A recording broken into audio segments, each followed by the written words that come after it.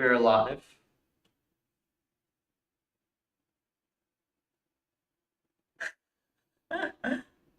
Uh, that's silly.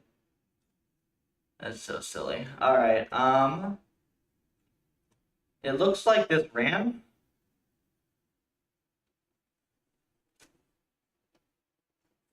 I'm a little bit concerned. Yeah, I'm a little bit concerned with how this is. Let's see if it did anything or if I totally broke it.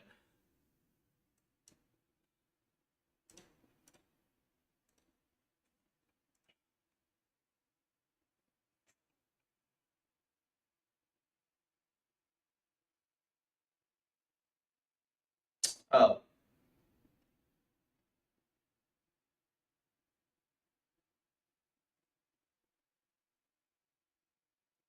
I see. It didn't tune for some reason. I ran 200 of the same experiment. That's kind of a nice estimate, though, of the consistency, right?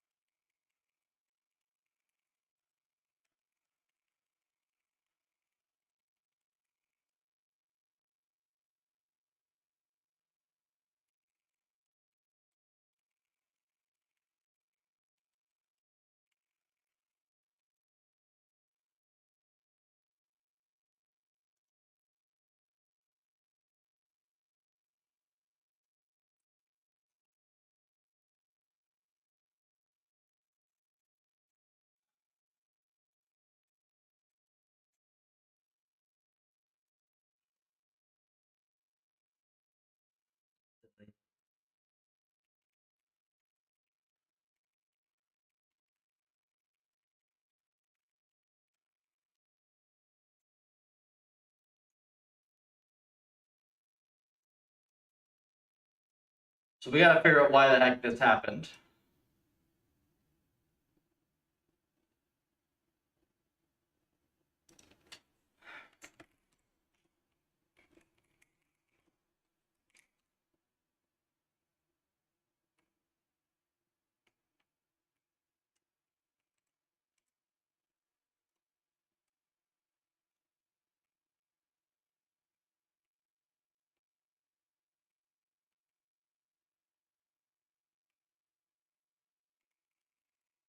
Probably this.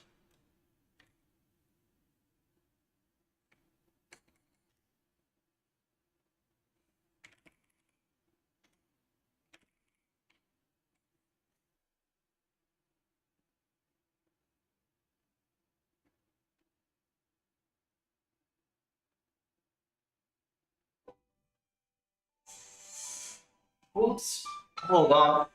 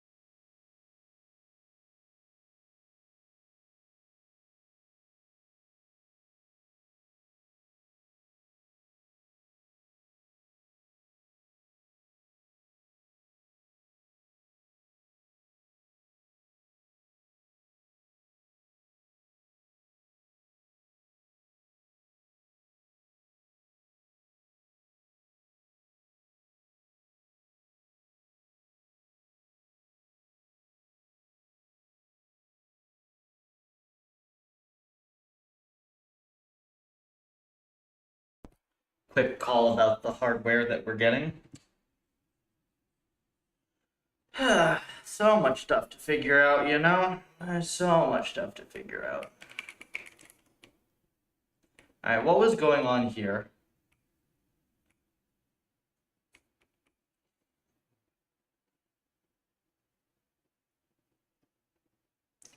ARGs.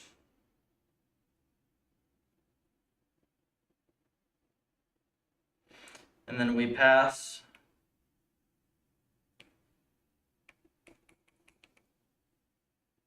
That's so weird. Oh, hang on.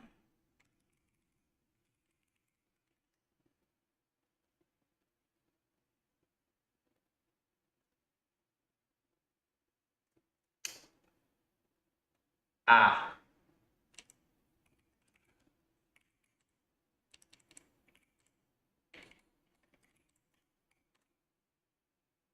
Yep, that's it. My bad. My bad.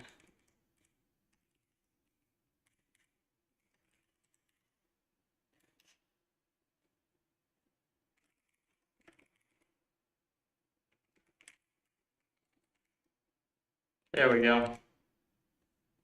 Double check. Yeah, these are good. Well, that's unfortunate, because I have to rerun all that to see if it works. I don't have the spare box, but we'll commit that fix real quick.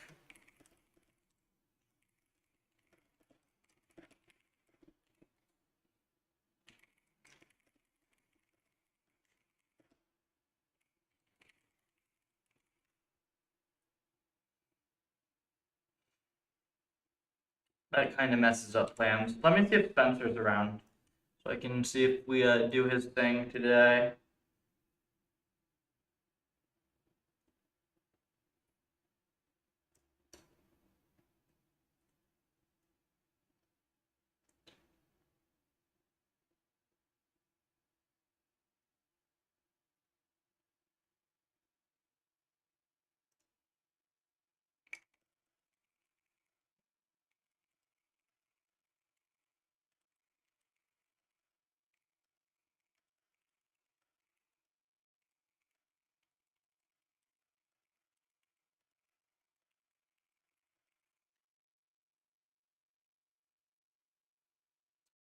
All right.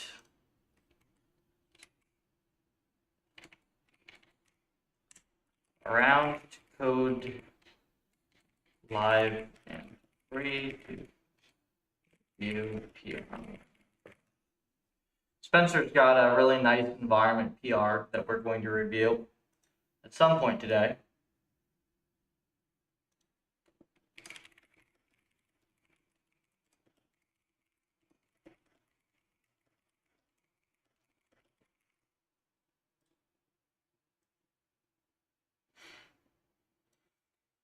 There are a few things that we can look at in the meantime here. Oh, perfect. Spencer's ready. Great. And hop and voice will keep frame on. So we can review this thing live. That would be good. Cool. And this will be a nice way to show off Spencer's new environment as well.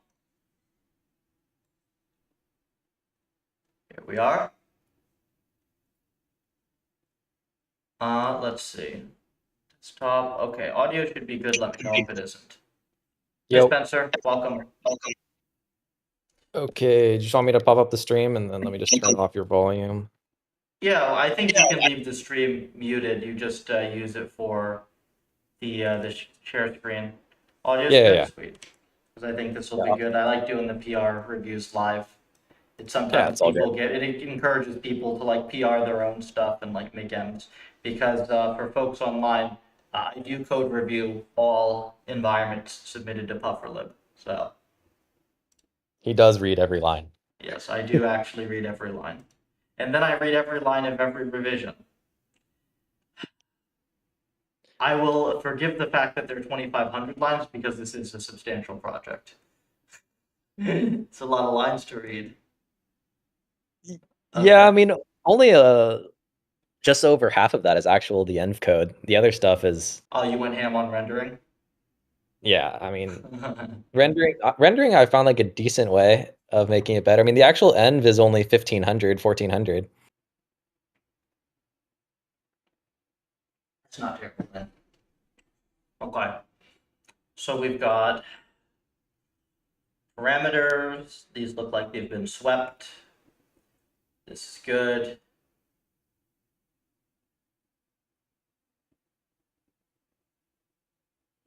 These you just threw into a sweep. Yeah, yeah. These seem reasonable to me. I found these.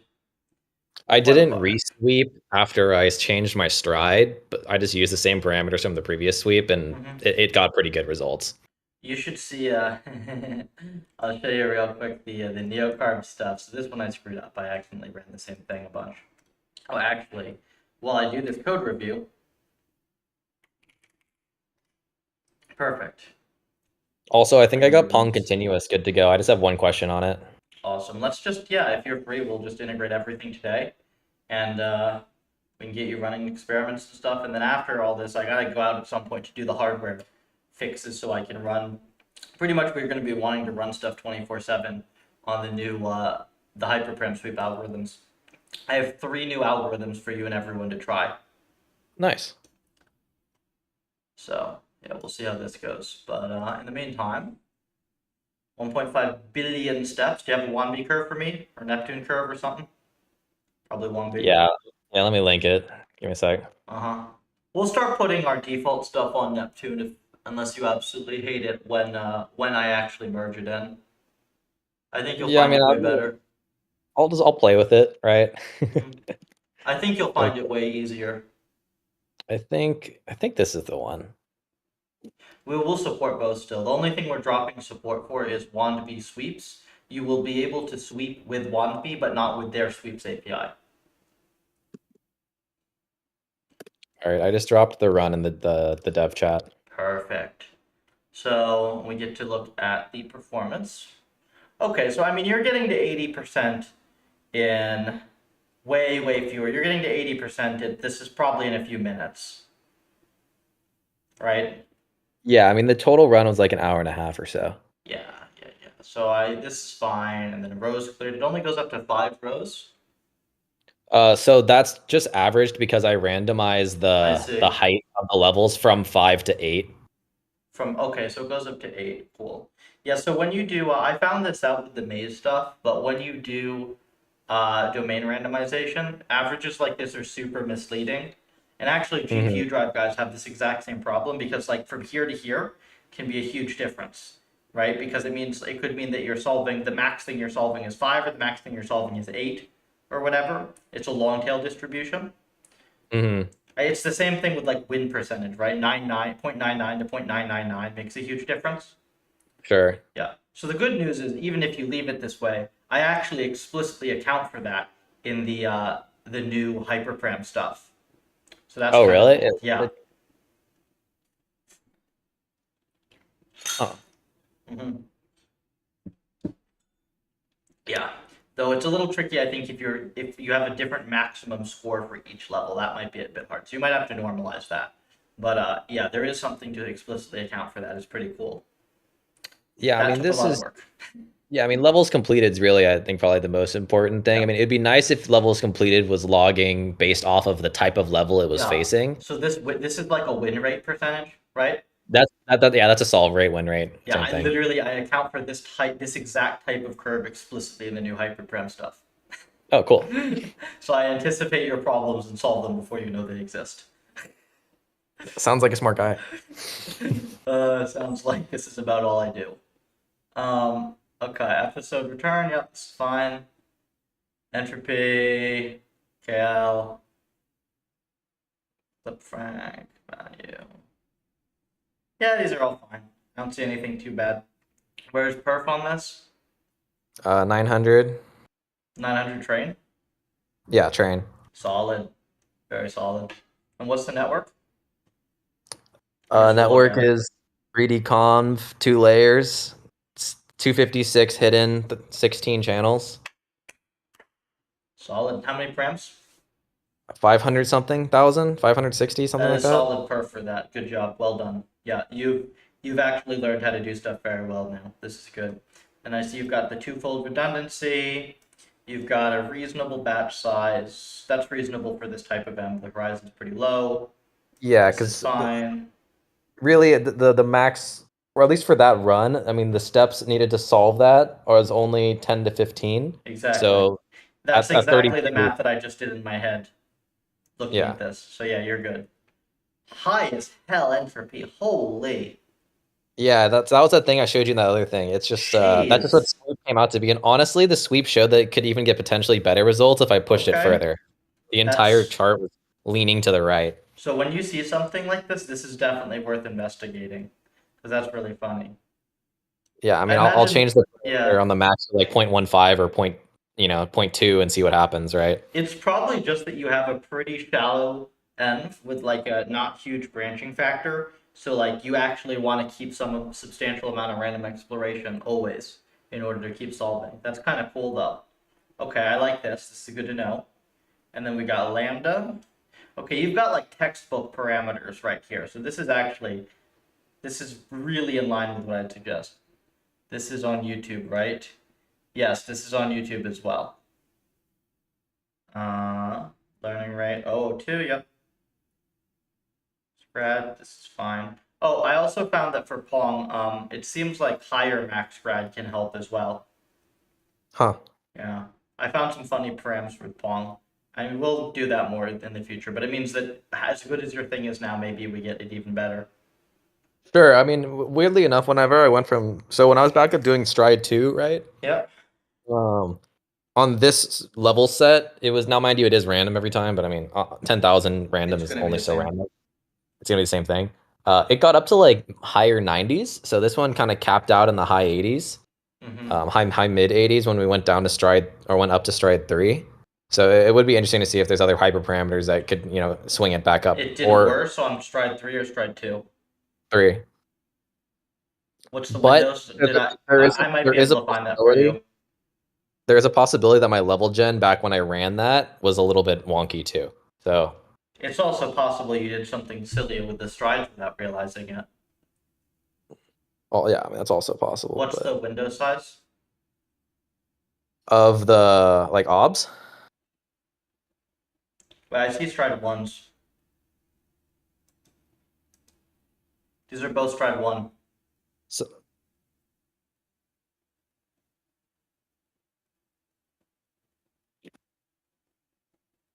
oh, Oh, then what is was my 3? was What this are not these? expected? That's kernel size. No, okay, no, I had stride 1. I meant my kernel size. I changed. You kept stride at 1 everywhere. I had stride. I had kernel of 2 originally. I had 2 by 2 by 2 kernel, Uh huh. and then I changed it to 3, and then was the difference. The stride was 1. I kept on both sides. And 3 does better, right? 3 on 3 kernel did worse than 2 kernel. Wait, 2 kernel did better than 3 kernel? Yes. Eh? Weird. Or Oh, wait, hold up. well, you Where have are it we? as 3 right now, so I don't know why you left the worst one in. Are you Well, when sure? we talked about it, you're saying that when you have 2, things get kind of wonky in the. Well, yeah, because you can't center it on the agent. So I tried moving it to 3, and then 3 Okay, we proceeded might want to to. play with this. Well, we can just include this in the sweep. Then CNN flat size, 5 times channels. Yeah, that's looking kind of small. That's probably why it did worse, man. On the 5 channel, 1 times 1 times 5. Yeah, because This I start bottleneck. out on 5 by 5 by 9, and then it goes to 3 3 3 7, and then 1 1 Uh-huh. 5. Yeah, but if you change the kernel size, it's going to be different, right? This was probably different with 2 kernel size. Yeah. It was 337. Okay, so you can see here, right, that all this information is getting squished into 16 times 5, 80. Mm-hmm. That's kind of small. That was how I got the performance boost back up to 900, but because then Yeah. it was at like 670 SPS. Well, but the issue is not the performance is not coming from this being like 80 instead of 128 or 256. The perf difference is that the comps can take longer. Mm-hmm. So all I'm saying is that we might have to fiddle with this because you've made this bottleneck too small. Oh, okay. Like you're forcing the whole information of the environment to pass through 80 channels, right? Mm-hmm.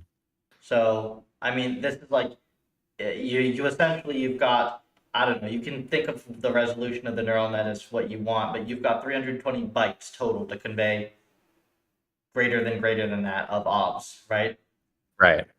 Yeah, so that's or the games. Yeah, so that's the issue probably. So that's Mm. one thing to learn from network design is you always got to be careful with your bottlenecks. There are network architectures where you explicitly want a bottleneck. Familiar with autoencoders? Yeah. Yeah. So, but that's not what we're doing here. We're not trying to like reconstruct the original. There's no loss on this, right? For that, this is just like this is kind of just not ideal. So if I were to just like assume that M code is at this at good speed, right? If you just blanket statement it, and Mhm. then I then change the network back to something where it's like a 2 kernel, where this would going to end up being like a much larger Mhm. flat size. Yeah. Am I just kind of stuck with that SPS because it's just entirely network bound? Well, what you should do is we should sweep it, and then its cost is experiment seconds, right? Mm-hmm. And then score is on the y-axis. So whatever trains faster in wall clock time is better, Mm-hmm. right? I don't think I've ever sweeped a network architecture We before. haven't done that yet. We're going to be able to because we have awesome hyperparameter stuff, Huh. right? We're going to be able to start sweeping more. Okay. Then let's do that then after you get your stuff in, so we can start. Yeah, that's going to be really nice. It takes so much experimentation for this. I mean, to give you an idea, I had to gut that whole algorithm, redo all the math like 5 times, go through like 10 different data transforms, try a bunch of different things, design a synthetic benchmark, come up with good baselines. Like, there's a lot of stuff that goes into the new algorithm, so it still takes some testing. Sure. And I mean, at least we'll be able to test a bunch on, at least on like Pong and the other environments before we do like I guess environment like this. I mean, we could Or run it. We could run it on this today if you wanted to, just to see. sure, It's sure. 400 lines of code, Okay. Yeah, that's not not bad. even. It's one file. What? Maybe this is okay. Be careful. I think I told you this as well. Be careful with 16. So on 16, are you saying be careful on 16 on just flat layers, or are you saying be careful with 16 as a concept in general? Both. Okay. So, what do you know about high dimensional spaces? I mean, not much more beyond the conceptual of what it is and how it's generally used, but I'm pretty I sure mean, I might misquote this, but let me think. I'm pretty sure if you randomly sample, yeah, if you randomly sample in like high dimensions, every single point is going to be like on the surface of the unit sphere. okay. There's fun stuff. And I think the way I always look at that is if you flip a coin for every dimension, or well, you're taking a random variable for every dimension, eventually one of them is going to end up near the extremities. It's more complicated than that, but that's the basic interpretation. But anyways, I'm confusing you. So here, let me give you the really nice quick, because this is going to be actually, this is one of the more useful research things I can tell you. It'll save you a lot of pain and suffering. All right. So people love to draw. Ooh, can I draw in 3D? I think so.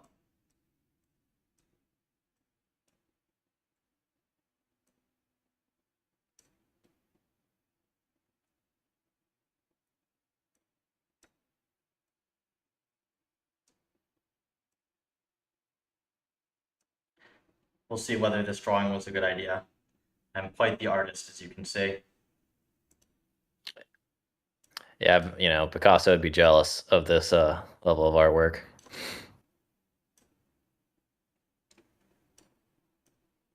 Fuck it.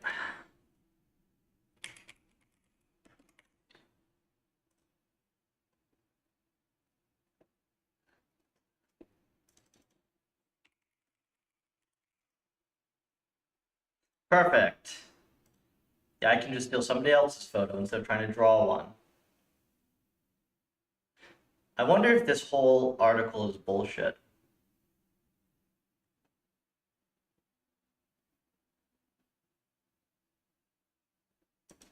Okay, so here's somebody's random thing, right? Okay. Sure. Okay, so this is what a lost landscape looks like in 2 dimensions, technically.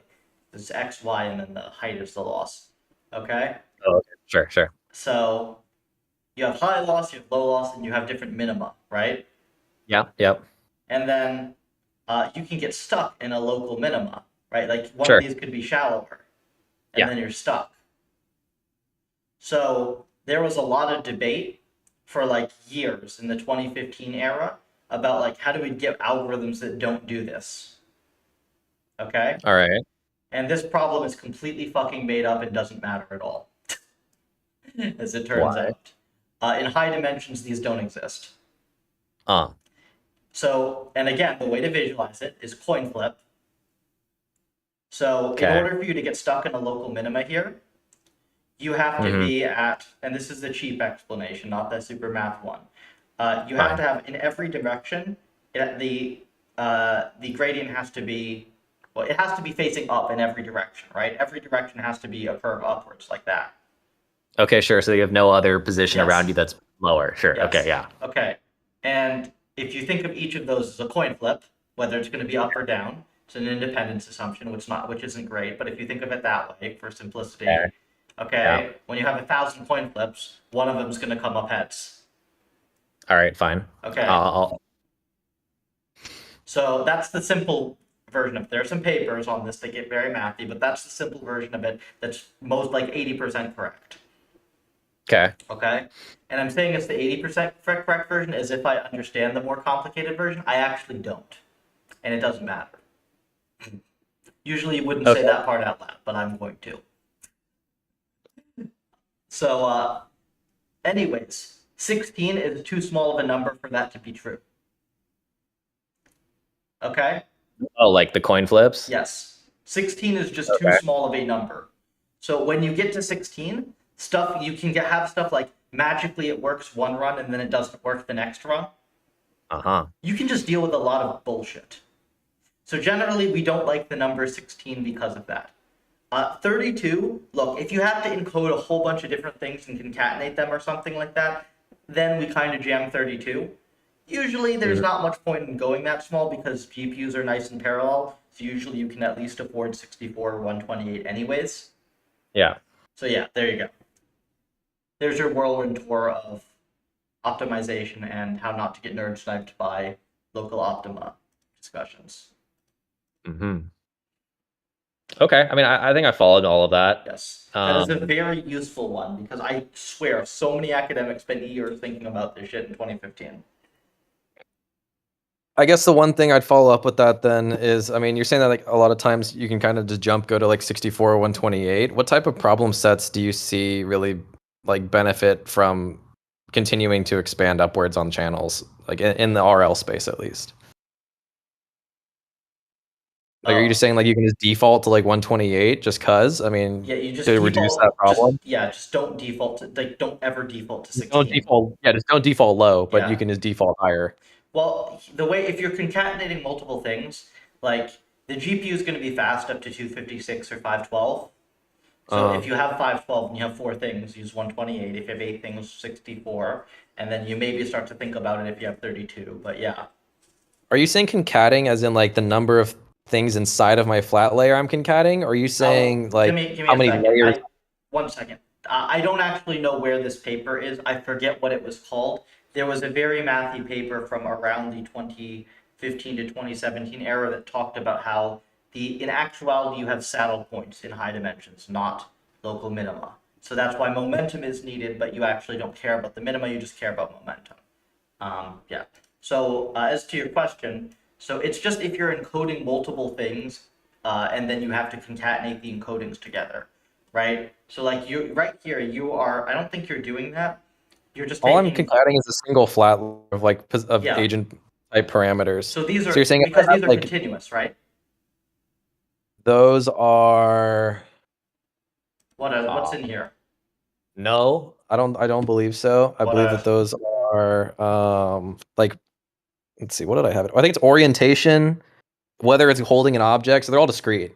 Well, what's orientation? What's the range of orientation? 0 to 4. And it's just 0, 1, 2, 3, 4, or 0, 1, 2, 3. Dude, come on, you know not to do this by now, don't you? No. You gotta What, one hot what? that. You gotta like one hot or embed that thing. Okay, I certainly Yeah. didn't do that. Okay, look, 1, 2, 3, 4, right? Sure. Yeah. All right, you're getting I lots mean, of research. I know how to one No, hot I'm not things. going to show you how to one hot. I'm showing you why you one hot. You're getting Okay. lots of research lessons here. You're getting like years worth of like research lessons and like explanations on stuff. It seems. So here.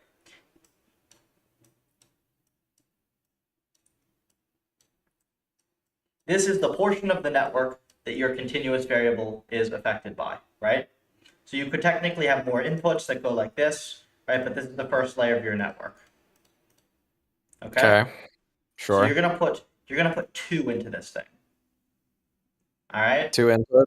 Yeah, you're gonna just put 2, like the number 2, the direction 2. This is Oh, a weight. okay. This is a weight. This is a weight. Yeah. Okay, and then you also get plus B, a bias. Sure. Okay, and what you're telling this thing is it has to come up with, and it can't even do this in one layer. It's gonna have to figure it out over multiple layers. It has to figure out that this number that says 2, actually 2 is not closer to 3 than it is to 0. Okay? What this number represents is essentially 4 buckets, right? That are all evenly spaced. Okay. But by giving it a continuous value, that's not what you've told it. You've told it this bucket is adjacent, this bucket is adjacent, and this bucket is adjacent. Okay? All right. So that's kind of like if I just like were to take your data, like you had like some flat state data, if I were to just reshape it into 2D and throw a convolution on it. Do you see the analogy? The analogy is I'm telling you that the data is 2D, but it's not. Okay. So sure. you're putting a wrong inductive bias. Okay? So would you say that at the moment it's almost entirely then just using the map data to figure out the problem? How would you test this? Well, I imagine do one that's one hotted and one that's not. How would you test this using the train network that you have right now without having to retrain anything? Just take it out. Keep going. I could just entirely take out that obs and then see if it trains about roughly the same performance, and if it Not does, trains, then it's clearly not not using retraining. it. Without retraining? Mhm. I guess within eval, I can just take it off. Or Exactly. That's how you measure And if model dependence on it. You can just zero it and see if it actually matters. okay, so I did do that earlier when I took out a continuous variable.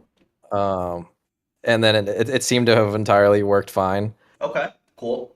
It is possible that it learns this thing. Like I said, you're putting a wrong inductive bias. That doesn't mean it can't eventually figure it out.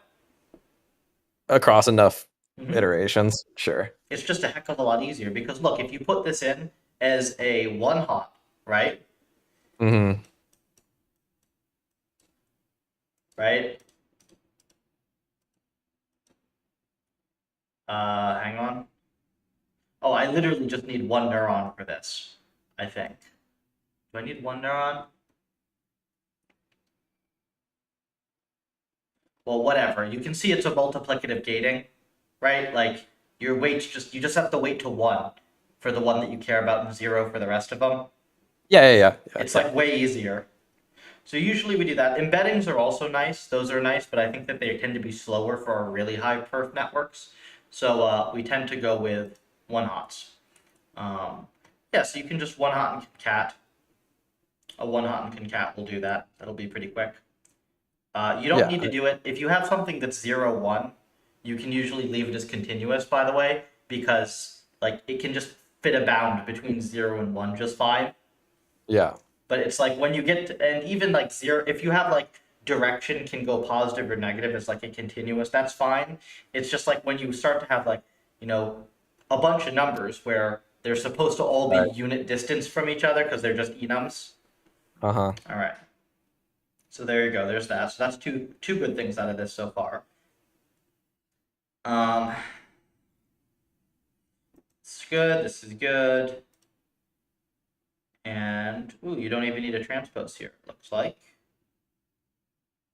Wait, hang on. How do you not need a transpose? I am confused. How do you How not need a so? transpose? Usually the comp takes in the layer dim first. Wasn't that what the first one's for? Like the first you have batch, right? Yeah. And then Oh, because it's the a next 3D conf. is the 3D conf. So and then I already position it. So I just had to reshape it slightly based off of how it's coming in from observations. Wait, why is it a 3D conf again? Why did we choose to pick a 3D conf?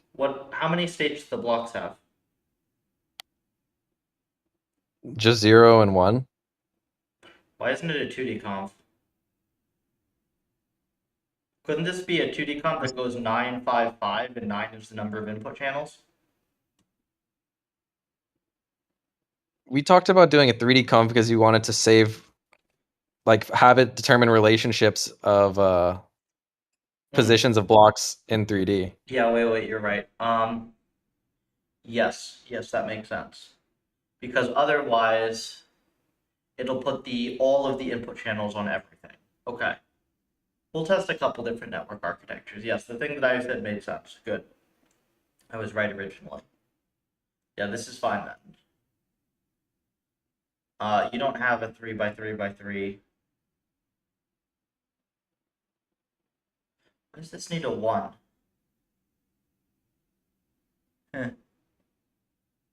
Oh, okay, no, I understand. Yeah, this is good. This is fine. Cool. Player info dot float. Yep. And then So do you have to always change everything to floats search for it to pass through the network? Okay. It depends on the network. Usually, yes, though. PyTorch is either going to want floats or longs. Okay. That's what I thought that was, but just want to confirm Yeah, on it's that. annoying. But at least if you don't, yes, it's annoying that you have to do the copy here, but at least it's a copy on the GPU already, instead of having to load more data onto the device. This stays on device, right? Oh, okay. So if you were to dot float and then put it to the network, then you're loading 4 times the amount of data onto the GPU. You see? Mm-hmm. Cool. This is fine. Sometimes what I'll do is I will make the CNN output feature be like 128 and then this one be 128. That way you don't need the projection because then the output's 256, but this is totally good. So this one I didn't add a ReLU after on the projection, and I know you in probably other. should. Okay. Do you know do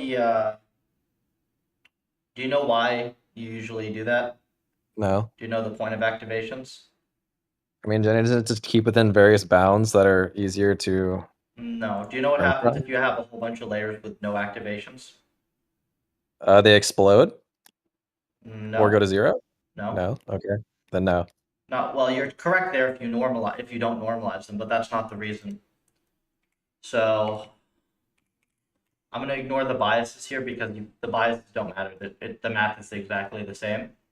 So if your network is like W X W2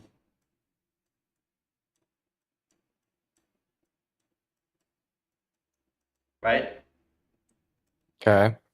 So you do weight and then weight 2 and then weight 3, right? All right. Okay, matrix multiplication is associative. Mm-hmm. Oops. 2W1.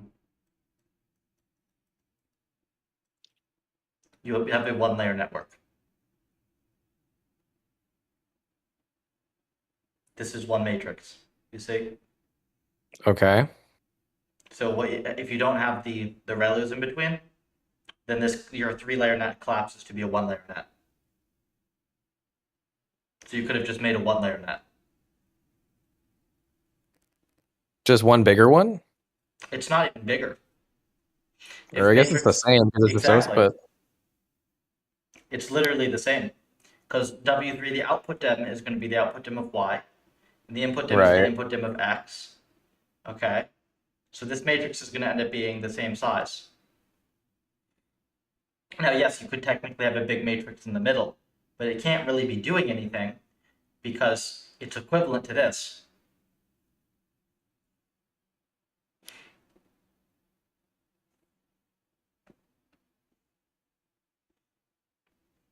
I'm trying to remember on ReLU itself, but aren't you just like effectively taking a value and you're just cutting it off at like 0 and then It's a nonlinear transformation, though.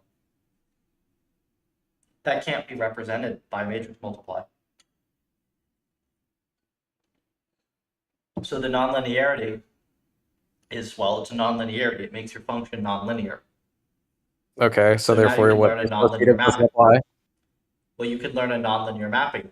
So first of all, the associativity, you can't do that anymore because you have a Sure. nonlinearity. And then second Right. of all, you can actually learn to set the weights to make a more complex nonlinear function because you have multiple of these in succession. So you can start approximating more nonlinear and complex functions. Okay.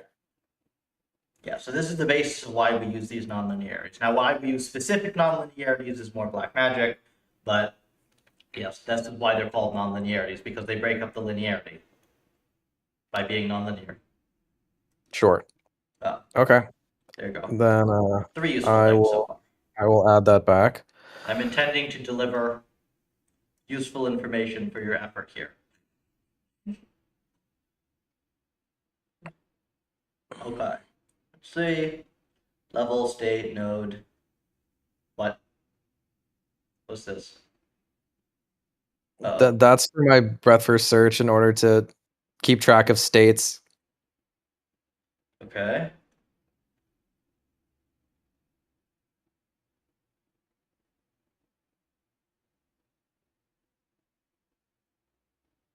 Do you use this in here? In there? No, but I thought it had to be defined. Oh no, you only have to define stuff you use in the Python. If you define a struct, you have to have every element of the struct, but you don't need structs that you don't use in Python. Oh, okay, then I can cut that. Yeah, you can get rid of anything that you don't use. Except if you define a struct, you need everything in the struct so it knows how to lay it out in memory and in the same order. But you don't have to define anything you don't use.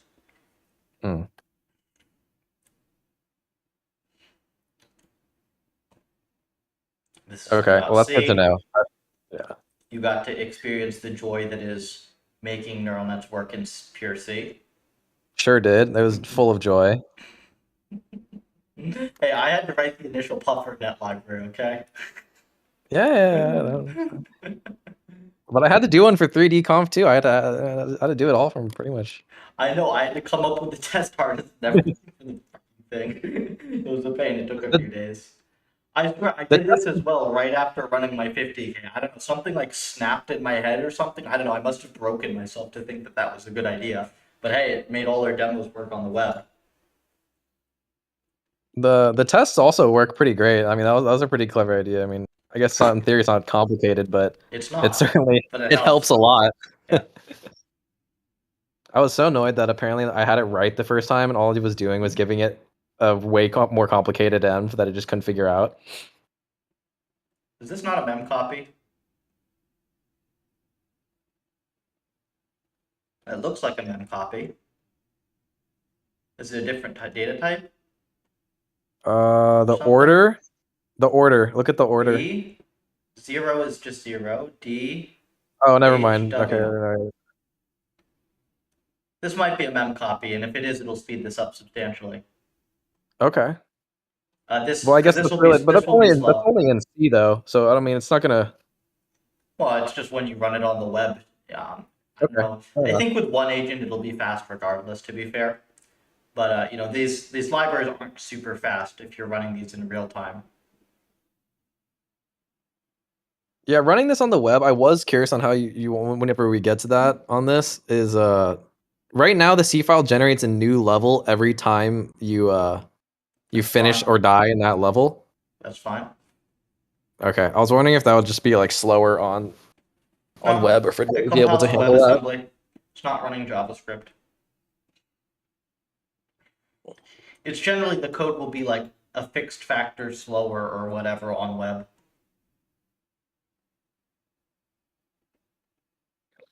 It's not massive though, as far as I'm aware. Process player board.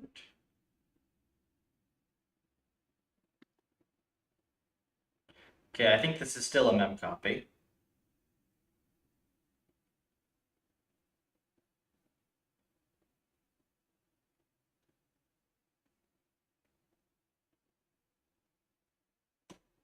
Did you set your ops 3D up so that you can actually do it this way?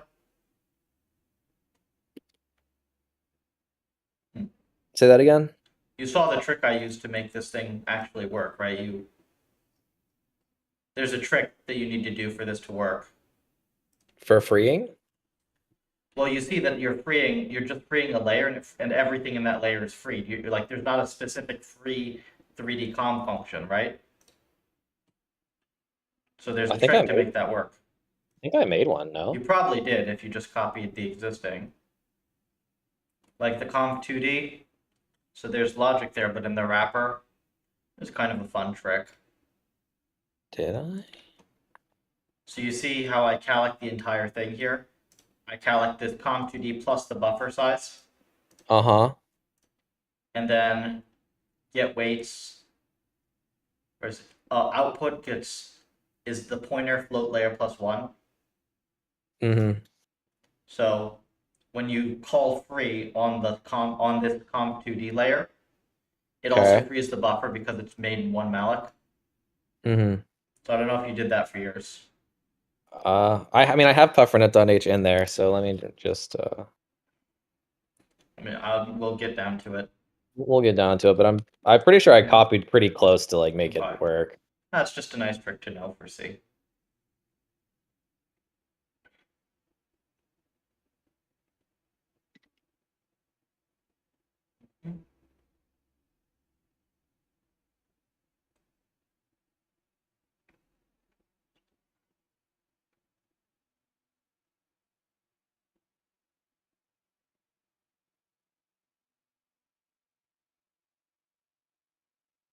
And perf test. Oh, very good. We'll do this one last because it's a big one. 1,500 lines changed. Added. Added.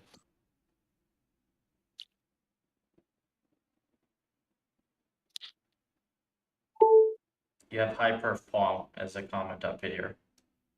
Oh, I think I have that in almost every single env I've made. Why? It's just like I just copy paste the previous file I worked on, and then I delete things that are unnecessary, and I always forget to delete that. All right. Yeah, I mean, I'll just delete that fine. right now on my side. It's fine.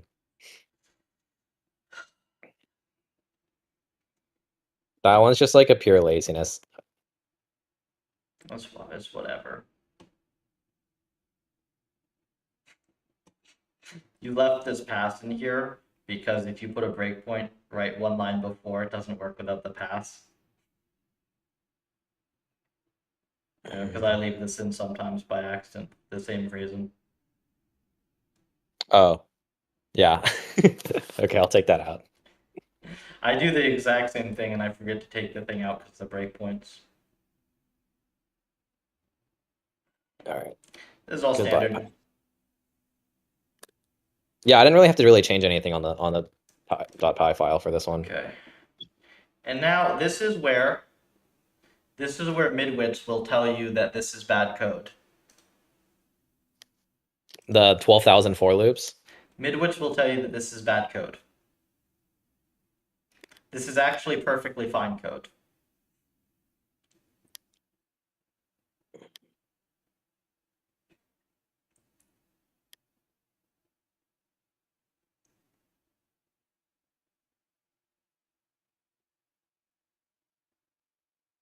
Yep, that just looks like perfectly fine code.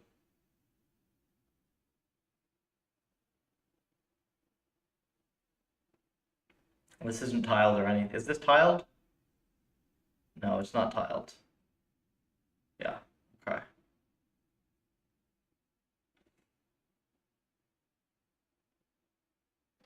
I posted my conv2d implementation, and I was like, it's not pretty, but it gets the job done or whatever. And people were posting that it was too many loops, not that like it didn't have any of the advanced tricks that actually makes those implementations fast. It was very amusing. Do you know about matrix tiling? Nope. I do not. The big bottleneck in like these CPU implementations is the cache. So if you All right. if you break your matrix into a bunch of little blocks, and you do like 2x2 or 4x4 like blocks of matrix multiplications adjacently, Okay. then you can actually make the thing several times faster. I don't have it in my implementation because it's annoying to implement correctly while keeping it somewhat clean. Hmm. And you add a bunch And more that's loops. it's been proven that that's Oh, like- that's standard. That's like standard Like- in everything. It's an identical operation. It's just faster. Hmm. Mm-hmm. Do you see that as something that we're gonna end up adding? Maybe. I mean, this is just our inference network for the web. So if our web demos really get limited and we really want to show some cool stuff off, right? I guess that is fair. This is really just for the web. So I mean, if I we mean, I wanted get- to do web GPU eventually, we could do that as well. Like, I don't know. Can we just put CUDA in here? Probably not. But maybe there's some like generic GPU stuff we can do. I don't know.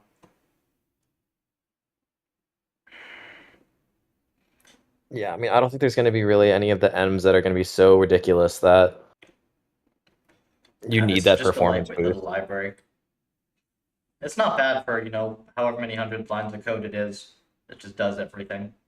Mm-hmm. There's your conv 3D, and then here's this.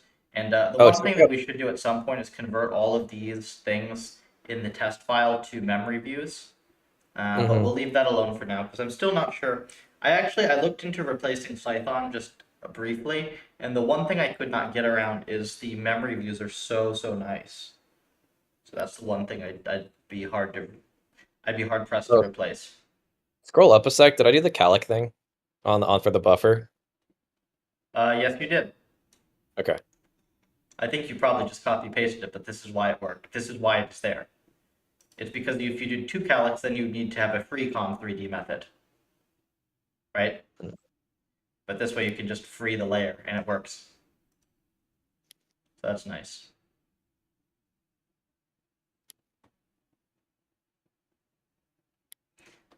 And this is, you started doing some shader work.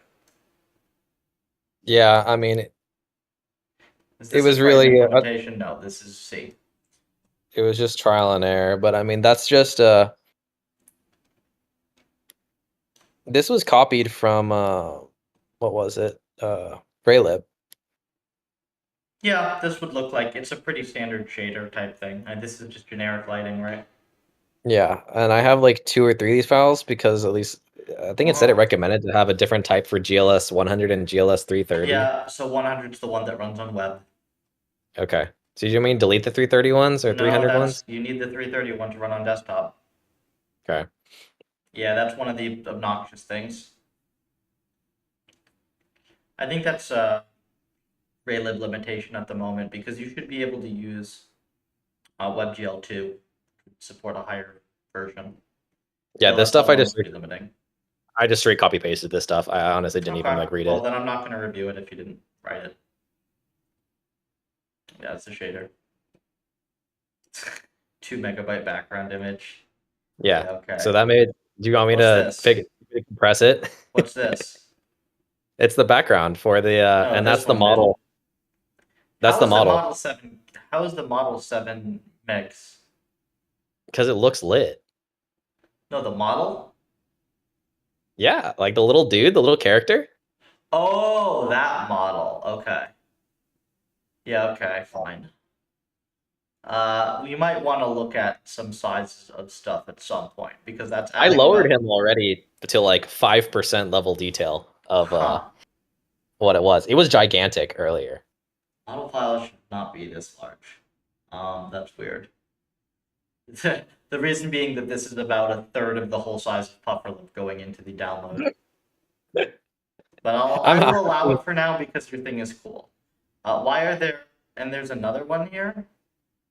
What's this? so all right, so that one is the texture for the rocks. So it spawns the cubes now. So it's a What's the cube with the resolution texture. of this texture? Oh, it's probably just 512 by 512. It's okay. Let me Okay, think about I it. guess that adds up. It's gotta be What's a .glb?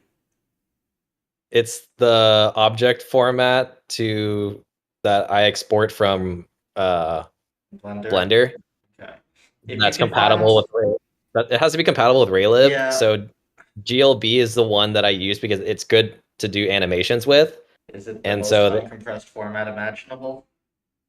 well, there's another one I think, but there's only like 2 or 3 that Raylib is allowed to be used in. I will merge this as is. If you can find some export settings, that would kind of be nice, because now I'm seeing that you're adding 15 megs to the download here. All right, I'll see how I That'd be can nice. reduce it. I'm certain it can be smaller. The goal is to not have to eventually make a separate resources thing for Puffer, if we can just keep everything small enough. Yeah, but we have to kind of be careful when people start adding 10 MB per env. And Yeah, I mean, I don't know. Oh yeah, so this is something that actually is really important in terms for you to take a look at is so I had to change Raylib to 5.5 for it to work because the lights file in Raylib doesn't work unless you're on 5.5. okay. This change you're going to have to re-download whatever Raylib you're on. Because this will nuke every environment if you don't have the right Raylib in your own directory. Like you won't be able to compile. Okay, so it just means that like everybody who's new that is downloading it is going to be fine. But if somebody like say this gets pushed in and committed, right? And then they pull in like the latest, they have to make sure to delete their build folder and then to rebuild. Well, first of all, then this should say 5.5 here instead of this. Didn't you see that I changed this so that it would explicitly have the name here so that this couldn't happen? I had issues with that on mine. Okay, then we should look at this. I think what we're going to probably do is because this is a big PR, we'll merge this into a dev branch today. And I'm going to merge my neocarb stuff as well to the same dev branch within the next day or so that we can all play with that. And then we'll do integration work to make sure it's all good in main. We can put it on the website though, even before we merge it to main if you want. So sure. But yeah, I mean, this is something that like because I'm also on Mac, right? So this is also I had to make sure that my stuff worked on my platform, and then and we definitely want that to work, which is why I added the Mac build test as well. Or actually, I think that guy added the Mac one, and then I added the conda versions. Oh, you had to change a bunch of stuff, didn't you? Yeah. Okay, then we Can I- have to be careful with this because this is where you can break everything here.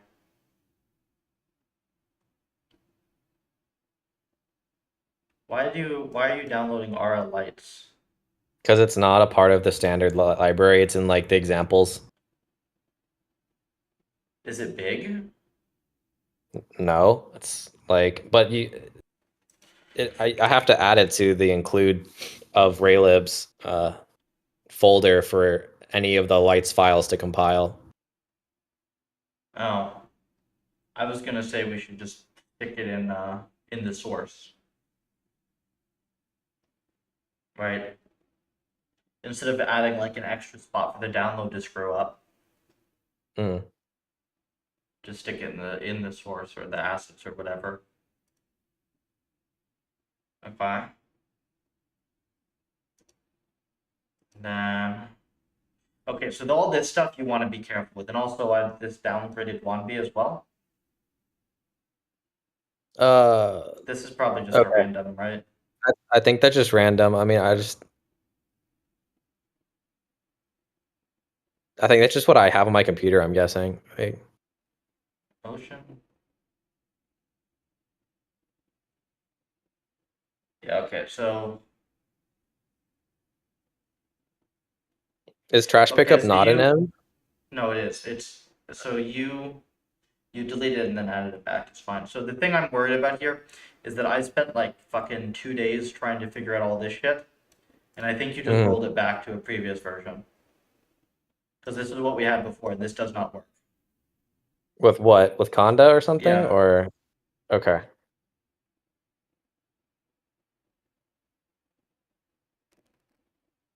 So this stuff here, I think actually I would like you to amend this portion of the PR because this will just break everything immediately, even in dev.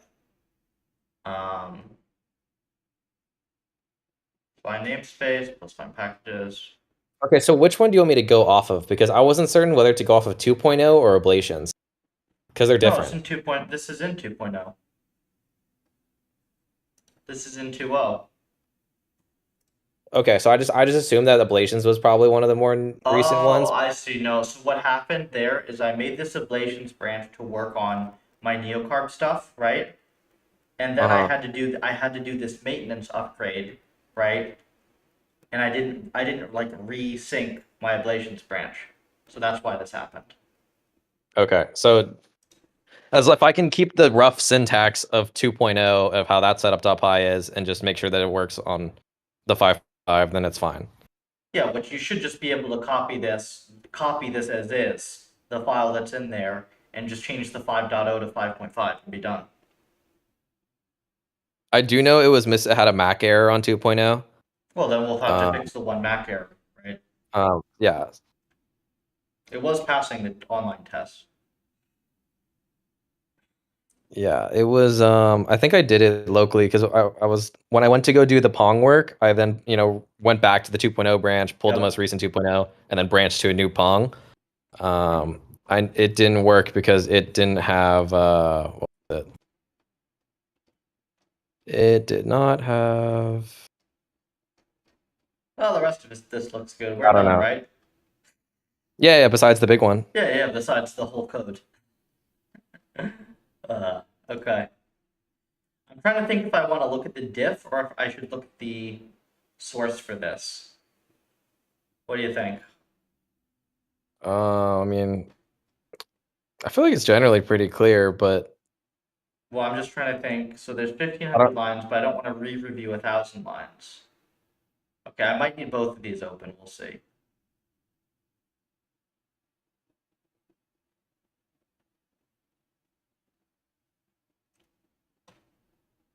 I just don't remember what was the first time you read through it, and like at what point did you have it?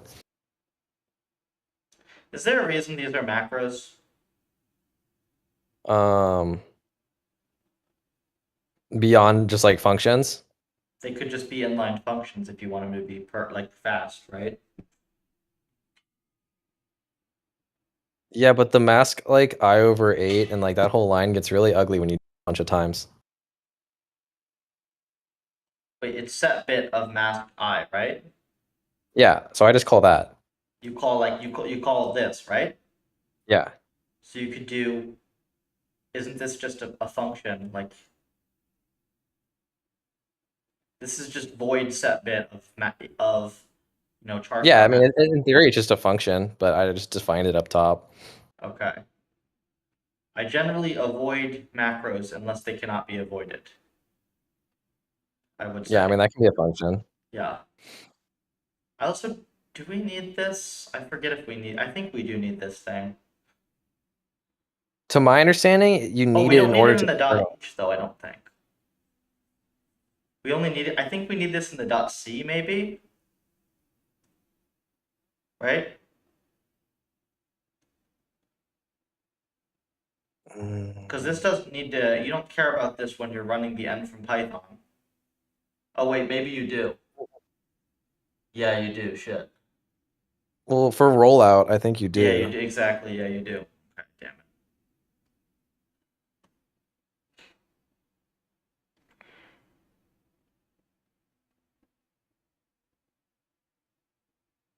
PFS direction vectors.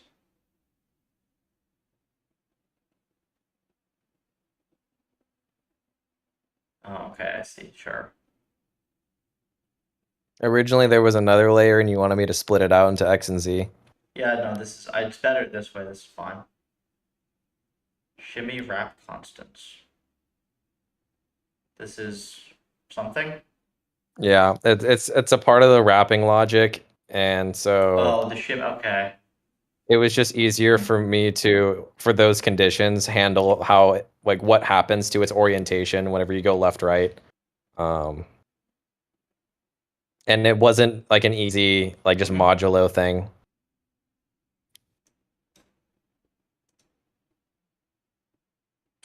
We have reset level, free level. Some weird spacing around here. I don't know what the IDE did. Yeah, I think it's just whenever I do changes in the buffer box versus when I have it on my local ID. Wait, is this a tab? Oh, dude, jeez, gross. What do you edit this in Puffer box? It should not be putting tabs in there. This is a tab VI. character. Oh, that's why. Yeah. I mean, it comes with my Vim installed, but at the very least, if you're gonna use VI, you need to have there's like one little thing to add to the ini to like expand tabs that everyone uses. Okay. Do that, because otherwise it'll do this to your code. This probably looks fine on your machine, but then when you commit it, it's like renders like this because it's a tab character. Mm. Same thing here.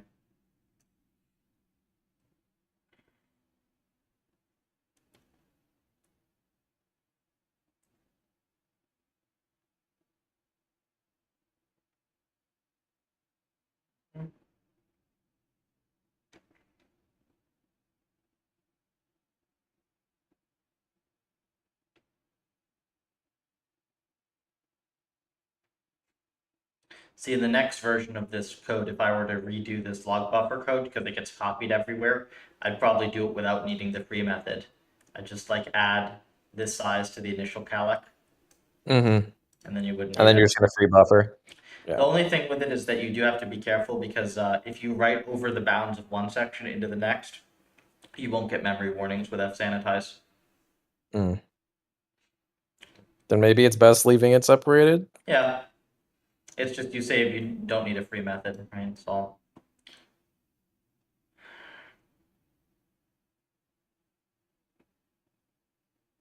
This is why I haven't done area allocators are basically this as well. Like you just you make your own calloc or whatever that just like just callocs a gig and then it just gives you pointers to whatever whenever you request new memory. It's really easy to make one of those, but you lose fsanitize on them. That's why I don't do it. It's way Mm-hmm. easier to fix like you forgot to free this than it is to fix you wrote across a buffer and don't have a warning. Oh, for sure. I mean, even just because I'm on Mac, and half the time I don't even have fsanitize on, That you and absolutely need. You're really hurting yourself without that thing. C is substantially less painful with that. well, that's why after doing any kind of major work, I just ship it to the box, and then I run Yeah, something, and then that's I fine. find out if there's a problem. That's fine. I mean, if you're getting yourself a machine, you'll have nice local Linux, Yeah. presumably. Oh, however, however many weeks or months till it arrives, but yeah. Yeah, 50. I don't have my $50-$90 yet either. Okay, this is very nice. You have like this very clean, like small struct. I like this. This looks like my puzzle state. This looks like my state set code. Got net. Level. State. I did think it was pretty clever how I set up the PLG to use the same logic as the I'd have put that function up here. Level to puzzle state. or just higher up in terms of reading ability. Okay. Well, I will group my methods that go with structs, right? So you declare the struct, and then all the stuff that's for that struct. Sure. Do you want me to go ahead and do that on my copy right now, or You can do that. These are minor things, right? The only thing I really care about that I really want you to do before you PR this is like unfuck the setup.py. And Sure. everything else is like whatever you have time to do. I don't care as much. I'll merge it as is if you want. Because we're kind of past the point of having to do style stuff. Because the errors that you have here are like so minor, and like a lot of it's honestly preference. Like you've kind of gotten past that state, so congrats. You can officially write good code. Also free to front.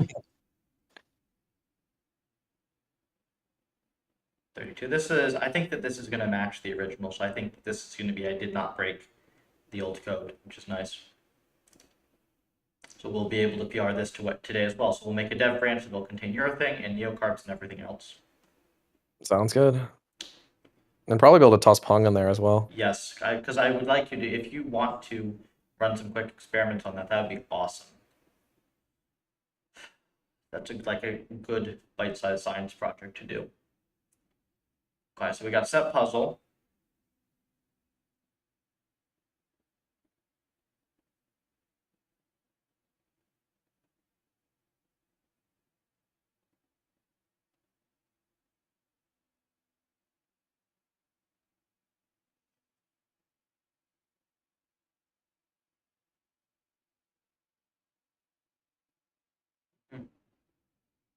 I think there's some nice syntax you can use for this, but this is fine. I'm never going to complain about like the simple readable thing. The struct initialization syntax is kind of nice, but this is good. Allocate. No. All these little free methods kind of bother me, but it's fine. I haven't found a way around it yet, so I'm not going to ding you for not having bothered. Window bounds.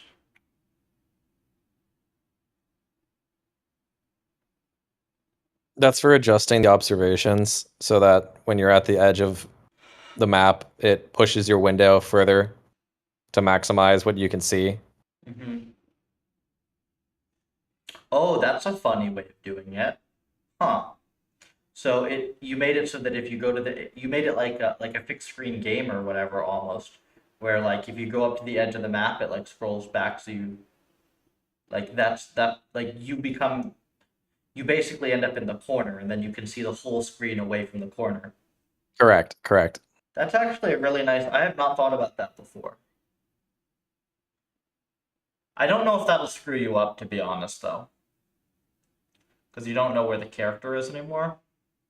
No, because the character's still in there. The character is a part of the obs of the map. Yeah, I just don't know if it'll confuse the connet. Mm. It might not. This is a reasonable thing to do. We'll see whether it causes pain and suffering, but it seems fine. I think in mine I just like cut the port. I just cut the loop short, so I just have them zeroed. Oh, you just zero it ever in that direction, Yeah. or whatever. Yeah. So does that mean like your obs gets cut though? Like because well, you're assuming giving it the same size observation, but it's a lot of it's going to be zero. Well, no, I mean like if you're okay, so say you're at the left corner, right? Mm-hmm. And assuming that your window is centered on you, Yep. are you only giving it values to the right? So you're going to have the same size observation, but if you are in the bottom left corner, then only the top right corner is going to be populated with real data, and the rest will be zeros. So you're still centered? You are still centered. Oh, okay. That's how I have it at the moment. I don't know. Maybe yours is fine. This is really kind of cool. That's like how a game would do it, right? This is how a game would do it. So this is cool. Yours will break if the board is smaller than the ops window, I think. Yeah, that will never be the case in this, and at least Yeah. in this scenario, because it's Like in 10 by 10 Amazes, by it's 10. relevant. Yeah. Cool. Reset. Hmm.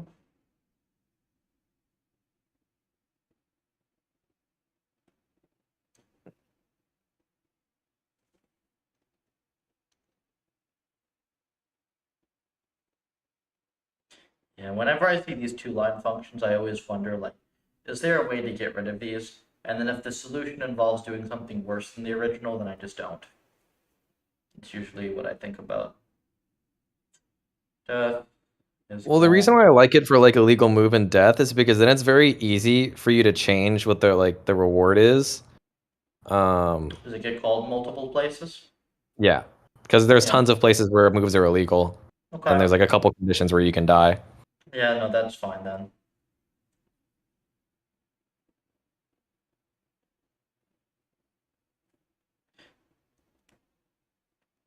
I think then the alternative would be if the code is structured such that it never returns early, then whenever you have an illegal move, it would just be this line, and then this one would get set at the end of the episode step or something. Because it would just be plus equals n reward 0. It's Mm-hmm. fine. It's fine because if you wanted to log this separately, it would be easier the way you have it. Okay, death is goal. Move. You have these directions. BFX. I think these are just direction vectors, not BFS direction, because you're using them in move.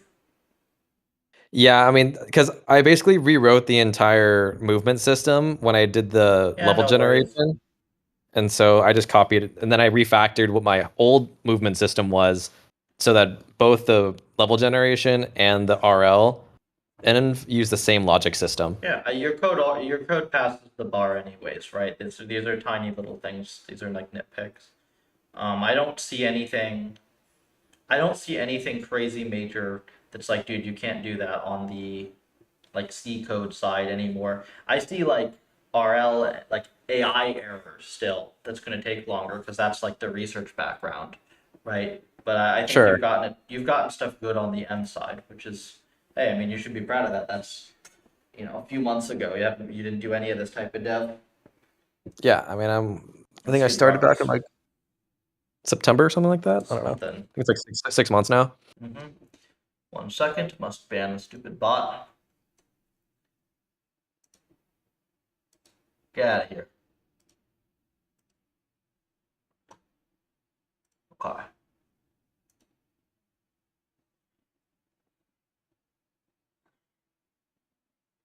RL. There are, I think in this .h file, there's only like one or two instances where there's a big like big loops. And which again is not always bad.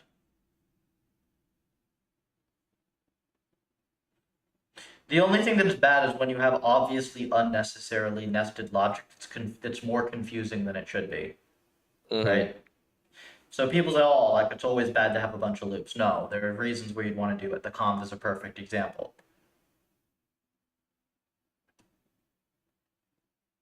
I've gone back and forth on these types of things before. I think I don't like these anymore. These like one-liners. I think I always Really? I think I always write the whole thing out with the braces now. Mm-hmm. I actually, and this is the one that everyone hates on me for, but I actually do prefer Python's white space to C's like braces and parentheses. Um, But yeah, I think in either case, I would still write it out. I'm going to come around to this. See, I'm going to come around to this. But in my head, I want to put a space after this brace. That's just me, though. Like, I know that this brace is the replacement for the space if you were writing it in Python, so you should just leave Sure. it like this. So I will come around to that, but I will always include, even for the one-liner, I will include this with the closing brace. For one-liners, Yeah. you'll open brace, return 0, close brace after the And I new didn't line. do that in Neural MMO 3 because it was the first CM I played with, and it was a port. But yeah, I think that that's been. I just did it to egotistically lower the lines of code. Yeah. Well, the thing is, anything that's if you're gonna optimize, you're not trying to optimize that as a metric, right? You're trying to optimize the reason for that existing, right? You're trying to optimize complexity, right? You're trying to make it simpler. Sure.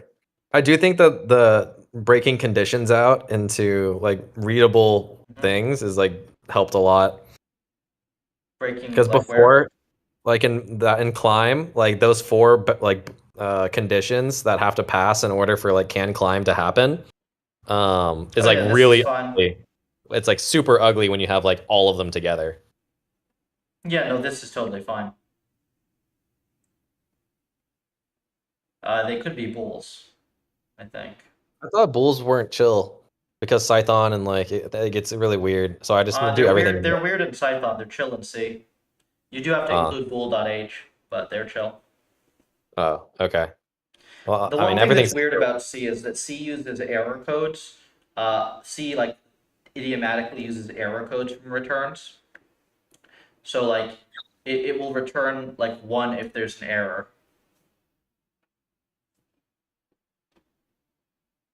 So actually this would be an error here. Mm. So you have them flipped. Which is funny, right? Because like I would prefer it to be like true as success, right? But they use error codes for some reason. Weird. You don't have to care about that. I will eventually decide on that whether I want to do the idiomatic thing or the sensible thing. But yeah, if you ever see Zero that in the being code. What? zero being true sounds illegal. Well, but the thing is it's you say error equals climb of thing, right? And then if error.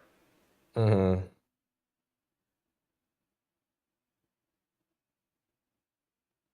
I think it's if error not equals 0 or something. Which is kind of like go error not equal nil.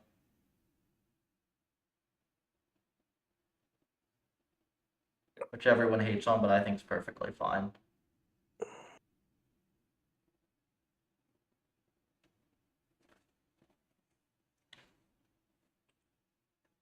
Okay, drop your logic here. Direction vectors. Yeah, you densified stuff a little too much. You're starting to golf a little bit. So don't do that. But otherwise, this is all fine. I mean, yeah, this is just generally nice, pretty easy to read code.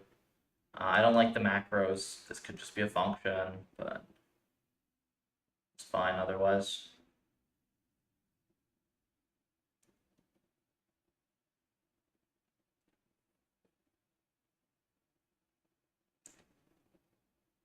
Look, you did it right here. You literally did it right here. Right? Oh, in terms of a macro? Yeah, the same exact thing. Yeah.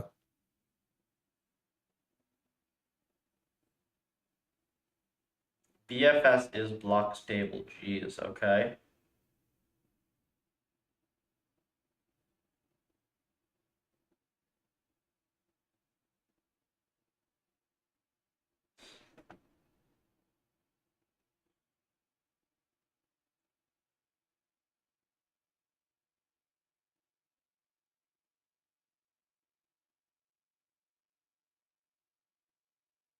I'm not going to get too much into this, but I think, wait, BFS is valid position. Wait, return.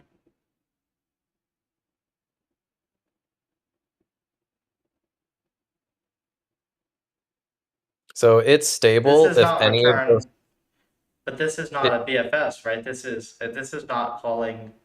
This doesn't call itself. There's no while loop. No, no. Okay, so This is an adjacency originally, check. so this is just an adjacency check, Yeah. and I originally had an isBlock stable function in my .h, and then I rewrote all of the movement logic for BFS, like Well, to this do is a level generation. BFS. So no, I'm aware, but I had an isBlock stable, and I basically had like this a similar logic in another function, but in the levels file, because this was all done in Okay. levels.h.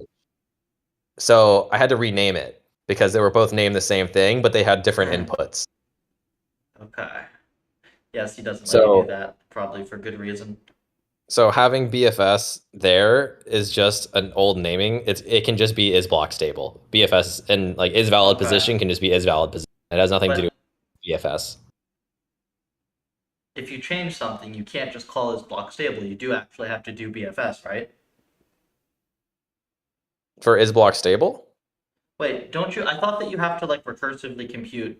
If you change a block, don't you have to recursively compute to see if it's stable? If yes, if you move a block, yes you do. And anything it was touching and supporting. So this actually doesn't tell you if the block is stable. It does. That it does, you don't have to recursively check. This is just checking that individual position. But that individual position is affected by the other ones. Correct. So isn't is block stable if you have not just done the recursion? Well, it's always true unless you've done the recursion. No.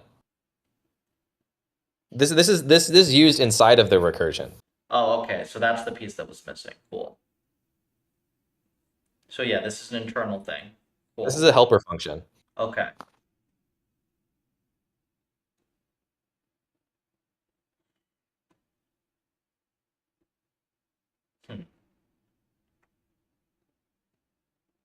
The way this is structured suggests that probably the recursion could be structured cleaner, but we will look at it.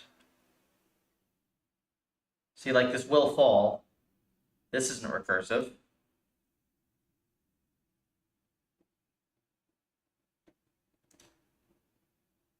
Okay, I think some things are a little confusing here because like you would expect to be able to call will fall on a position and tell if the block will fall, but it actually doesn't tell you that unless because it doesn't actually do the recursion. It expects that you've already done the recursion, right?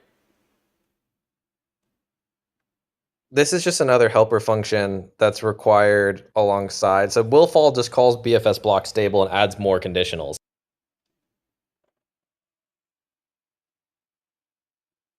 Okay, here's the actual thing, right? This is the that's the actual thing. It's a Q, that's BFS.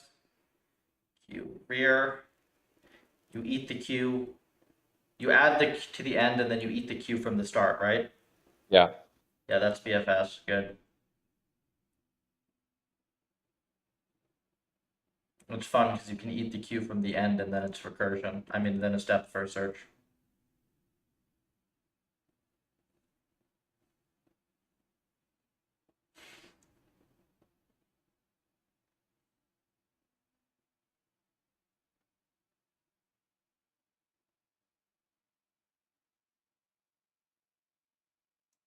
Yeah, okay, so I could go over the like the structure of the helpers and stuff for this, but I don't know if it would be particularly productive to do that.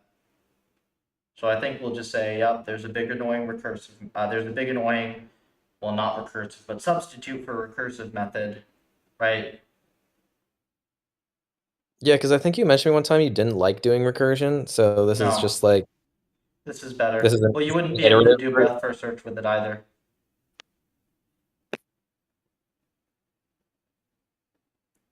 This is the way that you implement breadth first search.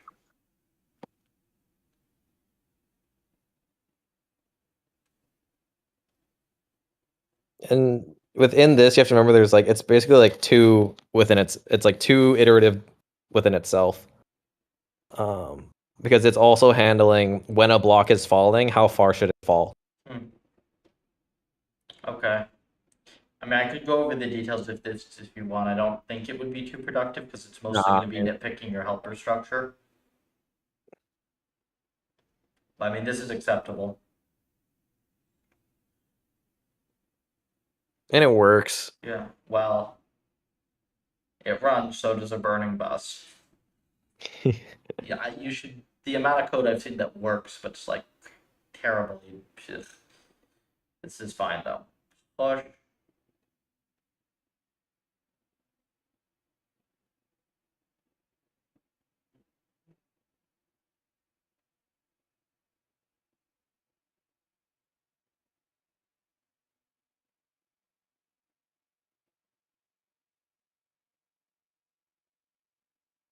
I mean, I can tell that you're generally getting. Your code's generally just getting cleaner.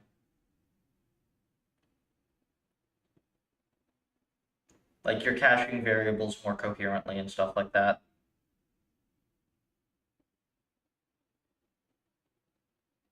Yeah, Yeah, I mean, trying to get better with each end. you should. I mean, the way that honestly, one of the main things that's like the reason I've been able to build Puffer and be able to keep things clean and everything is I think it bothers me when my code is bad more than it bothers most other people. Like it really bothers me when I ship something that people are gonna have to read that's confusing or convoluted. Yeah, I mean, just the other day, there was another contributor who looked at my Rware implementation and was able to figure out his issues after reading. Yeah, it's really nice when that happens. Um, I mean, ultimately, like I think the vast majority of problems come down to code quality, like just the amount of stuff.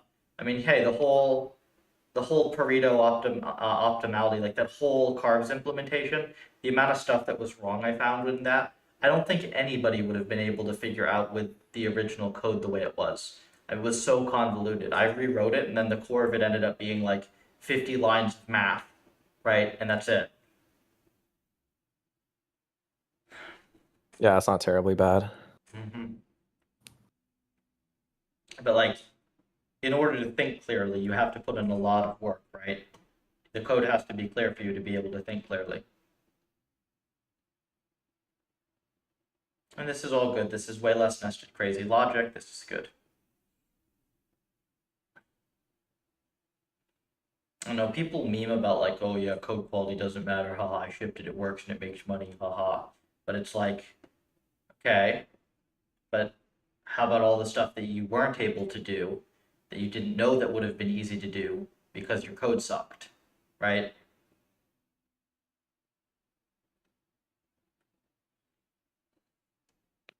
Yeah, I'm with that. Like you see what you do, you don't see the potential that you've lost. And like in Puffer, right, the potential was the entirety of RL, the whole field running 100 times slower than it should be running. That was what the code, that was the whole thing from that. I mean, a lot of this stuff we've done in Puffer is dramatically simpler than a lot of the stuff that's out there. But we actually cared about like going down, making things simple, and then seeing the problems that were there. From hang is good. Apply action is good. Go in front.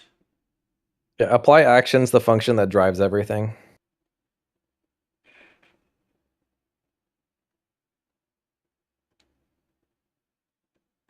Because apply action is what is like being called in step, and then apply actions also being is what is called Yeah. what's called in during the level generation to verify solutions.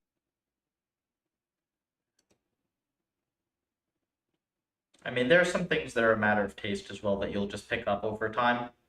For instance, you see how you have like different arguments in the middle here, but then you have env at the end, env at the end. Mm-hmm. Yeah, like the arguments in the middle are different. Typically, the argument that you use the most goes first, and then the next most used one, and so on and so forth, so that your method signatures end up being like you almost always know what the start of your method signature is going to be for objects or for things that you have to include, and then the extras are at the end. So they're very small things to pick up, but these are things you pick up over time. This code is now, I would consider this code is now good, and this is now of the quality that even for a moderately complex project like this, basically any first year CS student is going to be able to follow what you've done.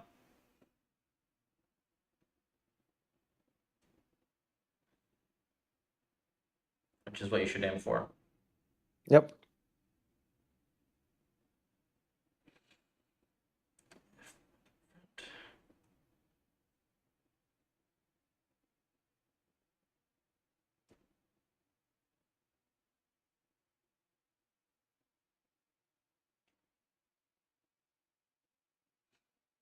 Yeah, there's some conditions here that could be cleaned up with else ifs. Like this would be else if not walkable, for instance. But these are small.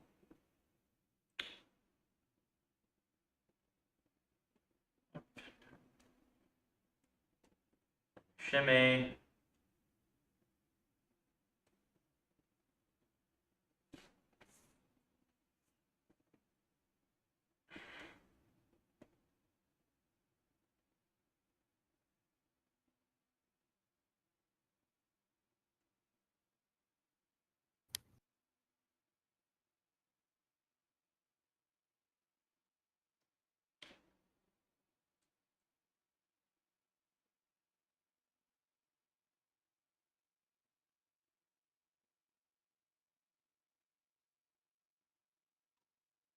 One tool I would really like to have that I don't have, unfortunately, is I wish I had like a call graph thing that I could just see of your code.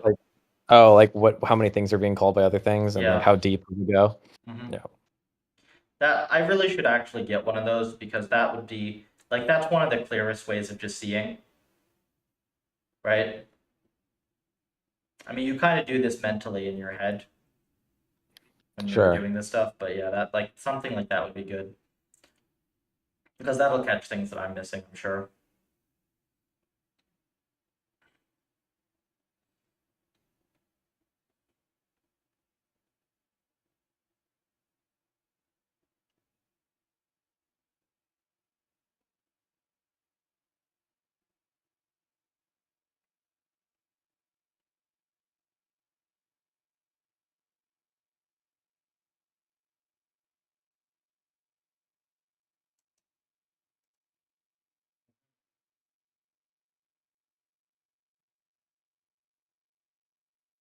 Okay.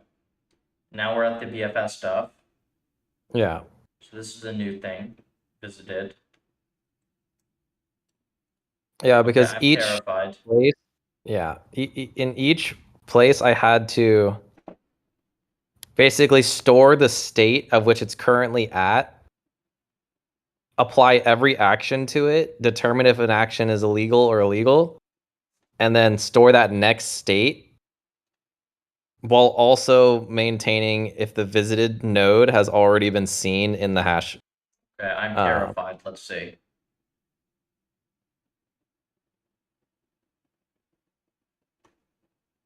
It's a little spooky.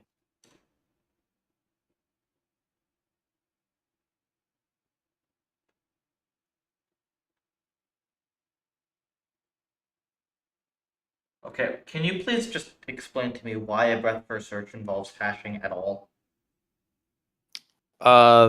This was to reduce the amount of states needed to while finding the optimal solution. Because okay, so you started like a place, right? And Yes. you are like you do all your actions, right? And then you're in the next state and you apply all your actions. Oh, are you caching? Are you So caching states? yes, And the state it's a whole puzzle state. So you came up with a hash for an entire puzzle state? correct. The fuck? Okay.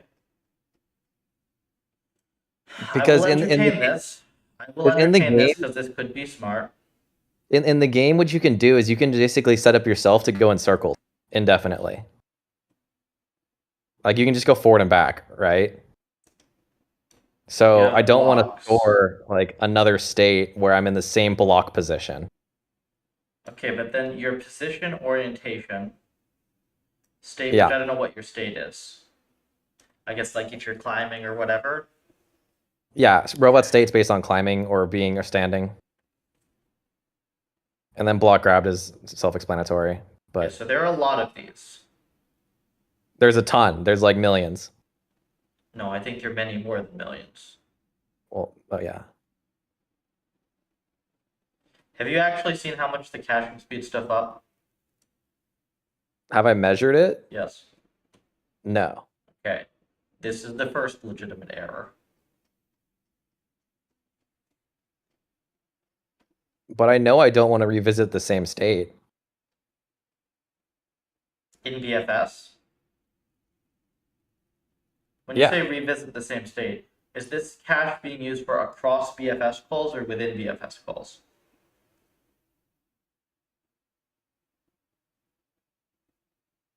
Within. It's not being used across BFS calls. No. Okay. Um,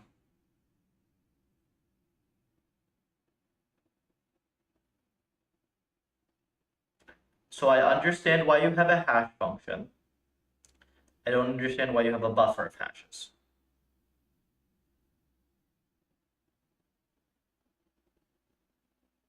So I understand this puzzle right here. This is what I would expect.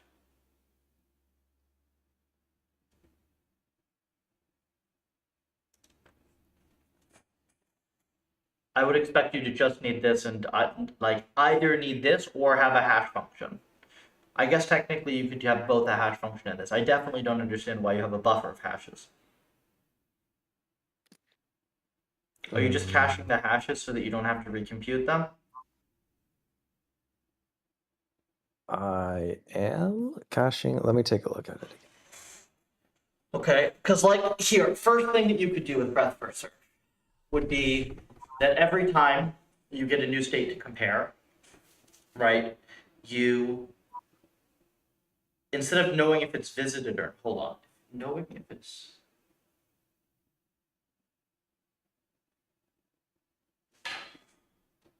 is this just your buffer of like how many maximum visited nodes you're gonna have? Oh,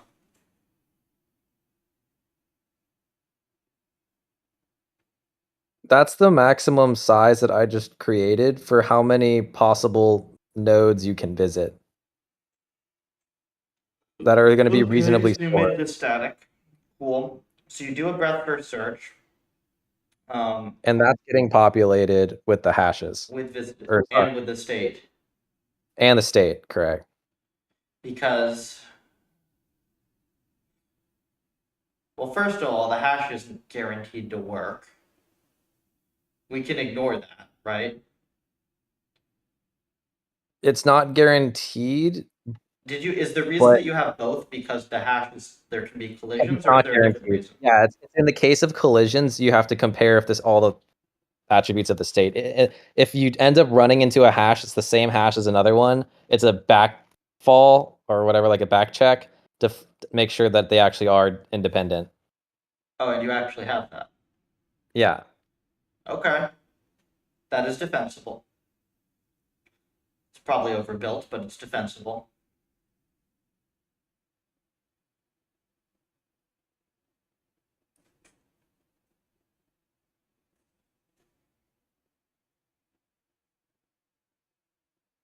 Because, yeah, I'm going to be honest, I wouldn't have bothered with the hashing at all. I would have just written the compare function, and then just recall the compare function. Oh, wait, I think I do have one thing for you. I have one big optimization for you. Let's see if you see the optimization that I see for you. It's in this function, in somewhere in these lines. I mean, I would imagine it has to be in the mem compare. I mean, the other ones are really So big optimization missed here. big. Mm-hmm.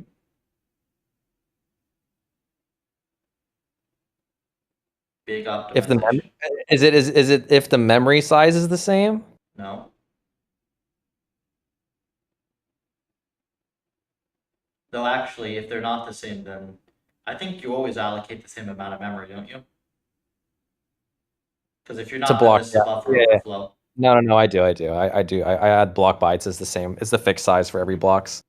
Yeah, I wasn't even thinking about that. Do you know the big optimization you missed? Give me 5 more seconds. No, This goes at the end.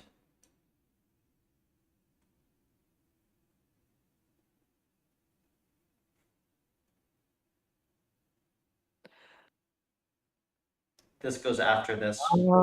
yeah, okay, I guess that's fair. Yeah, These because checks are yeah, fast, right? These checks yeah, are fast and return early. This check yeah, is yeah, slow. yeah. Okay, yeah, that makes sense. So one big optimization is, and I bet you that this does more than that. A lot of the hashing stuff. Yeah, I mean, I don't know how many times equal puzzle state actually gets called because Well, it's if you weren't entirely doing the hashing, then if you weren't doing the hashing and then you had this first, it would probably be pretty slow. sure, sure. Yeah, that's a good catch. Yeah. I'm just trying to find useful things for you. You know, you're gonna put in the work to make an end. I'm gonna give you a proper review of everything. Oh, that's fair. I appreciate it.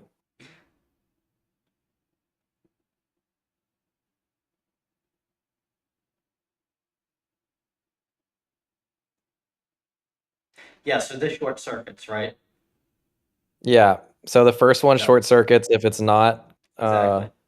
the same, and then it'll back check the equal puzzle state if they're the same. Yeah. So you actually did a pretty darn smart hashing thing with this. I don't know if it's needed. If you really wanted to optimize the thing, though, this would be a good way of doing it. But then you missed the easy one here.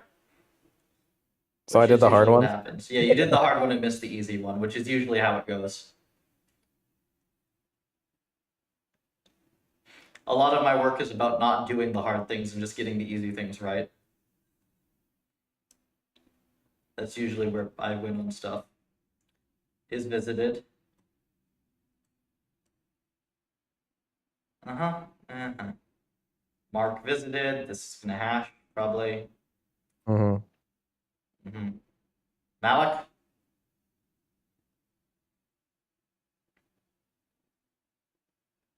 Uh-oh. We're Malik nodes.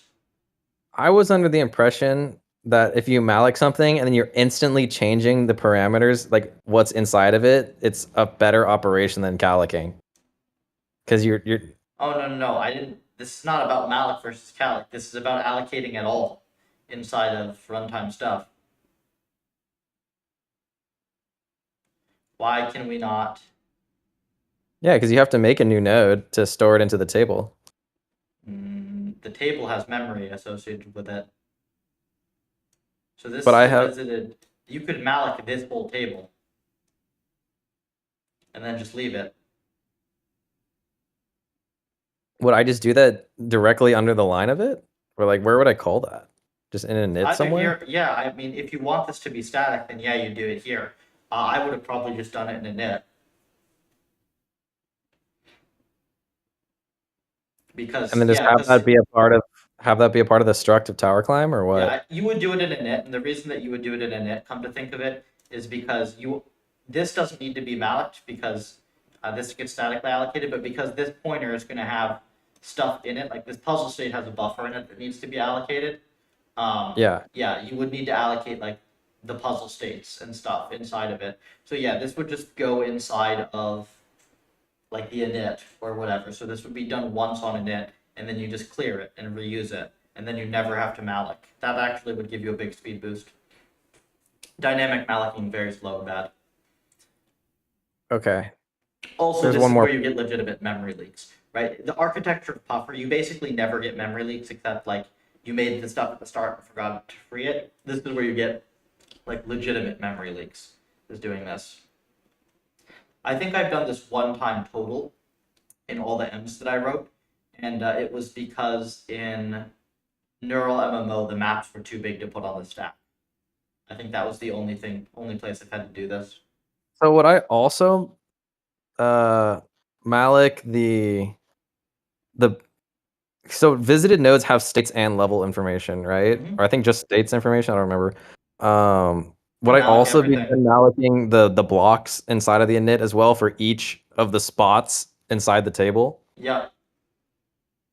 Now you don't Okay. you don't even have to go do this. Like you can leave it as is, because your code is fine enough and it's fast. I'm just telling you, like if I Yeah, were no, room for rebuilding stuff, improvement. yeah, Yeah. this would be room for improvement. So this is, I mean, I'm finding a very small number of substantial things here. Dynamic memory allocations when they're not needed is a big one, and then missing a major optimization is the other one here. Yeah, on the equal, yeah. I basically I found only in your BFS stuff, and I've only found 2 things.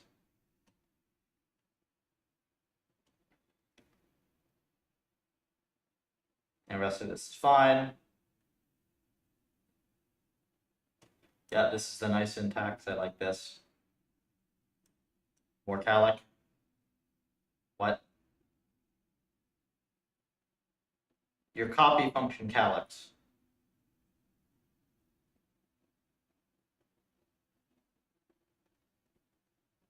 Mm,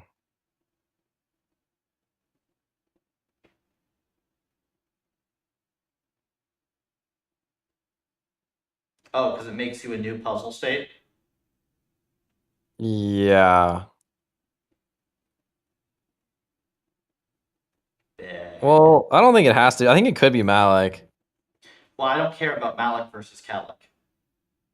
I care I mean, about you I care do about have doing to this at all. assign it though, because you're creating a whole new state, and that state has blocks in it, and the blocks is an unsigned star. Okay, where does this get called from?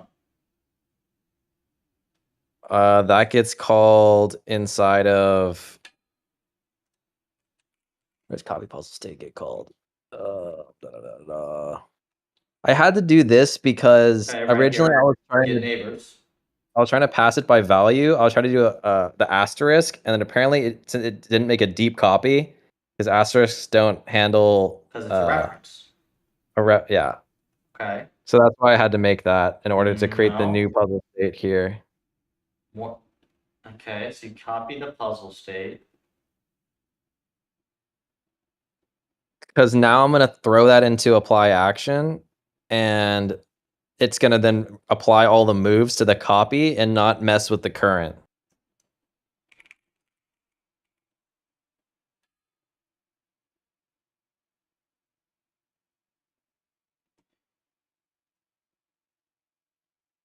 So if you were gonna have to do a dynamic malloc somewhere, which by the way you don't have to do. Let me see.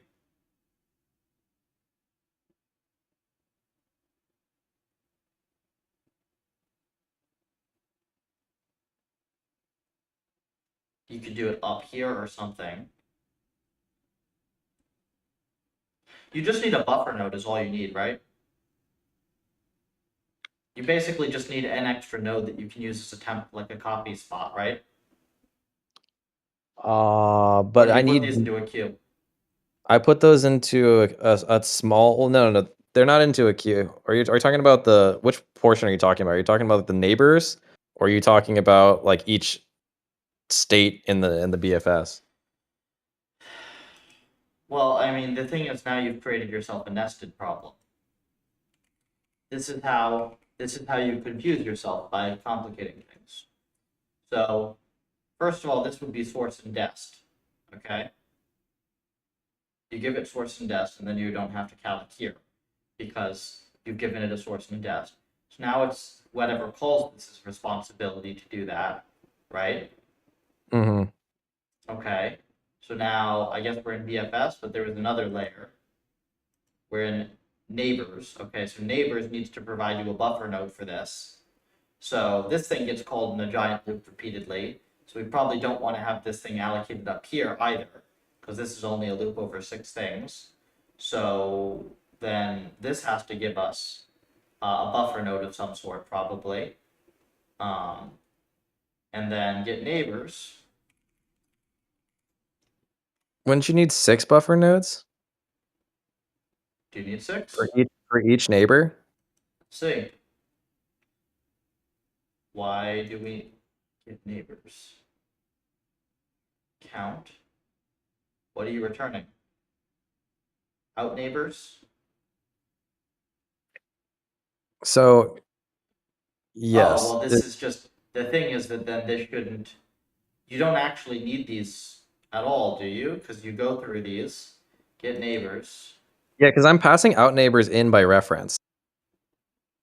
What you do here is this is a loop over 6 things, 'Cause I statically allocate the neighbors above it. but this is a loop over 6 things, right? Yes. And then you do the same loop here. Well, the loop afterwards for the hashing. So basically, the reason that this is complicated is because you made an extra function that you didn't need. Because this would go at the bottom of the loop, wouldn't it? This would just go at the bottom of this function. Right? This would go right after this. Somewhere around here. Right? It would just be a part of this loop. I think it's an optimization thing though, because now I don't have to hash, because I don't have to hash illegal states.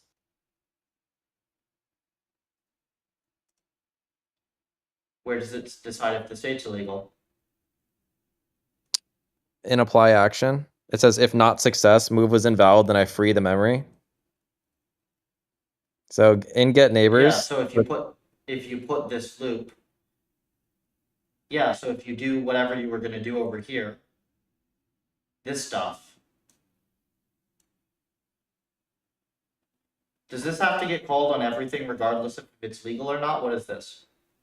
That gets called on only legal states. Okay, so Which here's is why the check if it's legal. So if you Yeah. put it after this line, for instance, then it's only going to get called if it's legal. Okay. Yeah. So what you did here is that you wrote this loop twice. So you wrote this loop, right? And then Yeah. you wrote this loop again here. And then you went, uh-oh, wait, now I need a buffer of 6 things because I have to go over this loop of 6 times, right? But the only reason that you need that buffer is because you wrote the same loop twice. So this is an instance where adding a function actually creates complexity for you because you wouldn't need this buffer at all, right? You wouldn't need this buffer if you didn't have this function. It would just be a loop and it would just be one thing. It would just be one node, right? You'd only need one buffer node. Am I reading this correctly? I mean, okay, if I think you're reducing it from 6 to 1, right? Is what you're trying to get at? Is like, because you're saying that it doesn't need to have the second loop, but if you always just pass it one at a time. You made this buffer, right? And then you say, okay, I'm going to get all 6 neighbors, and then I'm going to loop over the neighbors, right? Right. No. So I think you're just saying it just has to be one loop. You just have to have a buffer of 1, and you only have 1 temp at a time. You don't need exactly, 6 temps. because you're gonna do everything that you need to do over the neighbors one at a time as you get them. Yeah, and I can just have the cutoff moment be above the hashing code. I don't actually care if you do any of this, but no, I this see. This is a design thing, right? Where you went, oh, it would make sense to have a function that gets the neighbors here. Yes, logically that would make sense. But then the thing is, by having the nice function here that says get neighbors, instead of just having a common get neighbors, you actually create yourself a problem. What problem do you create? Well, now you need this BFS node of max neighbors, and now every single one of these has to get allocated, which then gets allocated in here. Right. Right? Right. So basically, by trying to piece out a portion of logic here that only gets called once, you actually created yourself a bigger problem, which is now buried in here, which is now for every single node you have a malloc, right? Whereas if you didn't have this function, right? If you didn't have this, like here, if you left this function as is, and then you tried to fix this problem, what you would have to do is you would have to, probably up here, you would make a buffer node at the top, because you only need one. And then you'd have to pass the buffer node into here, and then you would have to pass the buffer node into here, right? So you have to drag a buffer node through all this logic. But if you didn't have this function, you wouldn't have that problem. You would just make the buffer node. You would just make your buffer node up here somewhere, and then you would use it here, and you wouldn't have to pass to anything, and you wouldn't have a problem. And the only problem that you'd have is you'd have a somewhat larger BFS function, but that's totally fine. You see? Yeah. Okay. So again, I don't care if you do this. This is just like teachable stuff. Yeah, no, I follow you. Right? And the thing is, like, the reason I harp on this is this type of thing taken to its extreme is exactly how people destroy their code bases. Like, this is why every single code base that I read in academia is shit. Because it'll be like, oh, we should make a function for this. Okay, and then I go into that, oh, we should make a function for this internal thing. And then it goes 6 layers deep, and then they completely lose track of what they're actually doing with their data. And when I unwrap all the functions, and I like delete everything that's redundant, I end up with a fifth of the code every time. So, you see what I mean? Yeah. Right? Like, literally, that's all I do. It's like brain dead simple. Like, anybody should be able to do it, but nobody does it. And you end up with a fifth of the code. I just did this with the carbs repository, and I got a soda hyperparameter tuning algorithm out of it because it revealed all the bugs that nobody would have been able to see otherwise.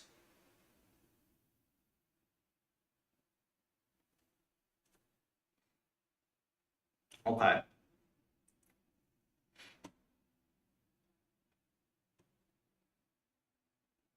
Let's see if we find anything else.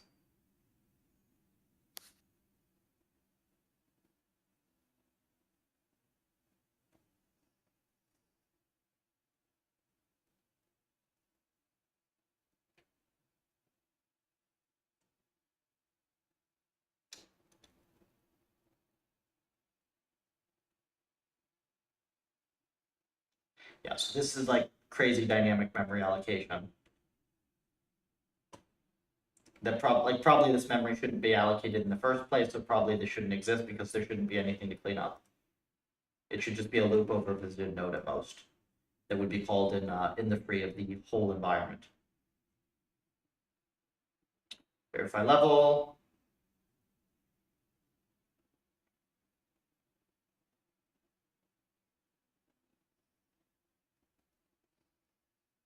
I mean, this looks fine, right? But in order to see if this would be fine, what I would have to do is I literally have to paste the code for each of these functions next to each other and see how much is redundant, which is generally what I do. So it's fine to have functions that are written like this as long as you know that you're not actually doing a bunch of crazy redundant stuff. Gen level. Okay. Gen level is the gross, probably one of the more gross functions. Okay, let's see if it's actually gross or if it's just like, or if it's totally fine.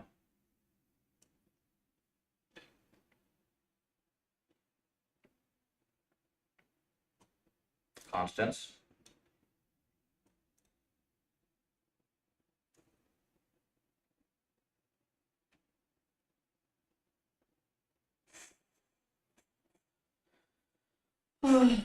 Minor style things in here.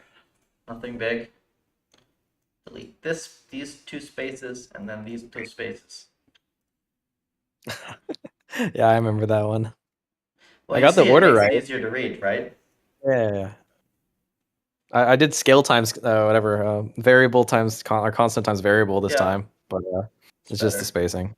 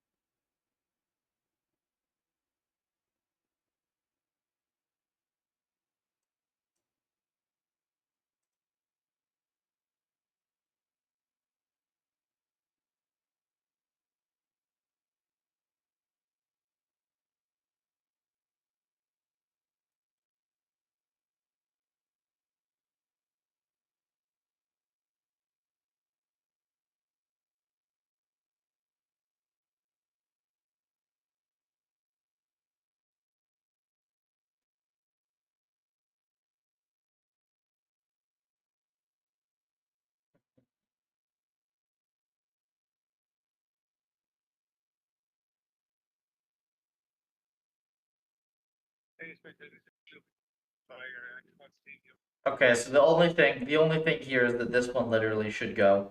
This crazy thing. You could name sub elements of this to make these condition checks clear, but this stuff should just go in here because you have a trivially nested if statement, right? No code I'm here. actually not confident if that one is trivial. On which one is it?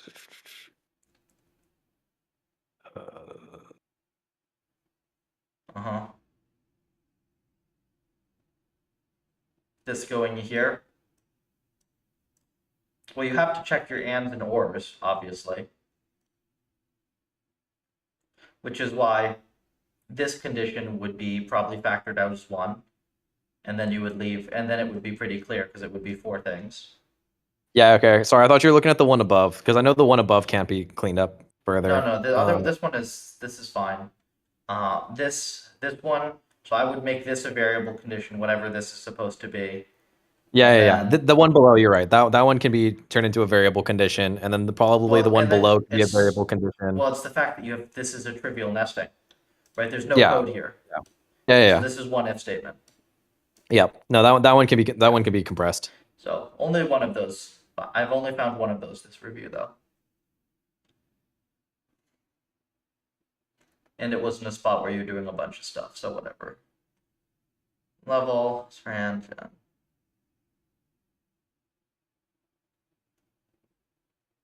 This was the thing I was talking about on Discord where I had to split out one for Python and one for the C file. That's annoying. It's fine if your code ends up like this, right? But I would not suggest like writing this and then filling in the methods. Does that make sense? Well, I guess what do you mean by that? Are you familiar with top-down design? I mean, I can conceptually work my way through there via the vernacular, Yeah, but this is just a way that programming is often taught in schools. And they tell you like, okay, write something that looks like that function, right? Write something that looks like that, and then fill in the methods. oh no, I mean that's just how it ended up being. That's fine. If that's how it ends up being, that's fine. As long as you're not doing that from the start, you're good. Yeah, no, I'm not like writing the architecture of like how it's Yes. like of that loop and then filling in the function no. accordingly. You should just be writing the logic like top to bottom and then like breaking stuff out into functions as is needed. Yeah. That's what I did because I mean Good. then I had to go back and clean up various places and be Yep. like, oh, this could have been a smaller function here or Yep. whatever. Good. And the you're pretty reason much that in this is a render. bad idea is because it creates redundant code. Because like you don't actually know how it should be broken up until you write it. And that's fine. We should make a colors.h at some point. Yeah, probably. Honestly, I don't even really use most of those colors. I don't even know if I use any of the colors because the goal was going to originally be the puffer, but now it's the cyan block. Puffer. All right, now you're in Renderland. Enjoy. Okay. Why? I wish you could drag this view. You can't drag this view in GitHub. It's really annoying. Here, I'm going to do this, and if it covers the chat, it covers the chat.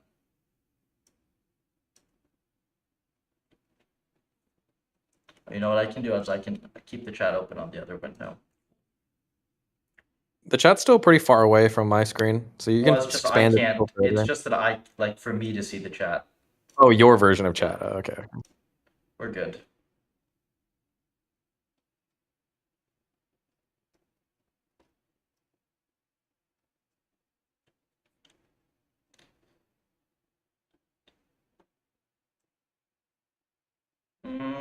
I forget if we use this resolution anywhere. It's a little large for web, but okay. That was just to match the photo. I mean, it can be smaller. It really doesn't matter. I think I usually do 720p for the bigger M's. It's like 1280 by 720, I think. Camera.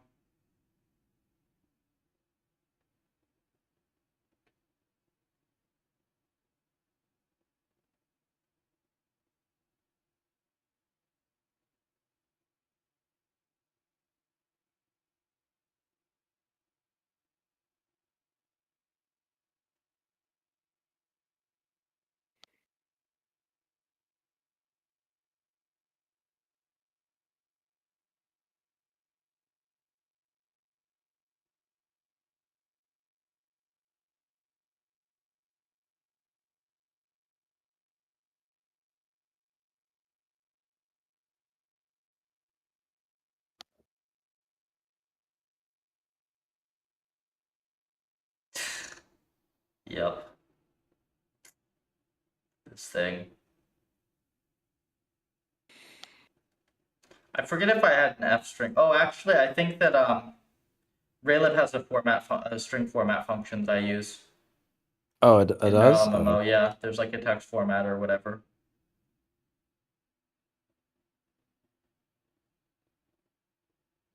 Okay, so you make some lights.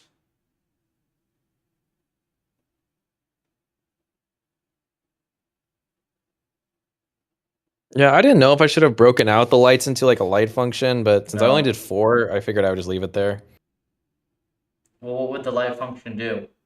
It's literally just the same thing, except just says like Exactly. create lights. So all you're doing is adding like a function that has 6 freaking parameters or 7 freaking parameters, right? Right. Yeah, it's fine. There's already a function called create light. You don't need your own create light, like create light. Yeah. It's fine.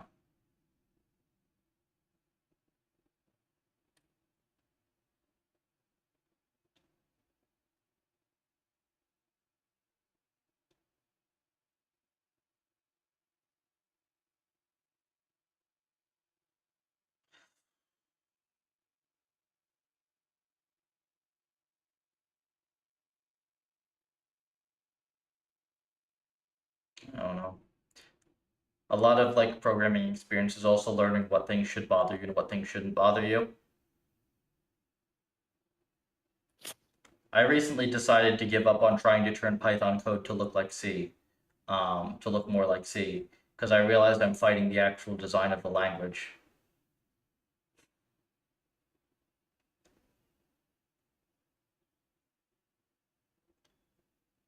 I actually really liked how I set up this animation config setup.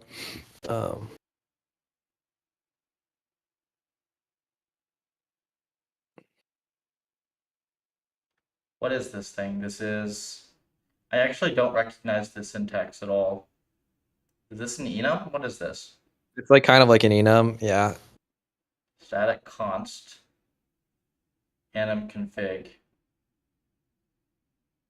What is this syntax here? This like, Oh, that's just like an instantialized table of the struct above of enum config. We have the enum config struct, and then that just like creates a table of those values already assigned. I don't know why there's this bracket here, huh? Wait, enum idle equals. And so enum idle itself is a what's it called? Is this an enum? Yeah, is an enum. Yeah.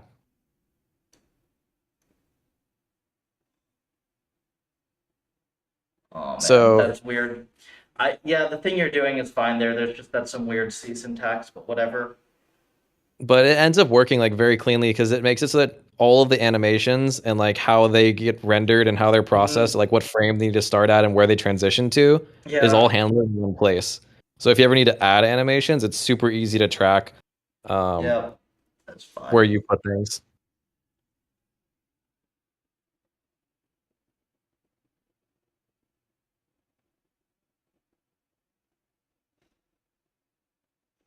Yeah, I think that the only difference in what I had is because I didn't know the syntax or want to bother with it, is I did the same thing, but then I just set, enum config of enum idle equals this Yeah. separate. It's fine. That's kind of cool. I bet you get really gross compiler messages if you screw it up, though. Yeah, that's why you just don't do that. Oh yeah, just make the code correct. Very good. I really like the Torvalds quote of like, if there were no other reason for using C over C++ than to keep out terrible C++ programmers, that would be good enough reason. That's great.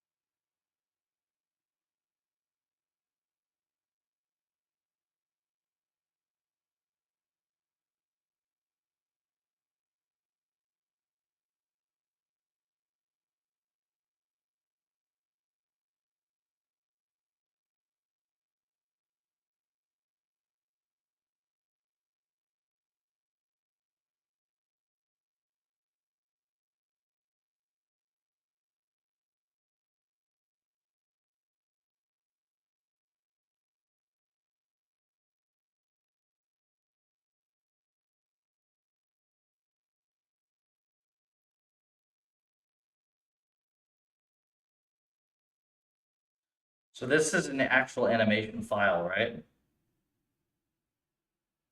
Of the animations, yeah. Those are loaded in from the it's actually all in the same GLB file as the character. Mhm. That's actually really cool. I would really like to get something like this with the puffer, so we can just like use the puffer for environments. Mm-hmm. Imagine doing like Boyd's, like the flocking type sim, but with just tons of mini puffers, just swimming. We have a swim animation. Yeah, so you just have to add animations to when in GLB format. I mean, I don't know if it's true of the other format. You can just add all the animations into it, and Mhm. it'll just be able to figure it out. We should do that. That'd be cool. Update position.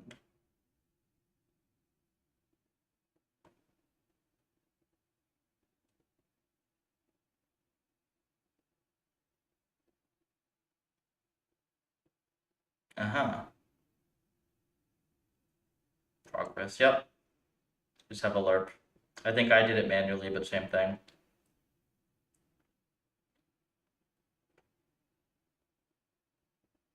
Is this just a different lerp or something? Just why this is separate? Let's see. Oh, route. Okay. That lerp is just for the one above, or I don't know where you are right now.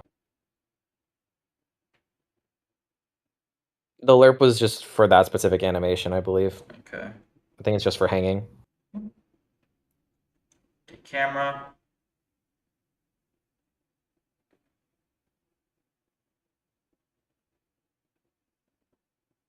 Mhm.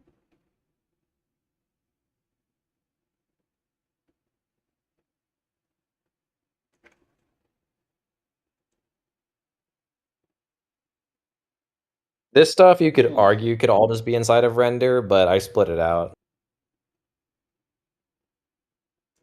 Now you actually are getting into the GL wrapper. I mean, RL, this is like GL, was it Ray GLSL or whatever? This is like basically identical to OpenGL code right here.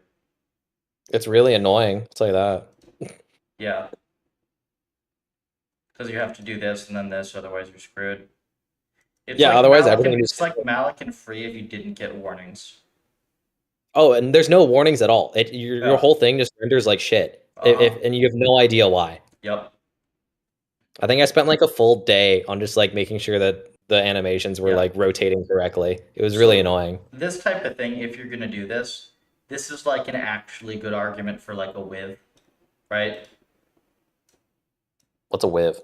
With like Python, like so with like push matrix or whatever, and then when you exit, it just pops. You don't know the with operation in Python, No. really? So you Maybe I can do, do and I'm thinking, with are you open saying with? file, with WITH. Oh, they're saying like WIV. I was like, what are No, you talking about? Yeah, no, I know. Yeah, yeah. yeah. So like it's something like that. Context.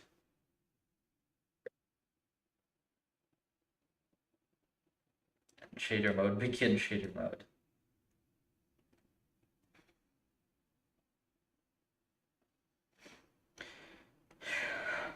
C render.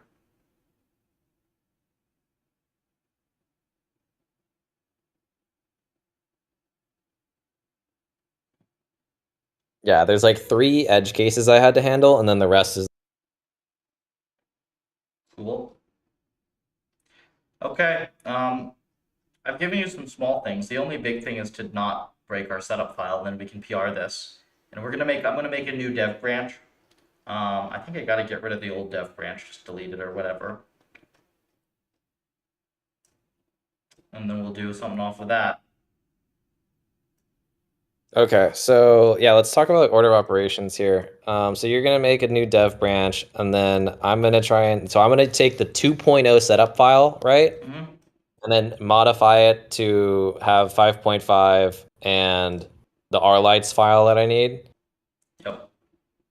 and then try to not really change anything beyond those 2 things, and then PR that into your new dev branch. Yep. That is correct. Okay, Also, it looks like our sweeps match pretty much exactly to before. nice. So this is what we have. This is what it gets us. I would like to see this portion of the frontier filled in. I don't know why it's not filled. It'd be interesting. Okay, so second thing, do you want to go over Pong? Sure. I think that's a Okay. quick one. Yeah, no, it's like very little. Okay, so I'm gonna make the P. Do you want me to just go ahead and just make the P? Or do you want me to say where it's at? Because I know we just said we're gonna do this in the new Yeah, dev branch. you can just show, send me the link. Okay, let me pull up the code for that. Then give me 1 second.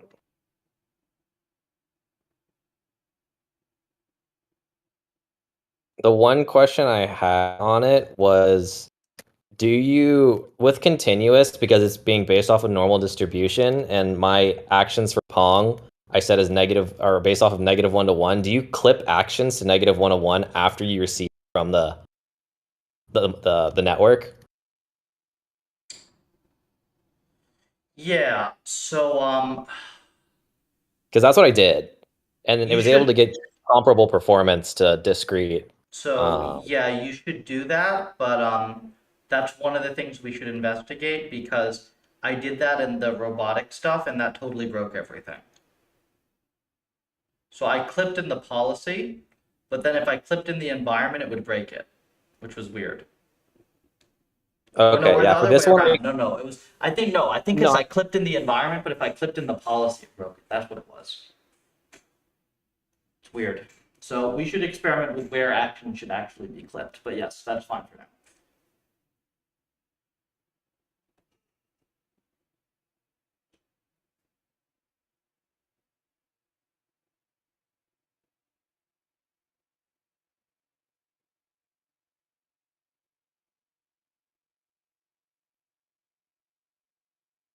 okay, I linked it in the dev chat of just the Pong folder. I only made like I mean, I guess you can just kind of read it. I mean, that's not like you want me to send you the diff, or how would you want me to do this? This one? Yeah, I mean that's just Pong in on the branch, and I can just kind of tell you the changes I made. Load actions. Yes. Actions becomes 2D. Okay, so this is something that I only was able to get working if I turned actions into 2D because of how the box, if you on in Gymnasium, when you change action space to a box versus discrete, it returns it into 2D object because apparently Gymnasium is meant to be handled as in box for like higher dimensional space, so it automatically outputs it as 2D. And so Can't you just flatten it in the NumPy before you put it to send it to actions? that's what I see. I just did the reverse. I just made it so for discrete, what I do is I just expanded it to 2D and then I kept it 2D for Yeah, um, going I in. think we handle stupid gymnasium stuff close to gymnasium, and we don't let it screw with our C and Python code. That'd be my preference. Because there are a couple instances. I don't know if because it was multi-agent, but I think it was in grid code as well. I want to say it was double dimensional actions or one of them. I was looking for other kind That's of. because it's Was that for multi-agent on that one? it might be. I don't remember So why. That it might be multi-discrete. I think it I think it's because I originally made it multi-discrete before I figured out how to make it discrete, so I just haven't fixed it yet. okay, so on this one, do you want me to keep it 2D or do you want me to do 1D and then flatten it after I it think 1D gets? and flatten would be better.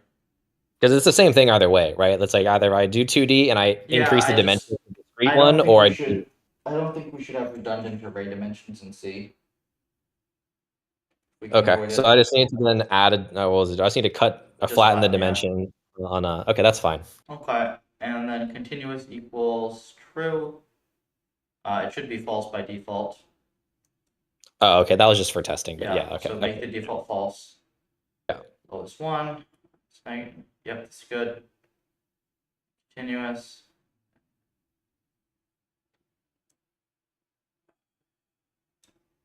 That's what I did. Wait, self.actions equals. You have to. That's gonna replace the buffer. Oh wait, hold on. Yeah, No, dude, no, no, that's you gonna always, replace the buffer. no, but you always do that. In all the Huh. environments, you set actions to actions. Where? In every of the Python files, you do self.actions equals actions. And there, it's in every single Ocean environment.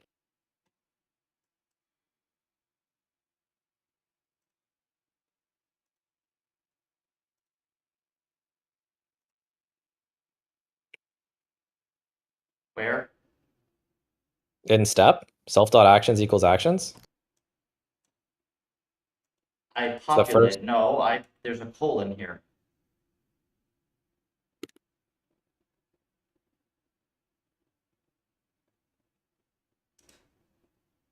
You just copied Yeah, mine. actions. No, mine has a colon too. Why did I not see a colon? Am I blind? Where did your code just go? How did I just lose your freaking code?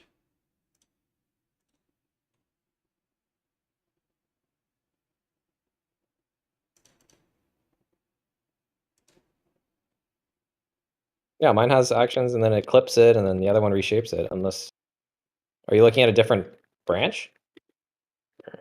Right here. Oh wait, self.actions equals. Oh, okay. Wait. Wait, where are you? Are you looking at? This is right after super init buff. Is this not your code? What do you? I just looked at your latest commit diff. If not continuous self. So these are correct. I don't know where you're seeing that on mine. Okay. Pong Because continuous, pong.py. Right here. when I go into that branch and I go to pong.py 41? and you're in step, right? No, in the init. You're in a init. And my init, and you're saying 41 of self.actions. 42. 41, 42. Pong continuous branch. Okay. Apply. Why did I do this? So actually, I don't think it's wrong because you did it No, because before M's. this is happening as you're passing it into Yeah, this M's. is Because before M, so it's fine because you do it before. So the thing that's a little tricky here is that you have to be a little careful with stuff like this because you do self actions equals self actions fine, but I don't know if this copies. In fact, if it changes the data type, it probably does copy.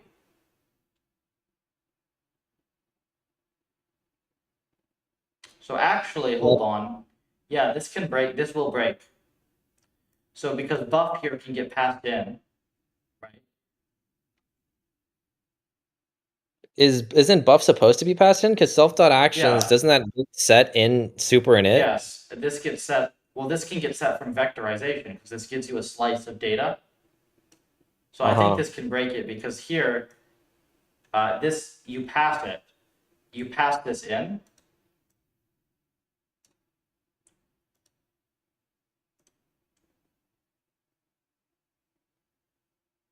And then this, if this copies, it'll break. Right? I'm confused what the solution would be then, because Well, you shouldn't need. Why do you because need you this have as to float to 32? What's the data type? actions. It's float. They're So then this continuous. is redundant. Oh, if No, not no, no. continuous. No, because if it's coming from the discrete space, whenever you're Okay. discrete, how you have to change it to a float to pass it through Python. Otherwise, Python gets angry.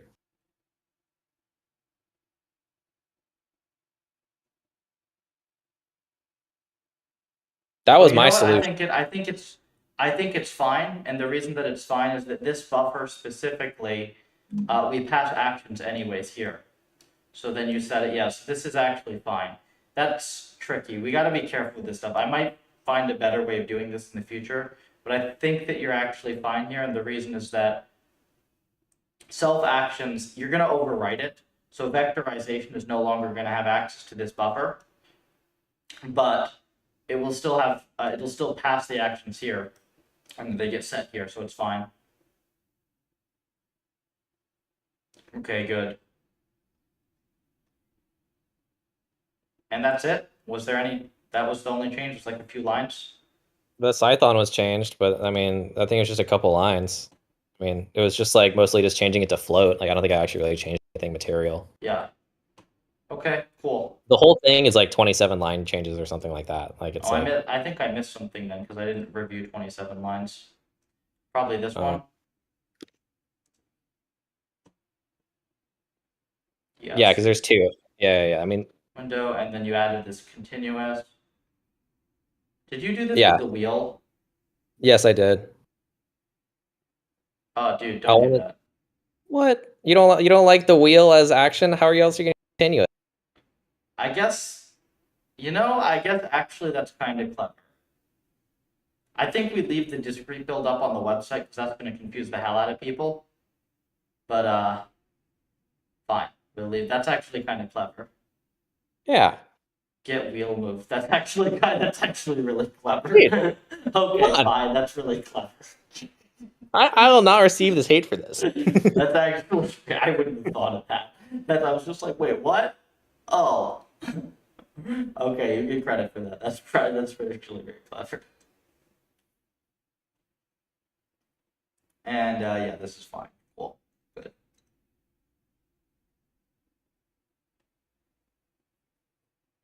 I thought I had enums for this, like up, down, whatever, but it's fine. Maybe I didn't. Continuous false. Oh, I don't know where it was true by default. I think you might have changed this in a new PR. I changed it in the new PR because Yeah, I just forgot to switch it back to false. Yep, so fix it back. Make sure you don't break Pong because we're using that end for lots and lots of testing.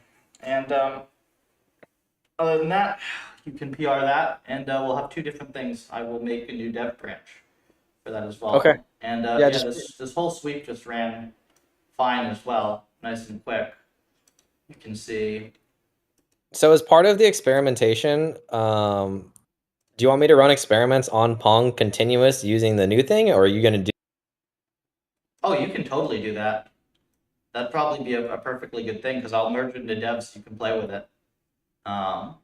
So I can see if there's like better hyperparameters on continuous. I'm not guaranteeing this algorithm is perfect yet, but hopefully it's good enough to play with.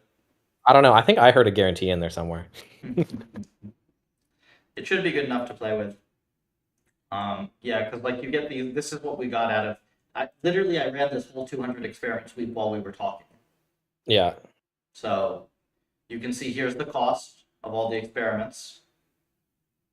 And here's the Pareto frontier that was uncovered. And then you can actually look and see like stable hyperparameter regions. Here's entropy, peaks around 0.001. Here's gradient norm. You can see gradient norm of like 1.5 is pretty good. So is it pretty easy to understand how to run these sweeps using Neptune? Because like, when I was doing carbs, like it's kind of like a whole learning experience to do it. And it's much easier than ever before. okay.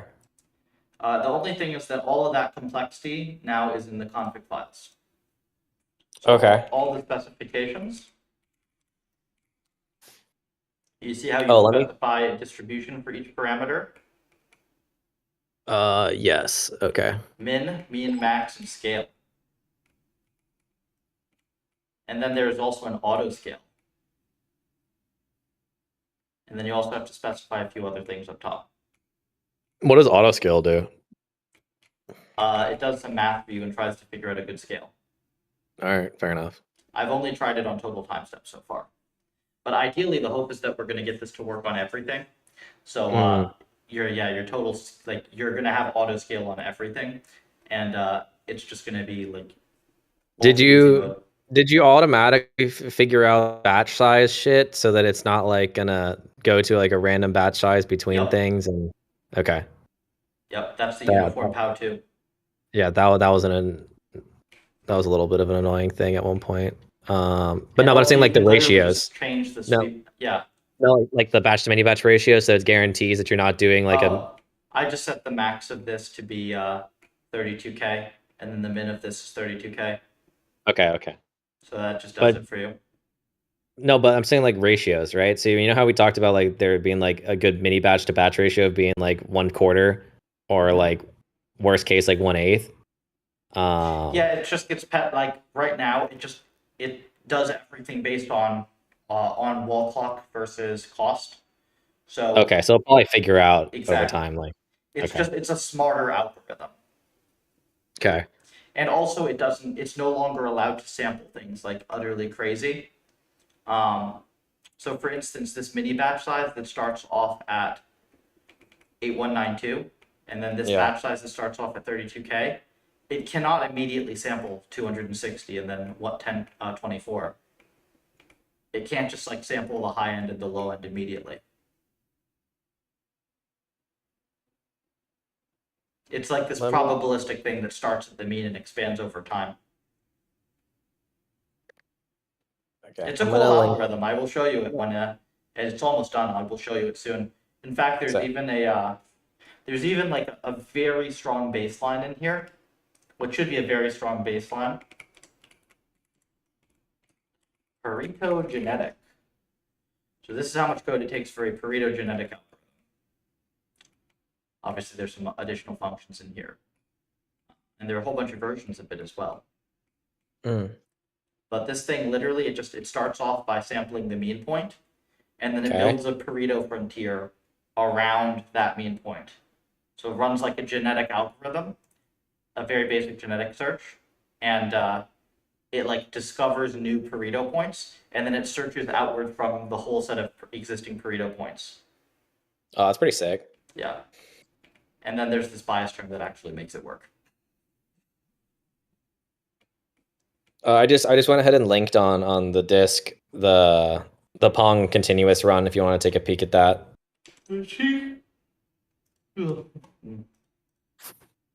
It was a little less step efficient, but I don't Oh know if yeah, that's just that's hyper. fine. It's solved in 45 seconds. And this is not optimal, right? Most likely. what do you mean, like in This is terms of not a like the full state. parameters? Yeah. Yeah, no, I mean this has not been. This is just whatever the previous discrete parameters was on Yeah. the config file. So that's fine. So we'll run a sweep. I think we should be able to get it to 30 seconds or below. Mm-hmm. That's about what we get with currently it's like solved in 30. Yeah, so the one is So currently solved in 20 million steps, solved in and 30 it gets. in 30 seconds. Oh, okay. Oh, yeah. So we should be able to match time. So it may just be a parameter thing. Most likely. I mean, this thing came up with some pretty crazy parameters. I hadn't ended up actually reading that paper from the guy that did the kale or whatever. Did he say that there was different parameters that he found to be useful? They said that they found continuous to be somewhat harder, but they didn't run a full parameter sweep Ah, okay. because Atari was so hard and so expensive to run. Okay, well now we can do that in like a day. Oh, we can do that in an hour. This is this is a pretty solid sweep. Like, let's see, system time, 209 to 357. Okay, so 2 hours. Less Still than pretty 2 good. hours. For 200 experiments. Yeah, 200 experiments is great. It's also it does take a couple seconds per sample, like 3 seconds or so, I think, per sample to generate the hyperparams with the new Okay, method. sure. Yeah. But it used to take 12 in the original carbs implementation, so I made that faster as well. Nice. It has to. Yeah, It's training a lot. Every single time it recommends a new data point, it is training 2 different Gaussian processes. Yeah, this is going to be really cool. I want to see how this can be applied into the other. I mean, this is like, yeah, this is my top thing right now in RL is just make this consistent and stable. My hope is we can throw this on all of the ends that we have. We fix any little bugs with the algorithm in the process of doing that. Right. Is this an alternative to carbs? Yes, this is the new algorithm I've been developing. Yeah.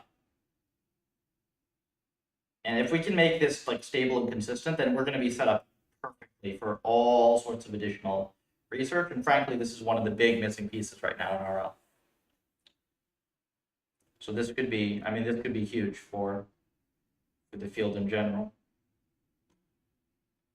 And so conceptually on what I did with Pong, like that's all pretty sound. So there's no reason why I can't just copy that type of process for buffer breakout. Yep. Same exact thing. Besides the flatten thing to make it 1D actions or whatever. Yep. And note that I removed the fire action in breakout to prevent it from infinitely looping. Is that in the latest version? Yep. So Okay. literally it's just left and right. Those are the only Okay, so actions. there's only, is there a do nothing action still? No, I removed that so that it could not infinitely loop. Because it can just learn to do nothing forever.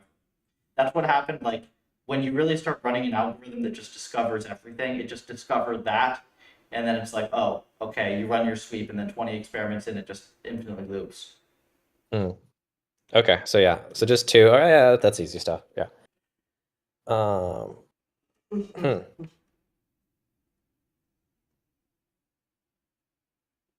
I guess continuous is kind of less complicated than I thought it would be. Yeah, this is why I said this is a quick project for somebody to do. For the I know you said that, but Yeah. like, I mean, I just thought it'd be harder. I don't know. No, I said it's easy. For the ocean environments multi-agent, if I want agents that can become active, inactive, what would be a good baseline M that can become active or inactive? I don't know what that means. Does he mean like 1 agent versus 10? Like, I think he means that like variable number of agents at any given time.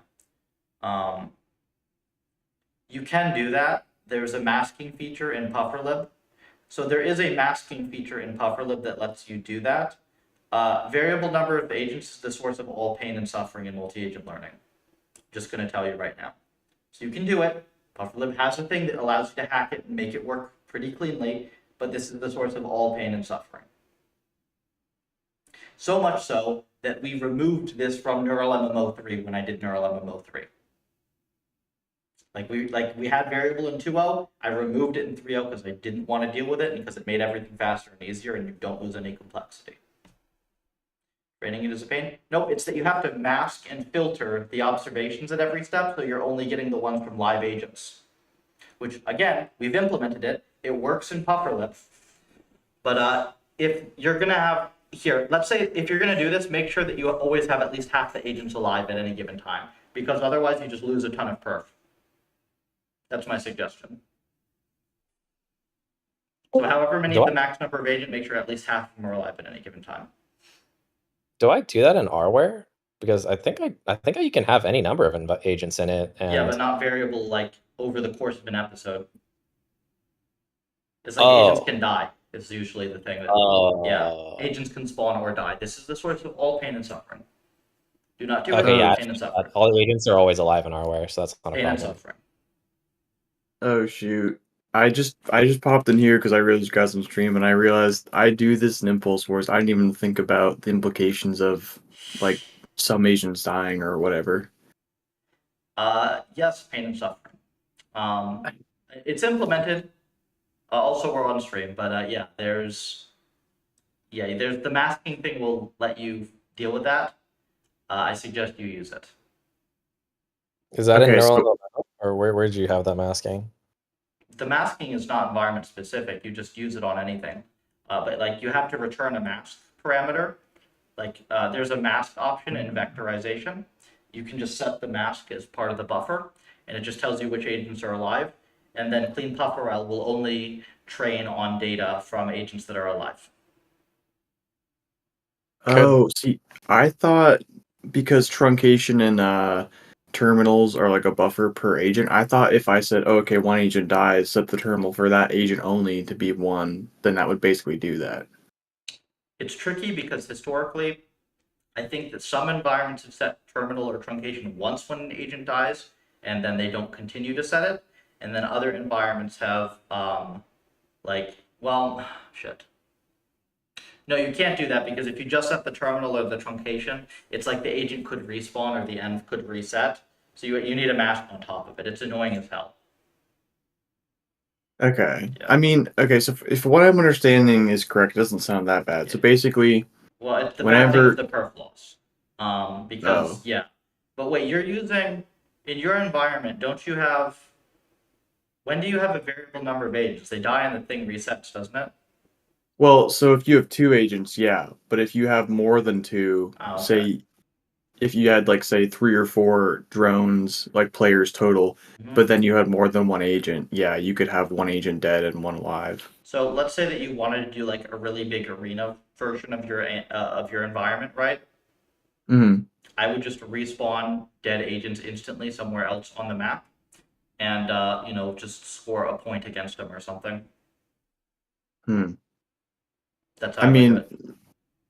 how I'm doing it right now though, it's just kind of like elimination. So when Uh-huh. you die for the round. Yep. And if I was to implement that correctly, that would mean You can do that. like PufferLib will support it. It's just that like if you're looking for a spot to get free perf on more like many agent environments, and you can't figure out why the perf is not as high, then I would do it the way I'm suggesting because it gives you dense data for training. hmm. Mhm. How much perf loss can I expect to get with masking and stuff? Well, the thing is that if half of your agents are alive, right, then you're Oh, I running the see. forward pass on half the number of agents, and then you have to go get another environment stuff to make up for the amount of data. I see. Yeah, makes So sense. it's not terrible if most of your agents are usually alive, but the thing that happens in elimination style games is usually there's like a really long 1v1 at the end, so your average data ends up being like 10% of the data. This is what GPU drive is dealing with right now, which is why we're probably going to have to rewrite it. Gotcha. I see. So this kills RL projects like completely. Mm. This is Wait, something that I dealt with for years with Neural MMO as well in Neural MMO 1 and 2. wait, why would And GPU drive be affected? Because the cars never die. Yes, they do. You just don't you just reload oh, a scene? If they crash or if they achieve their goal, Oh, they're removed. oh. oh. Yes.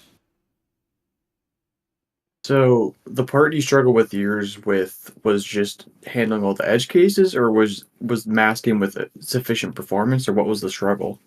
Well, I mean, the thing is now PufferLib handles this better than any other library, so it's kind of I see. solved. But you still, like, at the end of the day, you're still going to get a performance loss based on the density of data that you've missed out on. I see. Mm-hmm.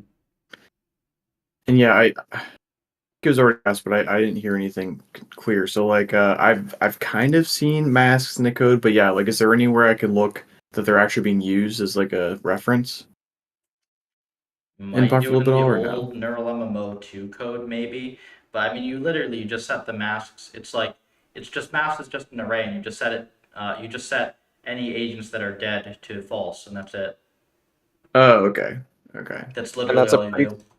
that's a predetermined variable, like That's part of observations. the buffer. okay. And so yeah, just to make sure I'm perfectly okay. So if you want to do elimination style, you have to have the masks like make sure Env can see that because right now I don't have them seeing that. Like pass it in, and then I just set it to be false or zero Well, or not whatever. necessarily. But It then depends. Like if your M's reset, you can set like whenever the terminals are true, you set all those masks yeah, to false, and then whenever you reset the environment, you reset it. So yeah, you might have to pass it to Python. You probably don't have to pass it to C. wait, I don't have to pass it to C. Well, you get terminals in Python, right? Yeah, And then you do the per env resets in Python as well, right? Like you check if an env. Oh, you probably don't do that actually. Yeah, you might no, have to I pass it to reset C. into C. Yeah, enjoy. You have to pass it to C. Enjoy, but no big deal. No, Yeah. Could you and use the then same masks for actions? What? Could you use that same masks like variable that is a part of the buffer to also do action masking? Because No, because action masking has to match the dimension of the action yeah, space. Which again, I could implement action masking just the exact way that you're saying. It's just it's just one more thing to add to the vector buffer API. Not terrible. okay, I can do it. It's not that bad at all for native as well. It's a bit easier for native. I think we're also going to see when we eventually upgrade Python versions when threading becomes available. That might simplify things a little bit. We'll see. oh yeah, when free threading is Yeah, like 14 maybe. We'll yeah, see. that'll be Yeah. a while. But actually, I think that the way that we implemented almost everything is faster. The only thing that will be faster with threads is going to be we get to kill all pipes. So all remaining pipes we get to Hmm. kill, and we get to kill all of our like piped semaphore bullshit. Yeah, I mean, make the code a lot simpler too, right? Not tremendously. We still have to do all the shared memory buffer stuff. It's just like the pipe semaphore shenanigans. It's like a few annoying lines. Yeah. Okay. All right. So I'll try and do that really now, quick, I think. So just yeah, set the mask to be 0 when an agent dies, but I'm not resetting the episode. And then I only set terminal trunk. I want to set the episode, or I want to reset the episode. Correct? You only. I believe so. I don't know. Terminal trunk doesn't matter as much as making sure you get the masks right, because it will get masked out Yeah. anyways as long as you're setting that. But yeah, what I mean is like before, like I said, I was setting like terminal to be true if an agent died and there was like another one left. But I shouldn't do that. I should just set them all when like the round's over, the Well, episode's terminal over, and right? truncation, it's set per agent, Yeah. so you So I should set should it per still do that. agent. Yeah, Okay. I can. you should set those values per agent, not per end. Okay. So okay, basically the only thing I do is add env matching logic, Yep. which should be super simple. Yep, Okay. that's all. Perfect. Okay. Thanks. How's that project going? Because it looks like we're merging in Spencer's puzzle environment Oh, good. and continuous Pong as well. Oh, Oh yeah, I ended up doing that. I don't know if you were making progress on that, Captain. I kind of had a working thing, and then I got sidetracked on something else. So no, yeah, that's if you have time, that's good. I mean, it was pretty easy anyway. Like I kind of got it, and then I think it was like, oh, I got some compilation errors in the C file, but I think like that didn't matter because like the puffernet stuff doesn't work with continuous yet. But yeah. Anyway, that's good. No big deal. Oh yeah, Spencer, that's gonna be a. I forgot about that. There's a multi-discrete sample. There is not a continuous sample. Then how is it getting? How is it working? And did you run the network? Yeah. Well, you're probably running the old network. You didn't load in the new network in C, did you? What do you mean by load in the new network? Well, you tested the human player thing. You probably didn't load in a continuous version in C, right? Oh, in C? Yeah, no, definitely didn't. Okay. Well, the thing is, we don't. If you'd asked me, Captain, as well, I would have said we don't really need that anyways, because the demo online, like, we don't need to have two versions of Pong and have like, oh, it's continuous or discrete, Oh, right? fair. So Yeah. it's fine. That makes sense. Yeah, that's fine. It does need to be playable with the continuous space for testing, but Spencer did that. He used the mouse wheel, which at first I thought was dumb, and then I thought actually that's very clever. Mouse wheel Yeah. is lit. That's kind of fun. Yeah, that actually, I wouldn't have thought of that. That's interesting. Yeah. Yeah, that makes sense though. Yeah. Yeah, as far as Impulse Wars going, like I said, I think pretty good. I think a little bit later this week, I might try and start like I don't know, the Puffer stuff, like moving it over to Puffer to get ready for PR. I had or I was with some family this weekend and I was showing my younger brother-in-law like the game and we were playing it and stuff. So that was kind of good to get some feedback. But yeah, I fixed some controller quirks so like I don't know if anyone's gonna actually be doing this online, but if you have like multiple controllers, like it should just work like no matter how many Dang. agents or whatever combination of stuff you have. That's cool. Yeah. Just It's- plug in a controller. Huh? I don't think I own a controller at the moment. I probably should. Yeah, I mean, the thing is like Rayloop, in my experience is kind of weird with controllers. Like it says Mhm. it supports like whatever controller, and it should support like Xbox, PlayStation, whatever. I've mostly dev with a Switch Pro controller because that's just what I have. I have a Switch, and I've tried it with some friends' Xbox controllers, but it's like very hit or miss if it works. I think it's a combination of like Rayloop and OS issue. Yeah. So Tricky. yeah, but Well, which the is fun very one will be surprising testing to it me. on the web build. Yeah, I'll have to do that once I get that working. But very surprising to me that my Switch Pro controller is like pretty consistent because that usually is like not supported very well. But Yeah, I'm shocked by that. yeah, it works great and they're good controllers. Um, the one small thing I do want to add before starting this is like I really want to see like what happens when I train teams.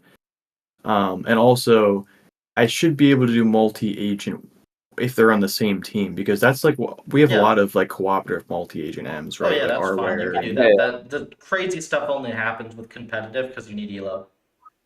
yeah, exactly. So I do want to do that eventually, but for now, I think I'll table that for later. Hmm. I think for now I might just add a flag like enable team or not, and then yeah, like just do a training session overnight of like 2 agents versus 2 scripted bots and see how that goes. Very good.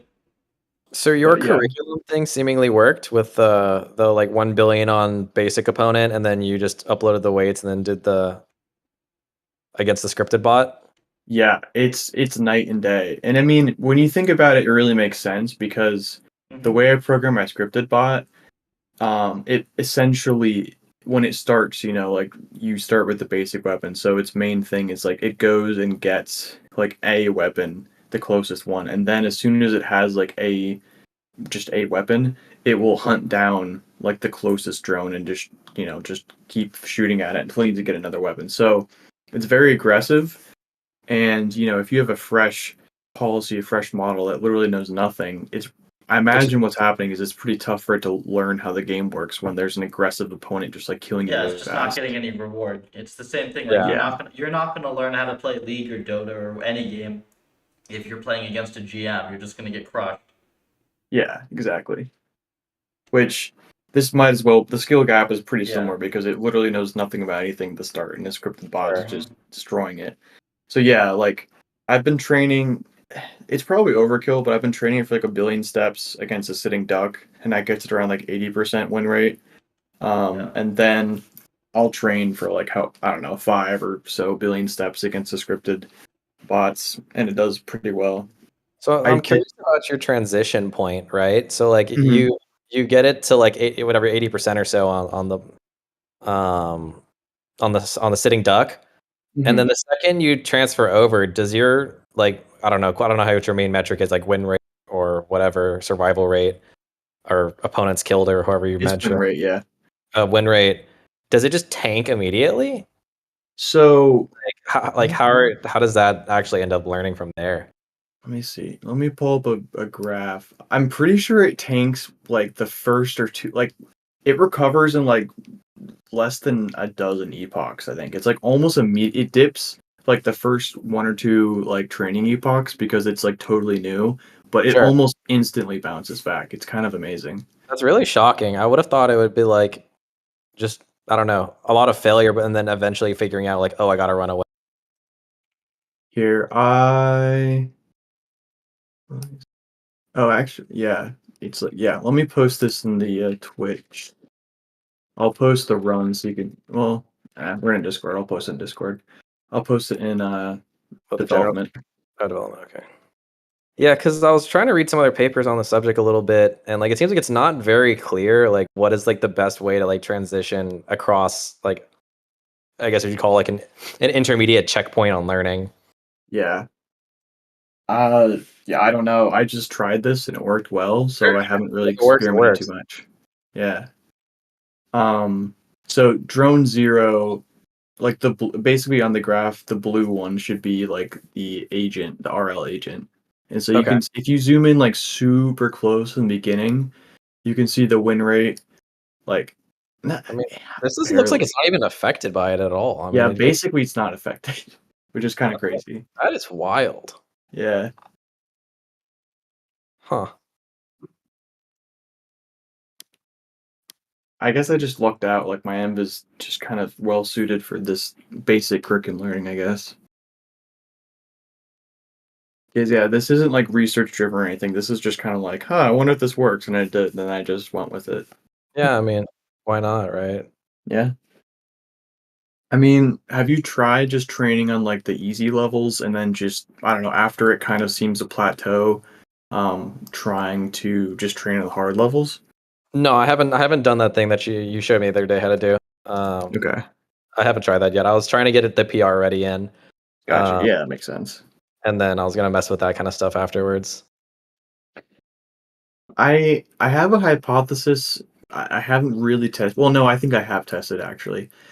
I mean, yeah. So like, I think if you train for too long on the easy stuff, it'd probably be harder for it to learn, or it take longer for it to learn the harder stuff because it's just kind of more like set, and it's kind of like, being trained, like optimized for the easy stuff. But if you kind of catch it like earlier on in training, I think when It'll it's like depend doing on your pretty entropy good but not curve. perfect, it might be more malleable. But that's just kind of like a hypothesis. I That's haven't. plasticity. There's an area of that.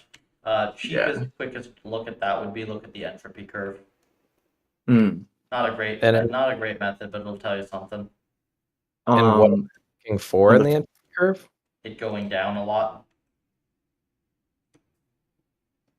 Let me see. Here, I'll post this. Did I This is change the your? I'm trying to think if action. this. Did I mess with your triple triad thing? I haven't touched it in a long time, I don't know so which of these things is correct. I mean,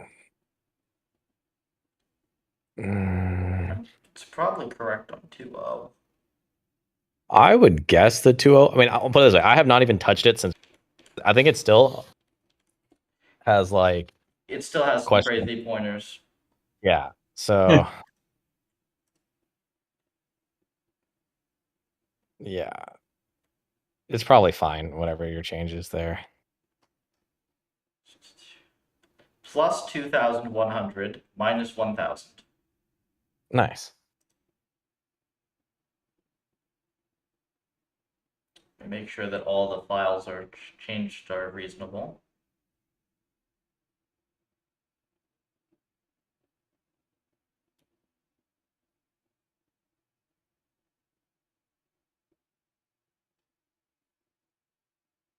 Oh yeah.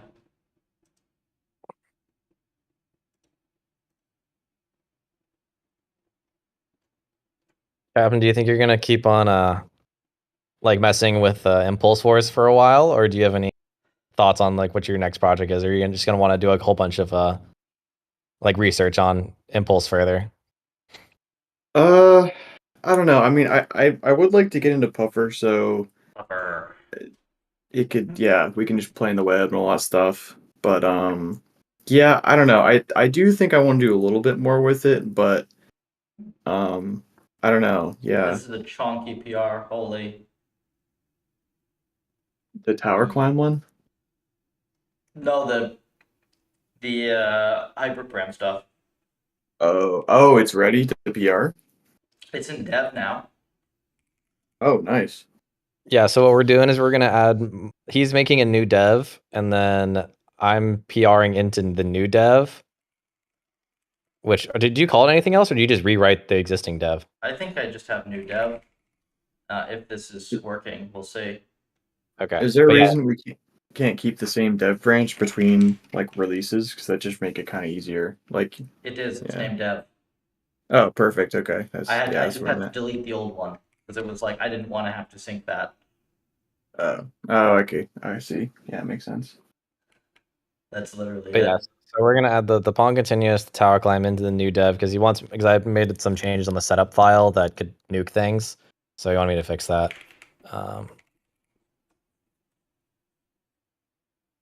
Cool. Uh-oh. Conflicting. Yeah, at some point I would like to do an end with Elo and kind of get some competitive stuff going, but I don't know. We'll see. Yeah, know, I mean, sounds like you're gonna also probably try and work on that at some point. yeah. I was planning on doing it in the near future, but now I feel like it's probably best for me to like take a break and do something else. But if we did want to do ELO research, we do have a lot of like competitive ends we could use, like Go or Triple Triad or like Oh yeah, And I it think of a is ton. I Ronin think we've even. never actually done it. That's Yeah, all. exactly. I know Yeah. just but Yeah, it's a pain. It should be less of a pain now though. Yeah. I mean, I literally had like a Connect 4 support project with an early branch of Puffer with one Hmm. of the collaborators who's actually now doing curriculum learning on Puffer for us, which is nice. Hmm. Yeah, Aaron's around doing curriculum learning with Puffer. So wait, is there some like Connect 4 unmerged M floating around somewhere? There is, but ours is now better. The one Spencer wrote's better. That's right. Oh, I forgot we have a Connect 4 Ocean already. Yeah, that'd be a good. I mean, technically you could bind all the ends from OpenSpiel, but then you have to do OpenSpiel. I don't know, maybe it's worth doing. I looked at their code. It's not horrible, but it could be better. Yeah. Their RL code sucks, though. Their M code's fine. Kind of. So like, I guess Pong would be like the simplest possible competitive env, right? You just modify it so it works. Because I think I looked at the code. It's hard coded to Yeah. work with one agent only, right? Yeah, we could do Mhm. competitive Pong perfectly easy. Yeah, and then that'd be like the simplest that I can think of possible like M to start doing like The only thing is zero that the sum. annoying thing about that is it'll get to the point very quickly where neither scores any points.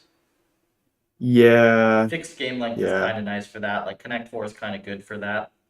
yeah. Maybe Connect 4 would be our elo baseline then. Mhm. Why would it start to figure out that that's the best strategy?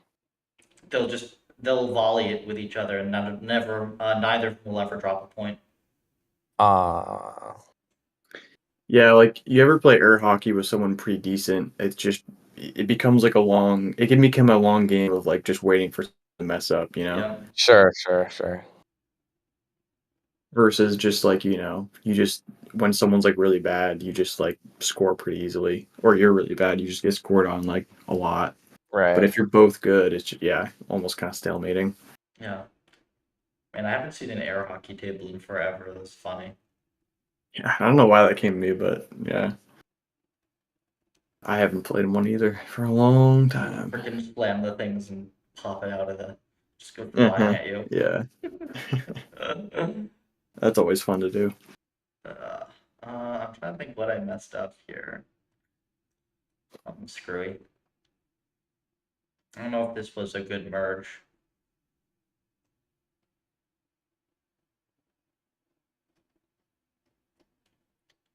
So will demo.py have the new Neptune stuff in it or whatever? Or do you have a separate file for all of that stuff?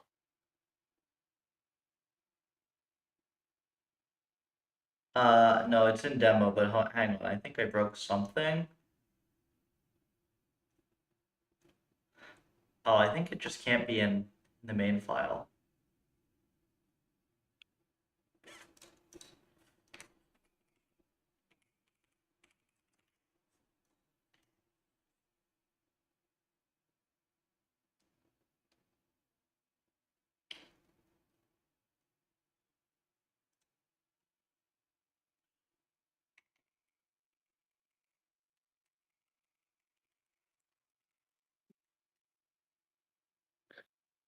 So this might be a dumb question, but if I only have two agents in Impulse Wars, so like if one dies, the episode immediately resets. Should I? Does it matter if I set the masks or not? And I set the mask the same step that I set terminals or truncations, because I'm just wondering, like I could add a No, it doesn't. branch It to just doesn't matter if you set if you're gonna immediately reset it. You don't have to mess with mask at all. yeah. But I'm just wondering if I should, I want to have the logic there for when I do have more than 15. Yeah. yeah. So I'm just wondering if it'd be like if it affect like training performance if I do set it and I don't really need to or not. Um,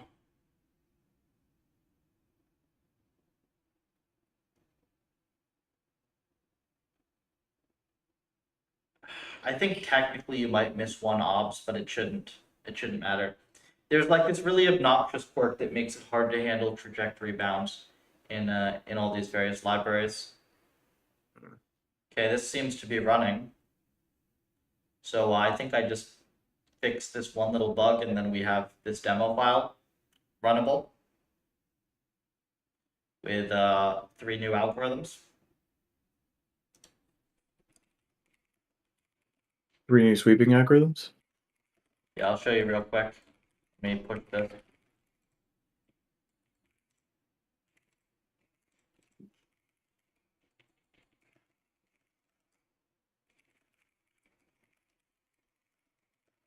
I mean, there might still be some bugs around here, right? Like from the Mhm. merge. It was a pretty big merge. But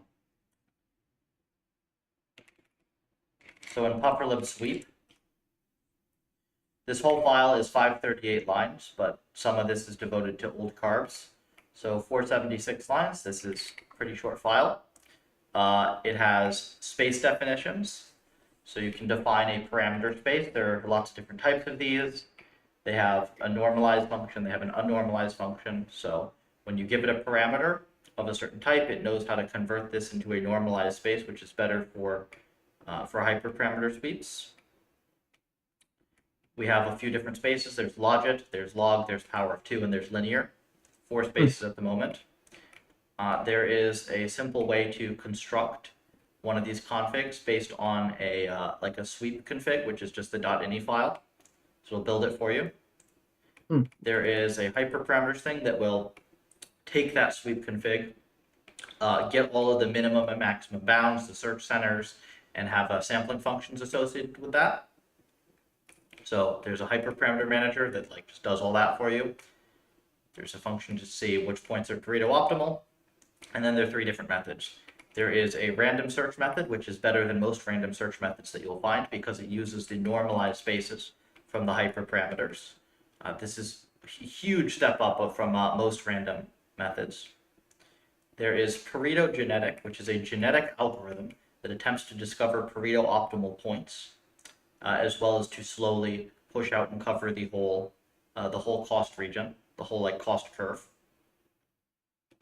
And then there is protein, which is the working name of the new algorithm. This thing here, let's see if we can get the whole code. So it first does some random samples, and then there's a resample method to resample Pareto points. But for the most part, this is the whole code right here, pretty much.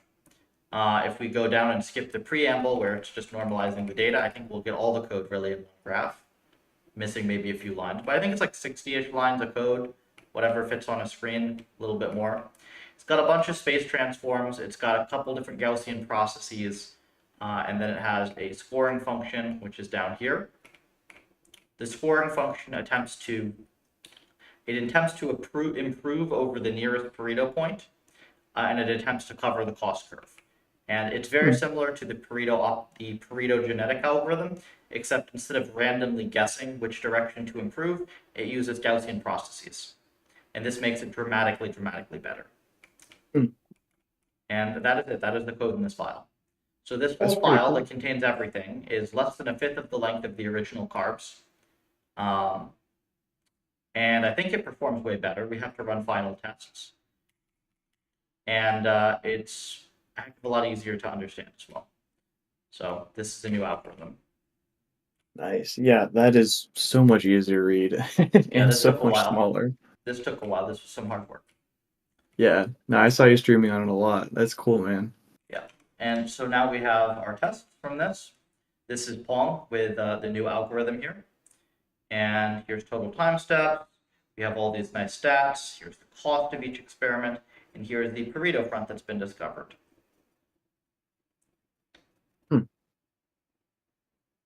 It's got an interesting shape to it. You know, there's like, there's a minimum cost over which, like, as soon as you apply a little bit more compute, you get a huge amount of improvement. It's kind of interesting.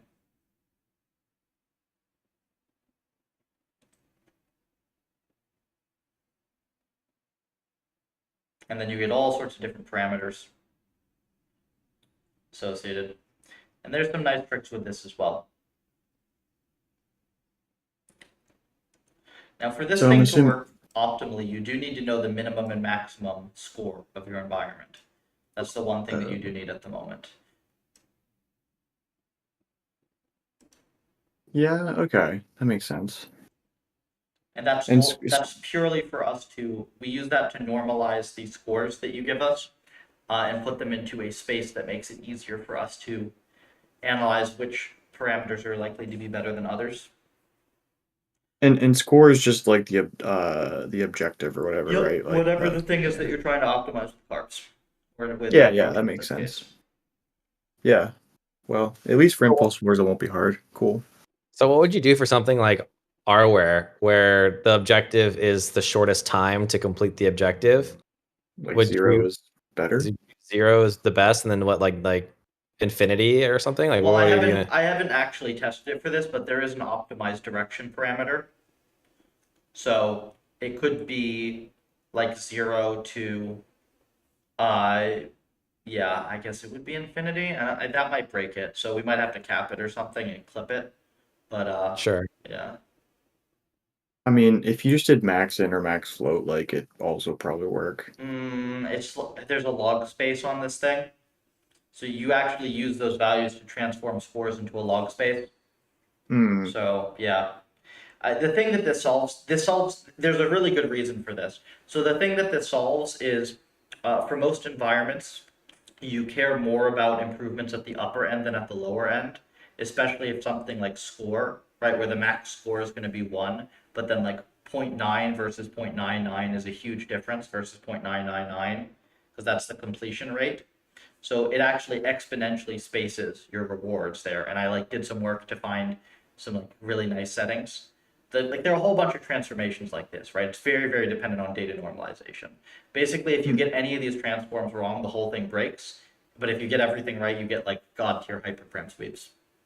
And when you said cost earlier, are you referring to that as just like GPU time, or like Cost what are is just you? time in seconds to run the experiment. Okay. You could set it, but the cool thing about it is you could just set that to like steps or something, and then Right. you will get the most sample efficient algorithm.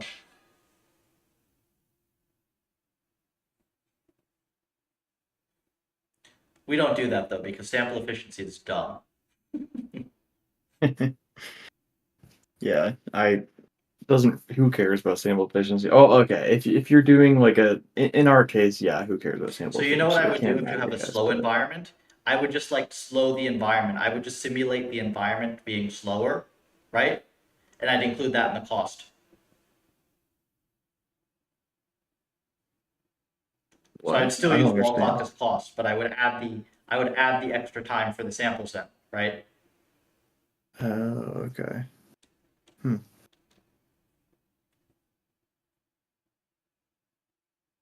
Like let's say that I have like a fast simulator and I'm trying to make something that'll work on a slow simulator. I would just take the cost and I would just add like slow simulator speed times number of samples minus fast simulator speed times number of samples or whatever. Hmm. It'd be better. So Yeah, I this guess that thing makes is now in sense. dev. I should Oh, make okay. sure that the grid works. But this seems like this is good. I'm sure there are going to be things that I have to fix, but this is some good progress. Yeah. So for Spencer, fix minor things with Pong, fix setup script for your env. We will PR both of those to dev. We'll just merge those. We will play around with those. You can start running sweeps on these as well. You can try out the 3 new algorithms. To give you an idea, I think I didn't, this is not a perfectly fair comparison. So this is random search, okay? This is Pareto genetic. And then this one, I didn't include the bad points in here, I only include the Pareto curve. But this is the Pareto curve of the new algorithm. It's gonna have some points down here below as well, but not very many. And you can see the cost here, it only gets to like 15. This discovers the whole front, the same number of experiments. So what's Math that difference. line? Is that just like the calculated best fit or something? This line is cumulative cost. So this line tells you how much of your experiment budget you spend on each level of cost. So random, it's always going to be linear-ish. And here, this one seems that it spends a little bit more compute at the lower end. And then this one is fairly linear. Sometimes it curves a little bit to spending more compute at the top end. I also had to tweak this algorithm heavily to get this line to be the right shape.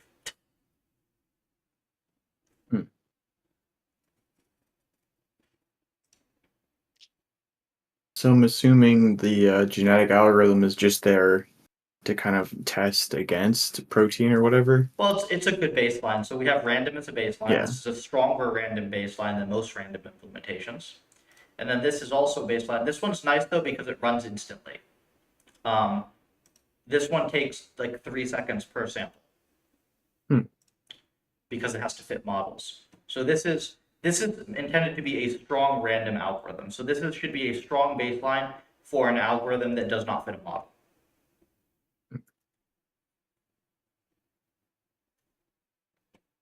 And this one's actually pretty easy to understand. And the cool thing is that this one is basically this algorithm, but without the model.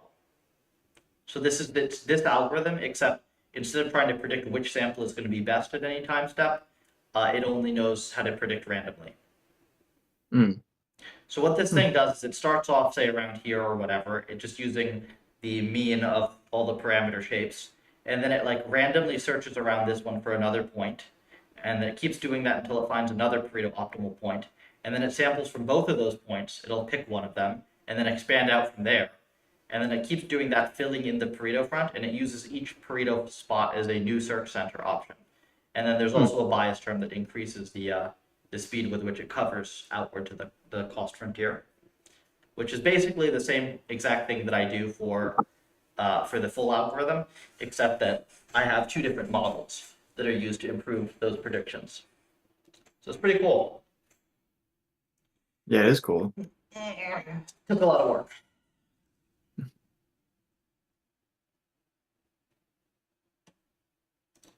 Well, I'm very excited to try it out. See if I can get some, especially because the last time I did a sweep, it was just, I think, against training against a sitting duck. So I'm sure I could get better hyperparameters on. Oh yeah. I was actually going to ask you about that though. The thing is that Because it's until we test this on a bunch of environments and make sure it's good and stable, it's really hard to know if your problem is just hyperparameters. Because think about it. yeah, In RL right now, the default is there is no algorithm that tells you here are the good hyperparameters, right? There's just no good hyperparameter tuning algorithm that you can just run to find the hyperparameters that you need, right? So if that is true, then we can rule out hyperparameters as a problem, or we can find the good hyperparameters for any specific problem. So this just massively accelerates research by giving you confidence over this whole big class of errors. That is the whole. But yeah, I was going to ask you when I do run another sweep, because like I said, I have really good success doing this kind of like, you know, curriculum training, I guess, or learning, whatever. I'm not sure how to do that sweeps though, because ideally, Because of sweeps? well, no, just in general, because I don't know. Just allocate the first half of steps to train against the sitting duck, and then hack the trainer file to then load in the new one. Yeah. That's it. Yeah, it's just gonna make things take longer, or like, I guess, but no way Or around that. alternatively, train the thing against the sitting duck, and then use that as the starting point for everything in your sweep. Yeah, I was thinking about doing that option, but I was wondering like how much the hyperparameters of the initial model matter. You're not gonna know. Yeah, I know. Yeah.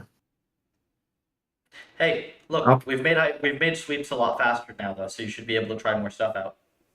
True. Yeah. Like this, I ran these 200 experiments in less than 2 hours. What's the SPS or on Pong and stuff though? It's probably way higher than what I'm at. It depends on the experiment setting. Can go up to 1 million, but a lot of them are going to be 300 to 600K because of the settings it's Okay. picking. That's like your range, right? Aren't you something like that? 200, 300? Yeah, it what really depends. I haven't been doing this yet, but just in playing around with some settings, I've seen it go as high as almost 500, but that's if I'm using continuous actions with like 4 agents or something. Well, it But- optimizes directly for wall clock time. So Yeah. It doesn't perfectly do it. So the thing I would like to figure out mathematically is how to make this thing like treat the total time as a budget and then like select experiments based on the budget. Right now, what it does instead is it checks the expected improvement that it's going to get and it tries to fill in the cost curve. So it tries to fill in the cost curve, but not in areas where it doesn't expect there to be improvement. So instead of trying to like run the most efficient experiments, at the moment it tries to fill in the whole cost curve, subject to only running experiments that actually improve. Yeah, that makes sense. So if you give it a really like big cost range, it will push up to the top. Like that's the thing it will do. Okay. But only until it stops seeing any improvement. Now, if it sees a little bit of improvement, if it sees like 0.95 to 0.96 or 97, it'll see that as a big improvement because it's a percentage, right? That's still a big improvement, so it'll keep pushing. But if you get it to the point where it's like it's not really improving at all relative to the top end, it'll stop running experiments there. I actually tested this, so I came up with some synthetic benchmarks, and one of them is a cutoff task, where you get logarithmic improvement up to 100 cost with optimal parameters, and then you get no improvement thereafter. And basically every other method will just blindly keep running stuff at higher and higher cost. But our method will, like, it'll run a couple experiments over there, figure out that that's dumb, and then it'll stop doing it. So that's kind of cool. So you said the current dev is the new one you have, right? Yep, All it's in dev. Oh shit! I have to sync my fork of dev. That's what's happening. And that'll be a big, because I deleted the old dev branch, so. That's fine. I mean, there's Git history, I could restore it, right? But It's whatever. 159 commits behind. Lol. look at this. So this only has 19 experiments, and this is the Pareto front. Already. Damn. Isn't that crazy? This is for Pong. Yeah, Pong. So 1, Nice. 2, 3, 4, 5, 6, 7, 8, 9, 10. These are the random samples right here. 10 random samples. And then protein takes over, and this is what it does.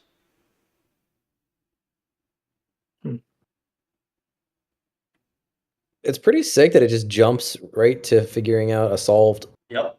It fits the model to these points, and then it says, oh, I can just put this point on the board.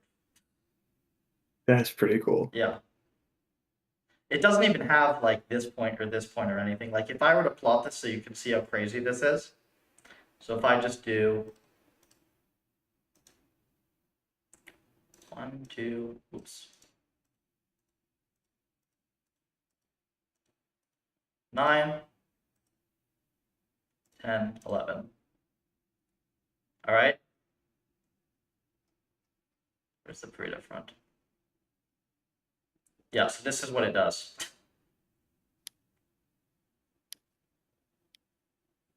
So it gets these experiments, and then it just does this one. Now, actually, this is kind of a little bit more aggressive than I would like, because it spends a lot of time on this experiment, right? I'd prefer it did something out here, because it spent a lot of time on this one.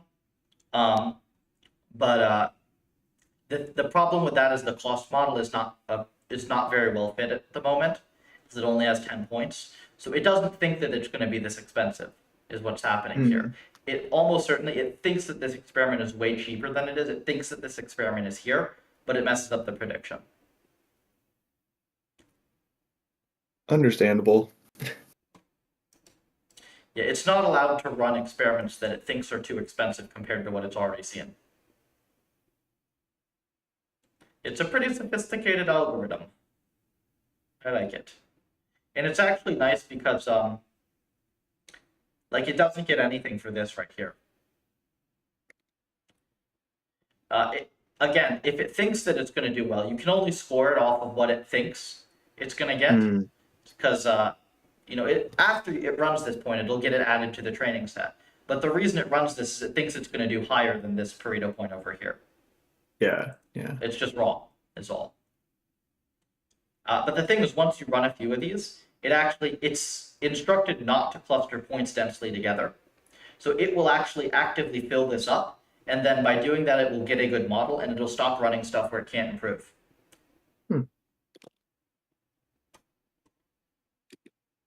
Yeah, it's a very nice algorithm. So you stuck with Gaussian models. I know you're talking about trying maybe like linear regression or something, but you ended up just sticking with good old Gaussian. So it turns out that, yeah, you really want Gaussian processes for this, but the thing is you have to be really careful with your data normalization, like insanely, obscenely, disgustingly careful. Mm. Let me show you. All the transformations that I had to get right on this.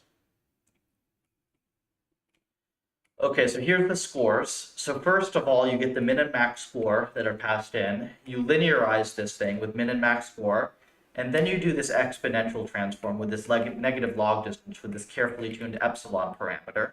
Okay, and then you relinearize it using the empirical norm, the empirical min and max of the existing thing. So now it's 0 to 1 in X space, and then you fit the Gaussian process to that, and that does your score variable. And then for your cost variable, you have to take the log of it, and then you linearize the log, and then you train on the linearized log space of it. Dang. And then hold on, I think we need to use some of those intermediate transforms as well in the scoring function, because that's what you train on, but not what you score it with. And then GPYT norm, where's this thing? Oh yeah, so you train on GPYT. Do I use, hold on, this fucking thing is so complicated. Okay, you do actually, for the score, you train on the latent variable that comes directly out of the Gaussian process. And then you have to transform all your Pareto points into that same space, and because you have to compare it to your nearby Pareto points. But then the distance, I believe the distance function uses something else, doesn't it?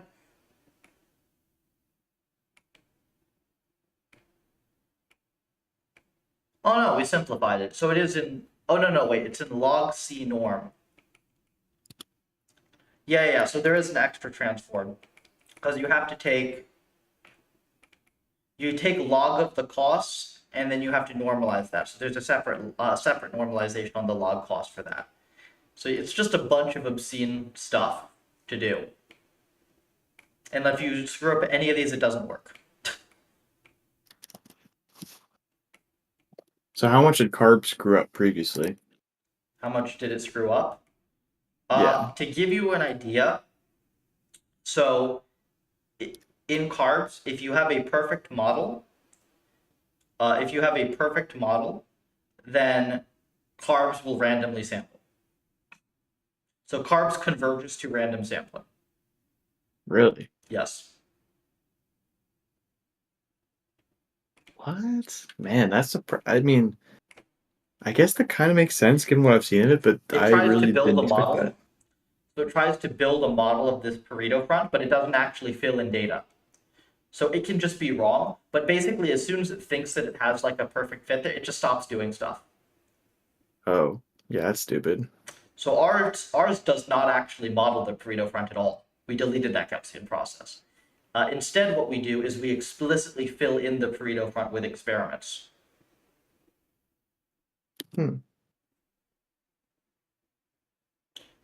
So instead of it being function-based, it's sample-based. Like, in order to figure out that I want to put this point here, I look at the distance to the nearest Pareto point. I look at how much I think I can improve over this Pareto point. And yeah, I look at, like, there's one other distance as well. So what it tries to do is it tries to explicitly fill in regions that are missing data. It's pretty cool. Yeah, it makes sense. I like this algorithm.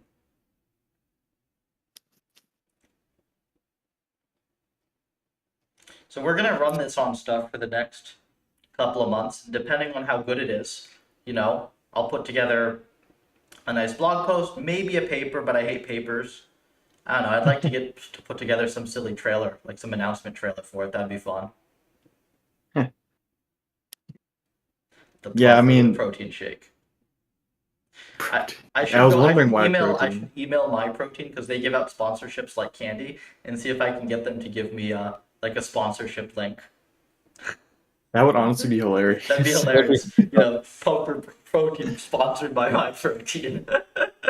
That'd be amazing. Yeah, that'd be pretty good. Yeah.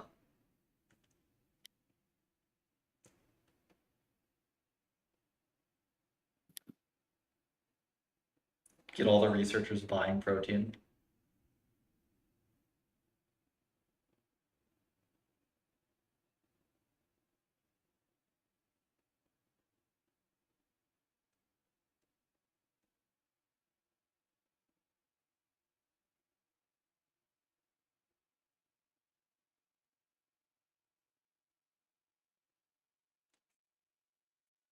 I'm trying to get the Look at setup that. file working right now.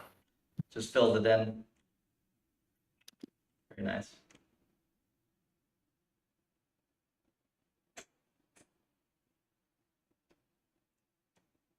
It's kind of funny because it doesn't get penalized for putting a point right on top of another point if the other point is not Pareto.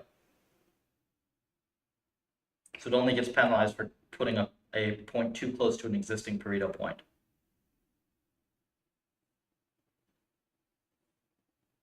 Which, to be fair, is like kind of degenerate, but yeah, I don't know. There's some things I can improve.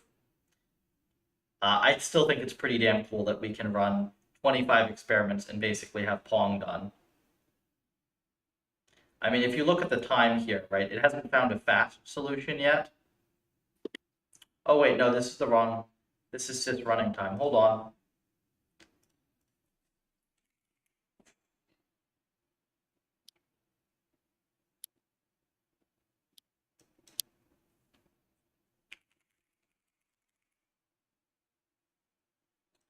This is not log cost.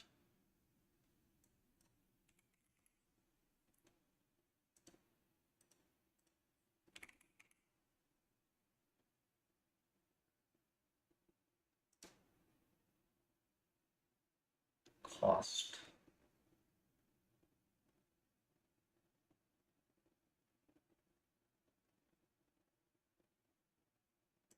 What the hell's happening here?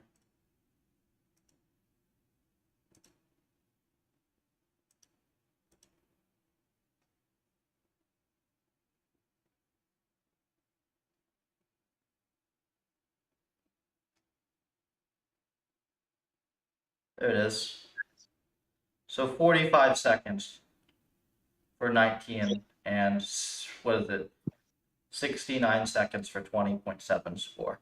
So yeah, it takes a little longer to get like the high score cheap ones, but it's tricky.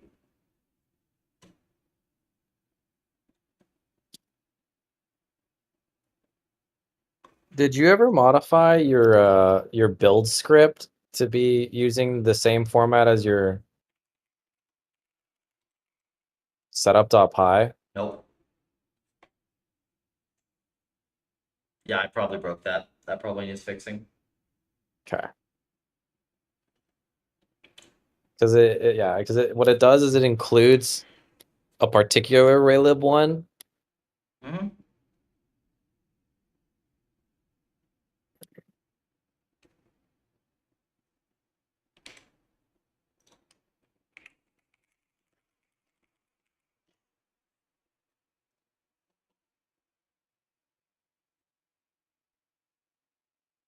Oh no, I can do this.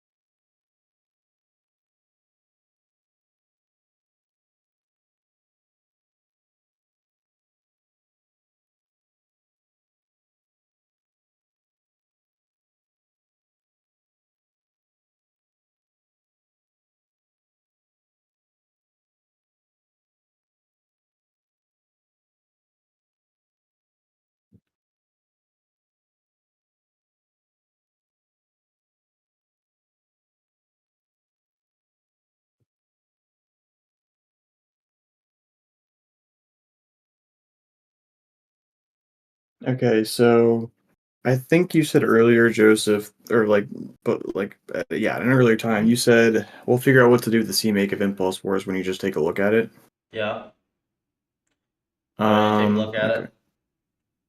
Yeah, you mind? I have tried to comment it All right. very I'll take a look well. at it. I want to spend Yeah. later tonight trying to do distributed training. But I Okay. will take a look at this now. Cool. Do you need me to send you a link? Yep. Is this Okay. graphs? Here, I'll send it in development Oh, in somebody asked a Discord. question. Oh, okay. Yeah, you can address that.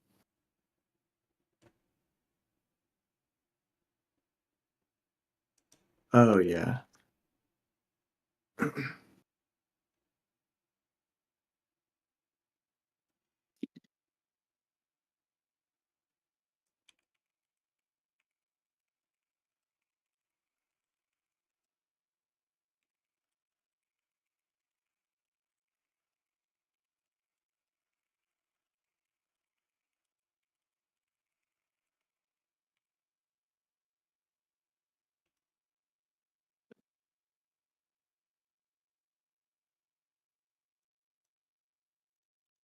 Dev.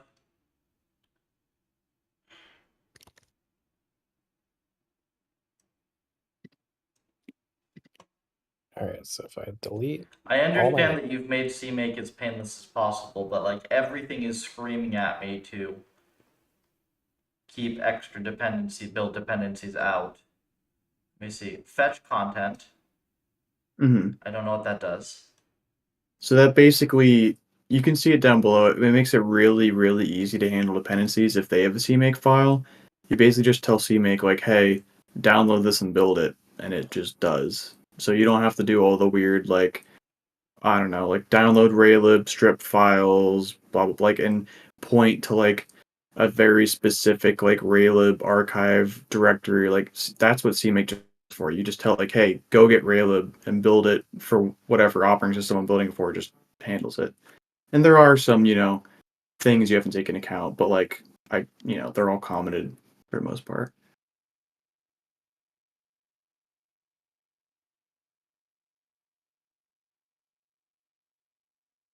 So basically, this is cancer. So the only thing that's like it like makes sense because it's in the other projects, and the only reason it makes sense is because it's already in the other projects. That's what you're telling me. So again, if we ended up using this for like multiple things, like you wouldn't really have to if you added multiple ocean ends for this, you wouldn't really had to add much code at all. Most of this is just like, I don't know. Well, you could slim it down. A lot of it isn't like all technically necessary, but stuff like C cache and blah blah, it just makes it See, faster. my But concern is the presence of this file is going to bounce users immediately.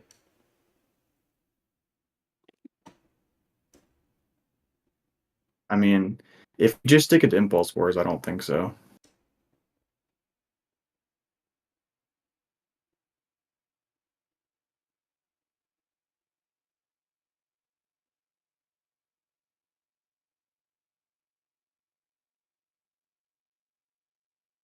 What in here is hard to do in a build script?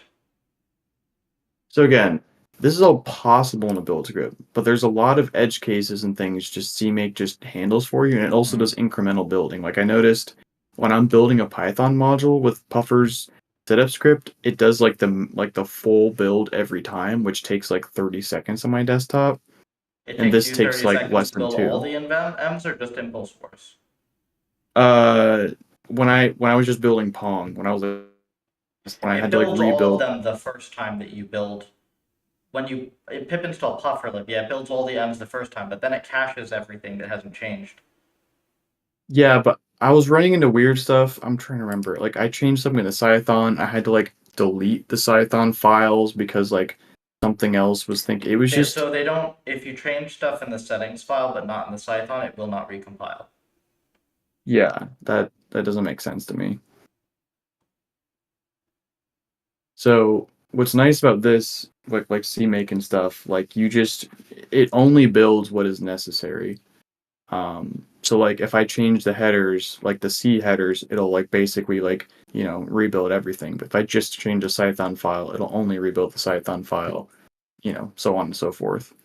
So, and I have it optimized so like when I am building the Python module, it's way faster. It's like less than 2 seconds for an incremental build versus like 30 seconds to do the full build from scratch, or like a minute or something.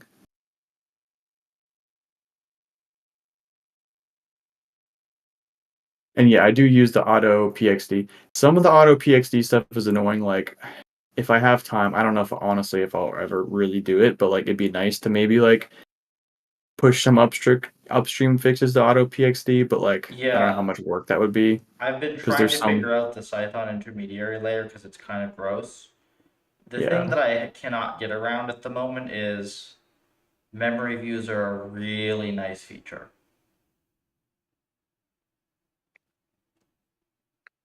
Can you not use them in CMake? No, it's nothing to do with CMake, it's the Or having sorry, Python Python. itself. Can you not use them in Python? I But meant. you My can't use them bad. outside of Python. That's what's the thing that's hard to replace. Oh, I see. Yeah. God damn it.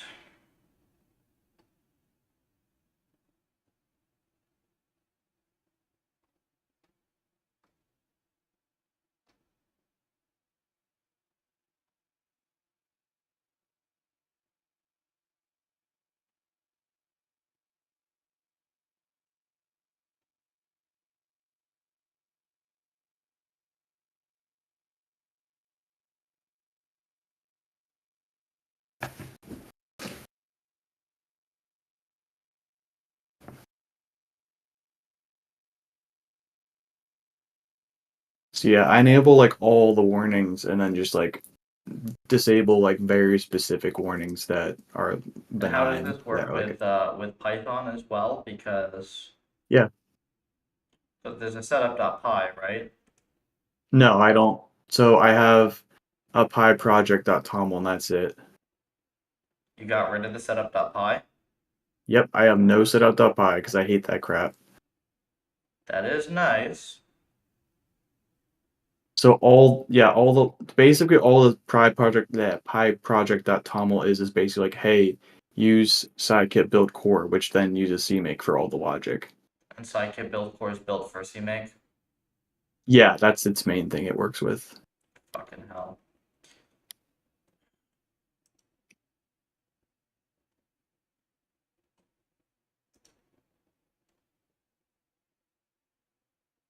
I can't get that thing to use a build script. I'd love to get rid of Uh that shitty setup.py, but every time I've tried to use like TOMLs, it just doesn't fucking work either. so yeah, I don't know how this would scale to like Puffer's size, but at least for me, like scikit build core was like a Well, we need breeze. to see that, right? Because, I mean, that matters because I don't want to have this and a fucking setup.py, right? Sure. And probably a build script as well for because fuck it. Yeah, no. Well, you still might want a build script, but all it would basically do, it'd be way shorter. It would basically just call the CMake with certain options. Like I don't know. Like it'd be like a few lines, like 10 lines or something. Just you want to build local or you want to build Python module, okay, do this. You want to build like the C file, do this. Yeah, like that's what I'm using Make for, but like Yeah, I'm not tied it's to Make. so obnoxious because literally the only reasons why we even have to look. Well, let me think. Reasons we even have to look at this stuff. What's the problem? Fucking linking raylib is a pain in the ass. Yep, Like and this fetching is and makes linking it raylib is a easy. pain in the ass. Fetching and linking box2d is a pain in the ass. Makes it easy here. I know. Um, and then what else is a pain in the ass? Getting the fucking Um, Python, getting it actually set up for Python, yeah. Which you can which is you this can thing. see yeah, so yeah, basically if you go up a little bit where it's like if Python whatever, like all that is Python specific. It's really simple. Like, And then we'd have to also somehow now figure out how to make this script run for all the environments. What is Pyro? Pyro? Bayesian optimization for PyTorch. Is that some like weird pip package I gotta find? Pyro, Torch Pyro, if you look it up. All right. How's everyone? Is that we are on What's up, stream Toast? for reference. Oh, hey, how's it going? Good, good, good. Oh, you're on stream? Yeah, you're good. It's fine. I'm just letting you know that you're on stream if you're chatting. Alright, It's fine. I mean, we're just chilling here and looking at a few different things. I mean, we've gone through the 3DN PR. We've looked at some of Captain stuff. Well, we're looking at the moment now with the build system for Puffer. And I'm like, Oh, it's tough, Captain, because the thing is, everything that you say can make sense, but my instincts are like screaming at me, like, this is where it all goes wrong at the same time. yeah, I understand your hesitation, honestly. Because it's like, this is the big heavy thing that makes, like, this is the big obnoxious thing that's going to piss everybody off who just wants to run their freaking, build SH and be done. This is it right here. Well, I understand that because like, and again, like I'm not like any big CMake lover. It's just like it can be obtuse and annoying, but like I don't know. In my opinion, it's the best tool for this job. Is it I don't know. Yeah. Can we use it just to fetch? Can we use it to fetch like the correct dependencies and handle the Python side, and then leave the build script with the flags? So instead of the build script calling CMake, CMake calls the build script. That way you can have a build sh standalone that you can run on the C code once you've downloaded everything.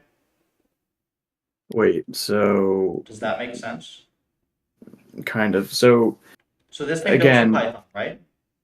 yeah, this thing builds my Python and like just the CM itself, like just the C binary. Well, does it This build? builds everything. Those are two different things, isn't it? Because there's .h and there's the binary. There's going to be a runnable executable for the .c file. Yes. It builds Yeah. both. Yeah. So go what ahead. if? Okay, so the building the binary portion is not actually that bad if you have the correct installed versions of everything locally and assuming that you don't have to deal with Python, right?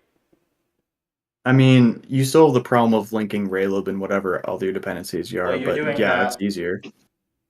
Where are the flags for that? Word flags for what? I don't see Raylib anywhere. Keep going down. Is it just It's when I fetch Raylib. So that's the thing. CMake just handles it all. I just tell it, hey, go get it and like figure it out for me, and it just does it.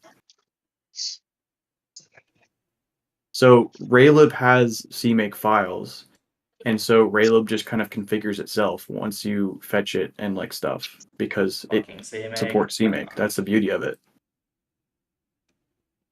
So the only configuration of Raylib are these kind of options that are right below when I fetch it, and a lot of those I don't need.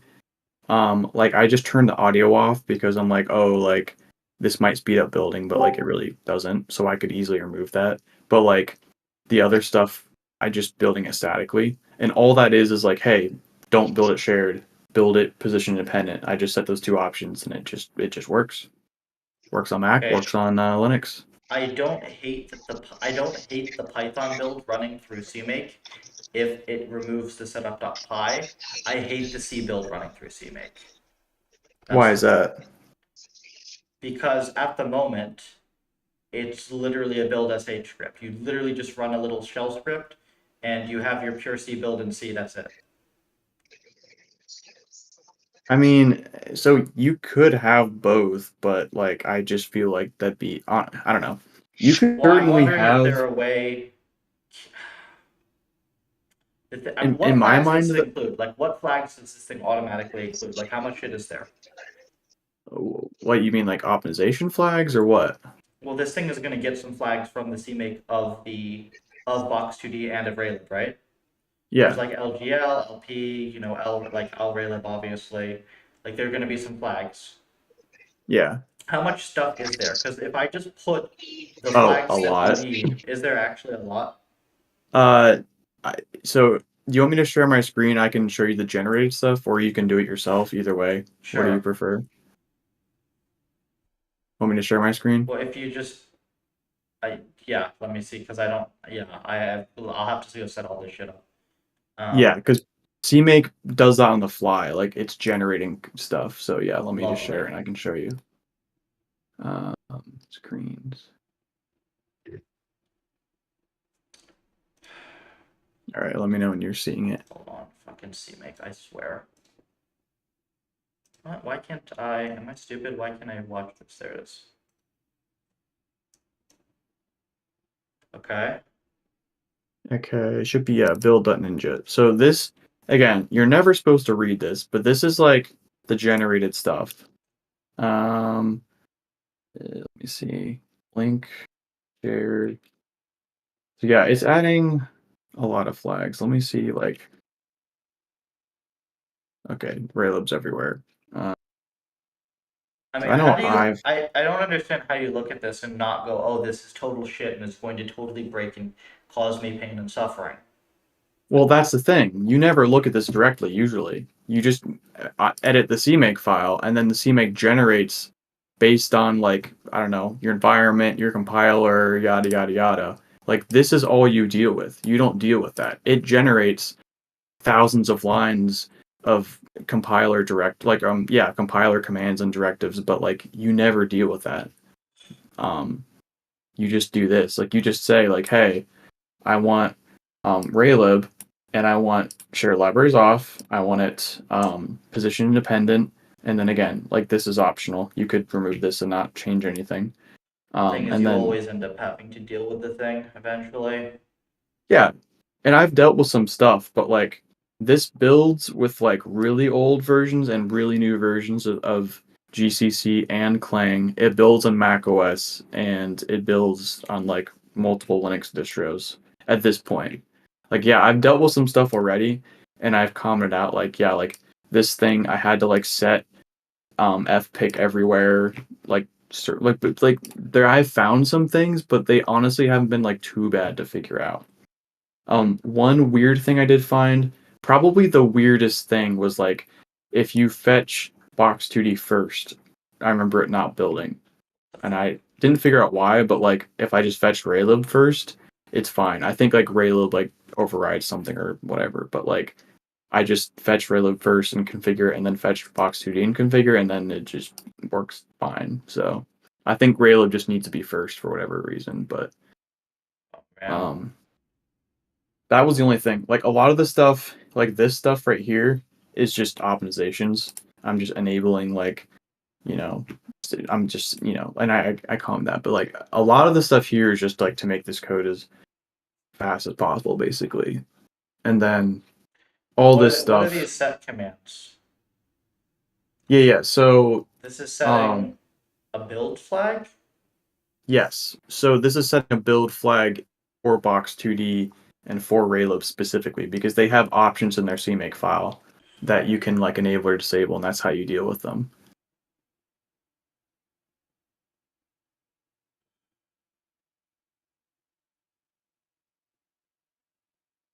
So like in Raylib, for example, if you want to not build the audio module, you have to first turn on customize build, and then you have to say use audio off, like for example. And this is like specific to Raylib. If you were building this from, if you're just building this from source, wouldn't it just be a flag? Yeah, but it passes the flag for you. It sets the director for whatever for you. It doesn't do This your is just for how you, you you interact type with out it a in big CMake. set command. Set is CMake specific. But I mean, it's very easy to understand. It's basically just like passing. Well, yeah. I mean, yeah, you're just setting a CMake option basically. Like they declare these as options, or I think yeah, a flag or something. Yeah, they declare these as like CMake options that you can change, and then you just change them if you want to.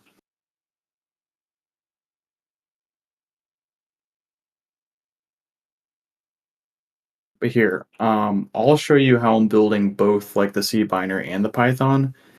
So basically what I did is I have this like if statement here, and basically you could easily do this to shell script. Basically you just call the CMake, and then if I want to build the Python module, I just define build Python module. If I want to build the executable, it's just for me build demo. I have build demo, and then it goes in here and does that.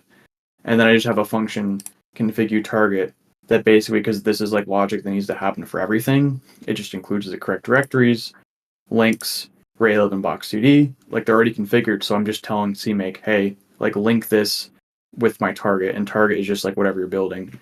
And then here I'm setting compiler options, but this is only for impulse source code. So what this is basically saying is like, do not apply where, wall, extra, whatever to box2 and Raylib. Only apply that to my code, which is nice because it's hard to do that sometimes with 'Cause, just yeah, like that so is yeah, annoying. CMake makes that really easy. And for example, like in here, I can go through how I'm building the Python if you want. But for example, you can easily like, okay, so impulsewars.c is a generated C Python file, right? This is the generated C source file from Python. And there are some like pedantic warnings that pop up because of it. So I just say, okay, for this file only, disable pedantic. But it's really easy to do. But all of my code that I personally wrote has like pedantic warnings enabled. But I just disable them for this one file. Like I don't even know how you do that, like on the shell, like on the command line or whatever. Maybe you could, but you just probably have to run like multiple commands, and then like it just be annoying. CMake just handles this for you. Again, I'm not saying this is like the prettiest or like whatever, but that's why I try to like comment as much as I could, just so it'd be a little bit easier for me and other people to understand when I come back to it later. But yeah, this personally to me is much more maintainable than the setup.py. And so Well, honestly, like, I didn't even bother trying to get the setup.py working with box2d properly. yeah. So let's see. But Basically, I'm this wondering how different they would be if I actually tried to do that. you can try it if you want. So all the stuff I just removed, that was like the auto PXD2 specific. This is literally like all you need to build the Python. That's it. You just find Python, and that's nice because it just like finds it for you. You don't have to like. I mean, it does a little bit more than just finding it in its path. It's nice. Um, just find my headers. Like, what headers do I want to? Actually, this is also auto PXD specific. So okay, find Python, transpile Python to C. This is assuming like you add all your stuff to the Python pile like you're doing right now, and then you just add the library that actually builds the Python library. This is my custom. This is my logic that goes into like configuring, like I said before, just all the stuff that's done for anything I'm building, and then I just install it. I bet that's basically just moves the shared object file to the correct directory. It's really simple.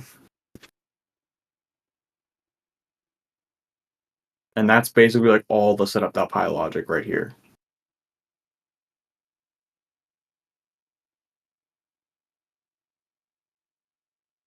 I don't know how tricky this would be to get working with Conda, honestly, but yeah, I don't know. Wait, does this have to move everything into a source stir? What do you mean? I'm trying to think. Like everything that's building? Yeah, are you moving all this C into a source stir? No, you can put it wherever you want. Like I have it in a source store, but you just tell it where it is, so you can have it wherever you want. So the reason I don't have a source stir is because every environment still has a Python file attached to it. Yeah. So you'd have to mirror the structure, which is kind of disgusting. So there, if we wanted to do this for Puffer as a whole, there are like two solutions you could do in terms of like, handling like building all these different environments. So what you'd probably happen is you'd have like one CMake, one CMake list file at the root, which basically like all the logic basically, and then you'd basically Well, I'm not doing what you'd that because probably nobody's gonna freaking submit. Nobody's gonna bother no, doing but that shit to. You'd have to be able to do it from the toml, like specify M specific options. well, we maybe could do that because what I'm saying is like basically, but what I'm thinking of, the users would not need to modify the one main CMake file, or if they would, they literally need to add like one line. Um, so what I'm thinking out of the box at work, maybe we could like jerry-rig something up or add something to a toml, but like what I I'm just mean thinking add of, your so just package, like, right? Like you add huh? your package to the toml and it gets picked up by the CMake. Yeah, I don't know how that would work. Like maybe there's a toml parser in CMake, but that would honestly like bloat the CMake a lot. No, no, I So mean base like because you specify extensions in the toml, right? oh, in the So you Pi just spec project toml? yeah, so you would just specify your specific environment as a toml, I would assume, right? So this would be No. like Well, no? well, That's actually how I'm I've not seen it done sure. with scikit build with GPU drive is what they do. You Hmm. specify specific packages. You know, now I'm not sure actually how to handle this for like multiple packages because I was just thinking of like how to build the CMake code, but now I'm not sure. Honestly, what we might do is just have one like giant shared library or shared object that's built with like all the M code. That might be easiest. And so there's basically just like one Now, do you have Python. to load? Do you have to then, if we do that for the web build, do you have to load all the M's every time you load an env? Well, you could probably structure it. Well, then, yeah, that no, then you could do it so you're only building what MV you want. You could, yeah. I'm just saying for the Python side, you'd probably just build it all in one big shared object. That'd be easiest, I think. Okay, well, we'll have to look here because I mean the thing is, like all of these are gonna have to be things that are fixed because this is a big like extra bloat being added. There has to be a damn good reason whenever I'm gonna look at something like this, right? Yeah, So no, I I see understand that. it's like everything you're saying can make sense, but like it has to. I mean, I apply a very high threshold, and I know, oh, it's CMake. It's literally used by everything, right? But it's like, okay, cool. Like a lot of things use a bunch of garbage. Right now, there's a build sh script. If I were to spend a bit of time, I could get box2d working in there as well, right? Uh, Hmm. and then literally you have just a shell script with a command. And it doesn't have like 1,000 lines worth of generated flags. It has these specific commands, and it builds locally, it builds for web, it builds for Python, everything, right? So, yeah, what I think you could potentially gain from this is your main so once you become even like a tiny bit familiar with this, like you shouldn't really have to change too much. Personally, I think it would honestly for you, not for the user. Well, for users, it on like ideally be like nothing much changes. I think for Nothing users, much. they see a CMake list dot text and they get pissed off that there's a CMake list dot text. Yeah, but so okay. What I'm thinking about like what a user would have to do, like how they would have to interact with like changing the CMake would be basically they create a new CMake file in their directory, and just hear me out, that basically only have, okay, like here are the locations of like my source files, and that's it. So it They're basically not just, going to and do we that. that's not, they'd be like 5 lines. That's not harder than like writing, like learning Mm. Python and copying all that. And then all they do, it basically be like this. Where do I have this? Well, the Python side I'm not happy with either, to be fair. But it basically just be like something like, okay, like my header files are here, and then like my 1C file is here. It basically just say, hey, like add this file, add this file. It'd be like, I would three hope to that we five can get lines. rid of that because I think that that would be TOML packaging. I would hope. Well, no, but the way CMake works is like you could recursively glob for stuff, but I No, was no, no, reading not like that. recursively glob for stuff. I think that there's a thing with scikit build that lets you specify multiple sub packages in the TOML. even if that is so, you'd still have to tell CMake like what files you're building. So Well, it would just be like you tell it what the package is, and it would just take that and it would use that as the path, because they're all in the same spot. They're all the same relative path. It's ocean slash whatever the name of the package is slash yeah, that I thing know. dot c or dot h. I don't know, maybe, but I don't I don't think that would work for yeah.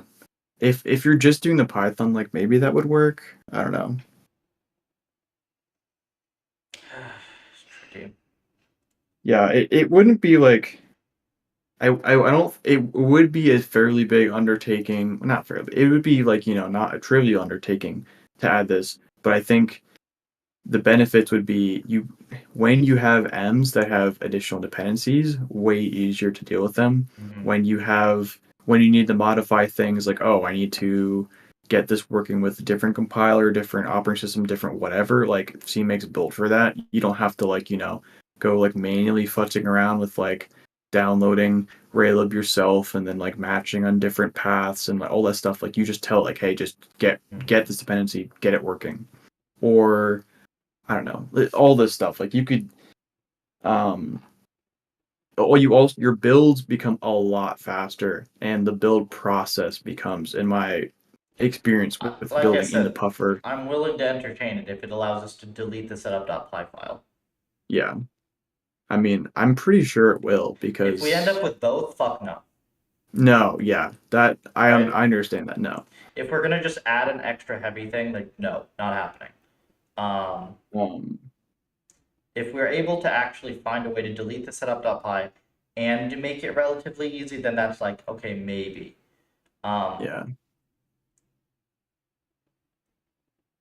Heck, I mean, ideally this thing could just generate us like a not 1,000 lines, like a short command that you could then just run to compile the individual files if you wanted to as well. That would be nice.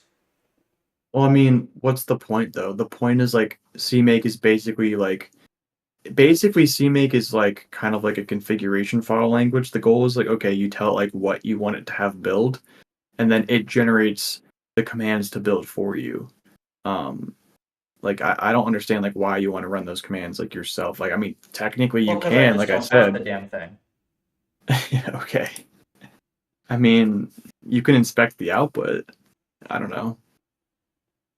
I mean, not Like if you it can gives you inspect. mangled garbage. I mean, I have this problem with Python right now. It's all fine until something goes wrong and gives you a garbage error, and then here, you want to figure out that error? Enjoy your 30,000 lines of just absolute dog shit C that it's written, Hmm. right? Yeah. So to And then be it fair on sucks. that front, I understand that. Um, Yeah. The the CMake specific errors like aren't terrible in my experience. Like they're not necessarily anything great, but they're not terrible either. Typically, if you have some kind of like error with CMake itself, you won't get to generated phase. It'll just tell you like something's wrong with your CMake. But if you're having build Yeah, and issues, then I guess it's mostly version stuff, but I like every single project I've ever had to use CMake with has had a CMake specific problem. hmm, So, I mean, that's my bar at the moment is every single project, and some of them have killed the projects as well. Like their setup just didn't freaking work, yeah, and on like whatever systems, and it just killed the projects. yeah. I I mean, think Gridley is a great example. I think Gridley has like Ridley. their install is a pain in the ass because you have to like link. I think they have CMake and they have to build Vulkan or something with it, and it just doesn't Mm, work, and nobody uses it now. And it's like the best project ever by one of the best engineers I know. hmm, Oh man, I had trouble with the Vulkan. I know what you're Yep, there you talking go. about. There you go. Yep. yeah, So I mean, this is yeah, like honestly one of these things. This was a big part of the motivation for seeing if we could get a single file version of Box 2D is just not having to deal with linking it or anything, right? We just have like a puffer, like a small set of PufferLib files that we have maintained, and then we just have really easy building with it. yeah. I mean, the more I've done stuff with Box 2D, like you could do that if you wanted to, but I would honestly not recommend it because, like, yeah. So the current version of Vox 2D that like 3.0 that is written in C, because as before August of, yeah. 2024, it was like C++. Mhm. And it's pretty new. Like the author is changing stuff like basically weekly, like adding to the main like dev branch basically. And he takes in like requests and stuff. So like it's changing all the time. Like yeah, you could okay, like I'm just gonna take like whatever 3.0 we're on and just kind of How like much make stuff my is own. there in Box 2D? There's a decent amount, but what I'm saying is like there are like he's adding bug fixes and performance improvements all the time. And so if we made our own version, it'd be very hard to integrate that. And it's not like, oh, this is like a dead library that's like never updated. Like I said, he commits like weekly. And so you don't need to pull those changes in weekly, but like it's an active library and you'd want to be pulling in like, for like updates and stuff. We'll also have I'm to working figure off out longer term this is like a very nice package for what it is. Um, I want to figure out what this gives us in terms of like Box 2D. physics stuff that we can use in the future. Like what types of environments will this let us build? I mean, I don't know how to answer that exactly, but I can kind of go over like some of the features I know it has. Well, I mean, the document I that mean, the stuff is main probably better to limitation being explain it's a that. 2D engine. Yeah, it's specific for 2D, but I We are mean, going to do more it's 3D stuff. it's optimized for 2D though. So if you're doing 3D, if I you don't had see like how it one could general, possibly be optimized for 2D when in a lot of cases you're just adding an extra. I mean, you're just adding an vect like Vec3 versus Vec2 operation in a lot of the cases. I'm not a physics guy, but from what I understand, it's not that simple. It depends what you're doing. Yeah, it does, but um, I'm I'm pretty sure from what this guy said, it gets way more complex, way fast, like really fast with 3D physics. And he does it in 2D only because he does 3D for his day job, and this is just easier to mess around with. And apparently, he's worked on stuff like Overwatch, like Tomb. I don't know. This is stuff you just mentioned offhand. Like he's worked on some like high profile games. Like he's pretty well known. Let me He's just pull really out my cool. latest like play the game ragdoll across the scene. Yeah. No, So that yeah, game like this guy generally knows what he's works. talking about, basically. But That drives yeah, me I don't know. insane that you can't just get like whenever there's a thing, right? Like 3D physics. I want like 3D physics.h that just solves that bloody problem. I This get is that, but pretty like close to 2D physics.h, but not quite there. yeah, but developing with one giant file would be a nightmare because Well, I don't mean like literally, but like, okay, yeah. this is freaking tiny. This is tiny. Yeah, this is not a tiny library though. It's tiny. Like, why? Okay, but I then here, mean, if you're gonna have all these files, fine, but then why is the build process hard? if you're using CMake, it's not, and that's what he kind of expects you to use. If you're So using don't. CMake, it's just hey, fetch it and blink it.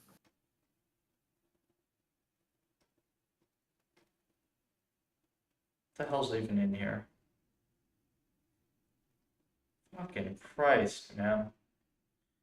Yeah, I don't like understand. I my don't understand how anybody can look at this and say like, oh, this is a great way to build your software.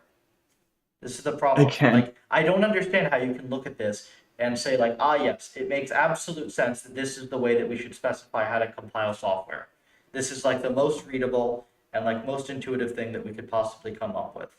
no, I'm not disagreeing with you. But honestly, like, so I don't think you have any experience with Go, but like whenever I do write Go for my day job, and with Go, there is no build system. You just have like source files, and you basically just like you just build it. You have like one file at the root that says like this is the name of like the overall like package or whatever I'm building, and then everything kind of like you have your main like like entry point file that includes like imports everything else, and that's And it. that's it. Great. Like that's all there is. And I'm like, C is just so old at this point. Like I don't know, like all this stuff is it's never gonna change. It sucks. But yeah, no, I don't disagree with you. Like this stuff sucks that it's necessary, but like I think Well, if it's when you're just like using it's bizarre. Like, and the thing is that every time anybody tries to fix it, they make it worse. So yeah, it's it's not really solved problem, but like I think CMake is the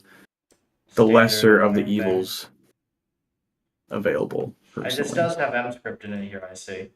yeah, it does support like you can build Block 2D for web. I haven't tried yet, but people do it with no problems. And yeah, I do Do a we have fork to of it. use if we use CMake for the dependencies? Does that mean we have to make use CMake for our shit as well? What do you mean? So Like, can we have a CMake file that says run this shit for Raylib, and then we just have like a build command for ours? Like, do we need to have a bunch of stuff for PufferLib that does this shit for our dependencies? Or can we have our dependencies just be, yeah, these flags done? yeah, no, like how basically you just do it like how I'm doing. You just say fetch this, and then if you need to set options, you set them, and then you tell it to link it, and that's like it. And there's so much dumb shit in here. Look, they literally have editor-specific stuff. No, I know.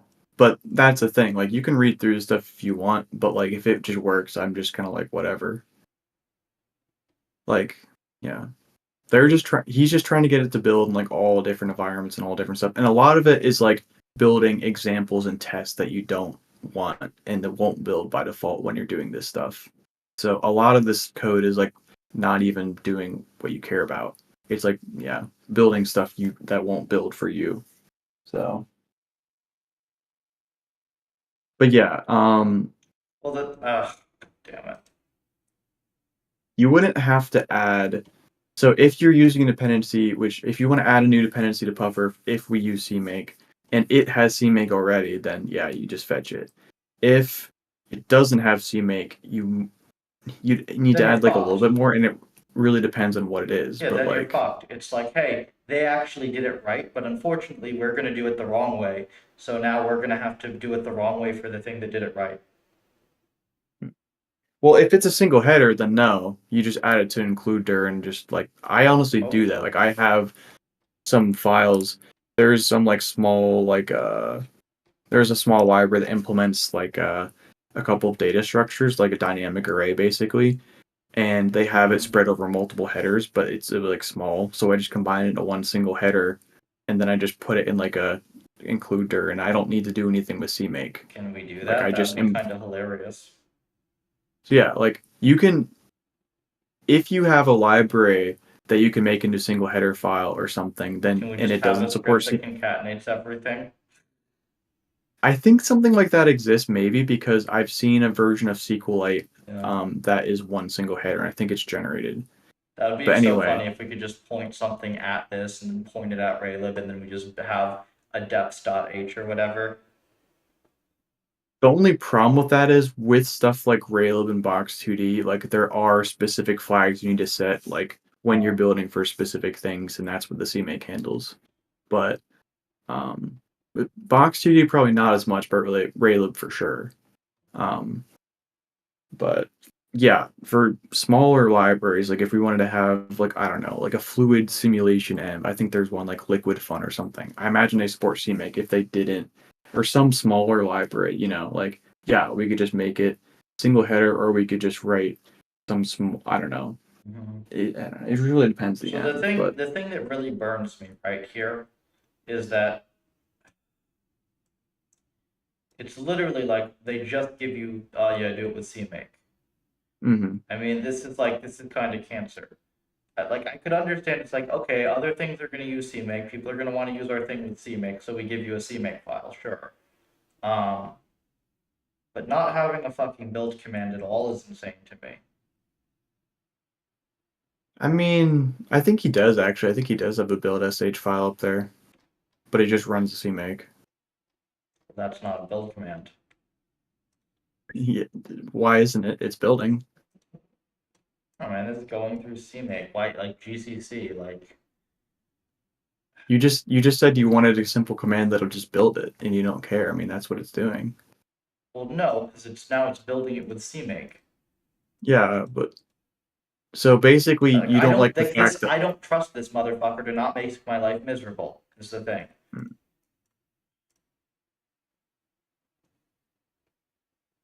That's Yeah. the problem. That's the problem.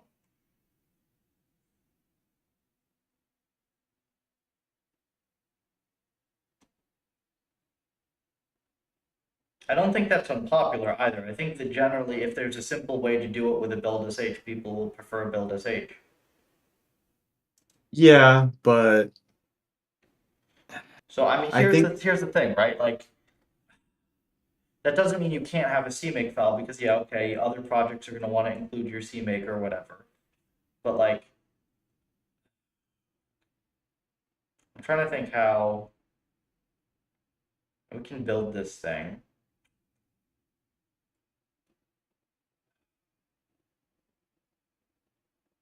Damn it. I mean, how's Raylib do this? Because they do this, don't they? sorry, what was that? I mean, I think Raylib does this.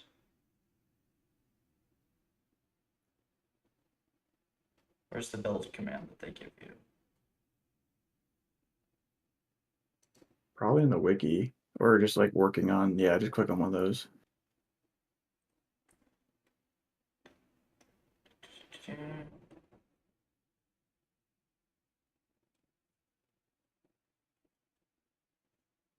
You can build. Oh, you build with make, and I think make just calls CMake.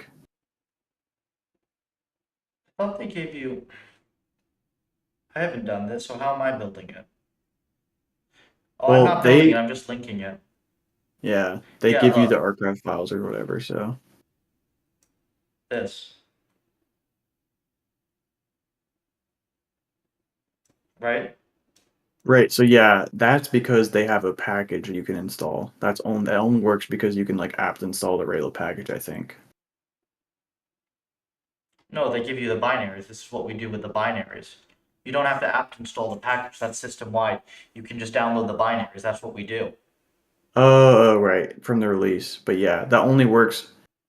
But yeah, if they didn't provide that, it'd be really annoying to Well, we build can without just, CMake. I mean, we can literally take this thing, right? We can build a binary for it. And then we can just pull that, can't we? I mean, sure, but you have to do it for Linux and Mac. That's fine. I mean, don't know. can we do a thing with like the GitHub CI that just grabs this and ships us puts a binary somewhere? I mean, yes, but that now you're kind of outsourcing CMake and making it more complicated, Well, in my no, all I'm opinion. doing is I'm saying, hey, this thing, they don't ship binaries, I want binaries. Right? So I include two Yeah. binaries, and then you're just gonna have a few flags to link them and you're done. Right? So If you don't have to the build only this, it thing, gets simpler, doesn't it? If you do not have to build this as part of the package installation, which I think is better. I think it's better if you don't have to build dependencies from source as part of your package installation.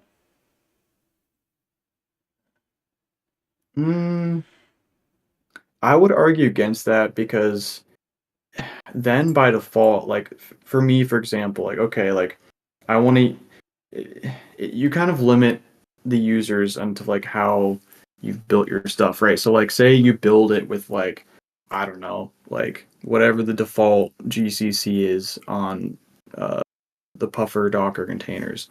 But I'm using like Clang 20, which came out like Clang 20.1 or whatever, which came out like last week or something because I want like the absolute fastest stuff. Well, now, I'm using some code which is built with an old compiler. It's not going to be as fast. So if I want it to be faster, I'm going to have to like rebuild it myself. Or for some reason, if that binary doesn't work on my system for whatever, like, you know what I mean? Like, I don't know. Yeah, I There's a mean, but reason. on the flip side, right? If you're just your standard user and you have some other compiler that's slower, then you're screwed. Like if you run this thing through Condesi compiler, you're just fucked. If people, my opinion, if people are going to use Condo, like, just don't. Yeah. Like, it's not really hard to switch to anything else. You're Um, severely overestimating the technical competency of researchers. These people don't know half of them don't know how to use Docker.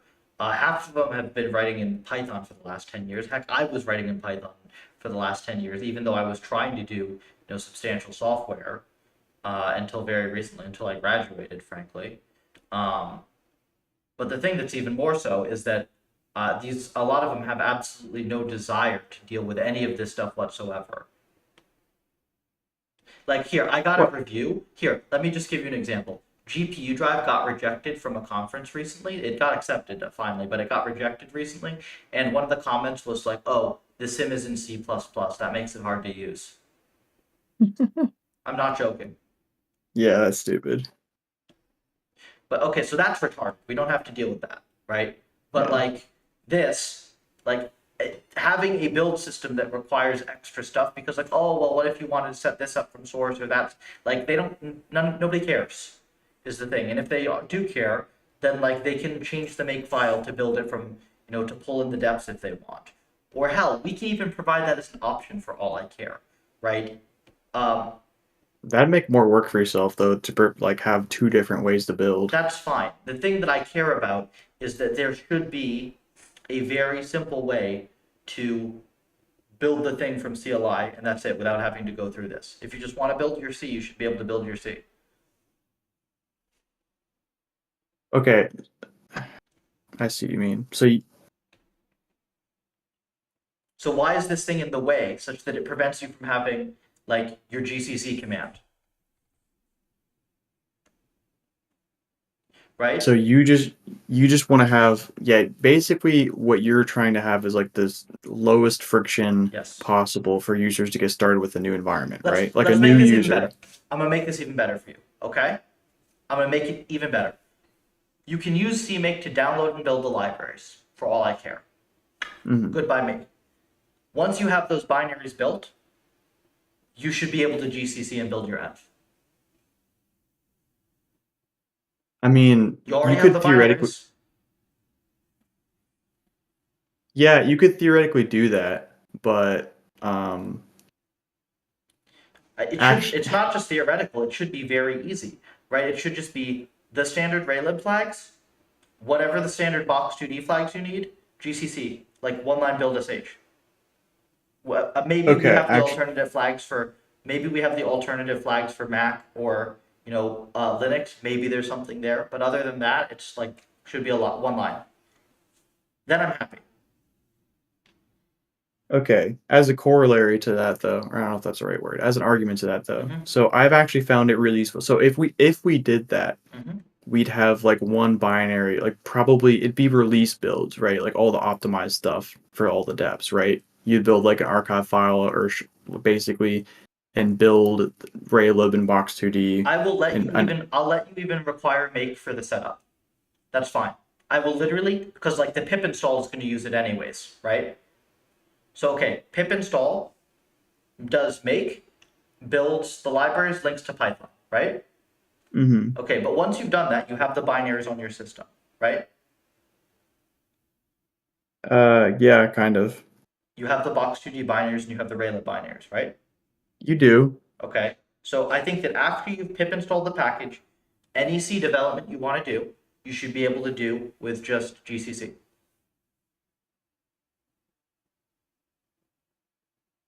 So again, I don't really understand why you don't want to use CMake to develop if the friction for new users was incredibly low.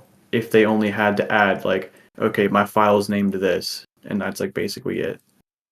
I mean, you require more for Python and stuff. It's easier to screw with flags and test stuff just running GCC, and there's one less thing that can go wrong. It's not running through CMake. I don't know. I mean, honestly, it's the simplest possible thing, right? Is here's your C file, here's your GCC. This thing has downloaded your libraries for you, and there you go. okay. I mean, yeah, I mean, you could totally do that. The only, and again, I guess if you provide a hybrid way to build this to solve this, but the only downside to that, because like me, because Box2D is very complex, I found it very useful for when I was building with the address sanitizer. I built everything with the address sanitizer, like Box2D included, because there were certain errors like I wouldn't have caught unless the address sanitizer was sanitizing Box2D itself. if it's only sanitizing my logic, like I wouldn't have caught some stuff because, yeah. So like, I don't You know. can do that. There, That's fine by me. You can build the dependencies however you'd like. yeah, it just gets complicated though if you're having this like single file thing, and I don't know. That's where it makes it like You can do that it in just CMake. I'm fine with you yeah. doing that in CMake, right? For development, please CMake dot dot whatever debug, okay? And that will enable fsanitize for dependency libraries that are known to be finicky. For release, CMake dot or CMake dot dot no release, like no or dash DC release, whatever the flag is. That's fine. But the thing is, I still want you to have a GCC command. The GCC command does not have to rebuild the dependencies, right? Yeah. It just has to statically link raylib, box2d if you need it, whatever we're going to use. And we could even make it not be duplicated, right? Because that script, that build.sh script, I can just have end variables in there, which are just like, box2d Linux flags, raylib Linux flags, whatever, box2d Mac flags, so on and so forth. Anything that's like specific that you needed to specify manually, you can grab that from CMake if you want. How would you grab flags from CMake though? How would that work? Like I understand building the archive file with CMake and like copying that somewhere where you could build it as GCC. That makes sense. But what do you mean like you just get the end variables from the shell script if you want. Or heck, you can set them in the CMake, doesn't matter. you're still talking about building a dependency, right? Yeah. Yeah. So you'd use CMake to build the dependency like archive files or shared objects, but I'm assuming you'd want to statically link. Static, And then yeah. It's just less goes wrong with Python. yeah. Python puts shit in weird Um places. well, we're talking about like building these for development purposes, so It still puts it stuff would in weird places. It'll sure. like put the Okay. egg link in a wrong place, and then what happens is you'll go to test your script from outside the Python directory and it won't link. Yeah. Yeah, fair. So yeah, well, static link, not a problem. Mm-hmm. So yeah, okay. So we'd have CMake that would build the Python package, and then it would also build archive files of the dependencies that you want to use for when you're developing the environments. And It so you doesn't could have run to a build. It doesn't. I mean, that's one thing we could do, and then you could just pull those. But I think that's better because there's less that can go wrong. But exactly. let's start with this, right? Here's the simplest possible thing. We try to come up with a simple CMake build, Mhm. right? That pulls the dependencies and builds them. But since they're being built statically anyways, we still provide a build sh, so that when after you've cloned the repo, you've pip installed the repo, you should then be able to use the local build command to keep all your dev in pure C with just GCC or Clang, whatever you want to use, and not have to go through CMake. Yeah, no, I understand what you're saying. That seems like a pretty reasonable middle ground. If you think so, cool. Oh, I know I'm being completely unreasonable at the same time. I'm well aware. But I could be completely wrong here, but my intuition is always to apply a very high cost, so to speak, for each added bit of complexity, even when it's something as standard as CMake. No, I understand. It has its warts and like yeah, like there's the potential like yeah. No, I know, I get it. Like honestly, even the Cython inclusion might have been a wrong decision. You know what happened with Cython? What happened is at first I started building Neural MMO3 in Cython, and I thought, oh, this is awesome. Researchers can just like write Python-like stuff and have it be fast. And then I realized that it's literally easier to just write it in C, and Cython isn't even actually a useful middle ground, but we got stuck with it because it's still the best way to do bindings with NumPy arrays. Yeah, no, I don't think Cython was the wrong choice, honestly. I don't know. I would But- love to have something simpler because anytime we do any code in Cython, it's a pain in the ass to debug. The error messages suck, Yeah, no, you're not wrong there. right? This is why the C was easier, right? Because C gives you real error messages and compiles instantly. Yeah.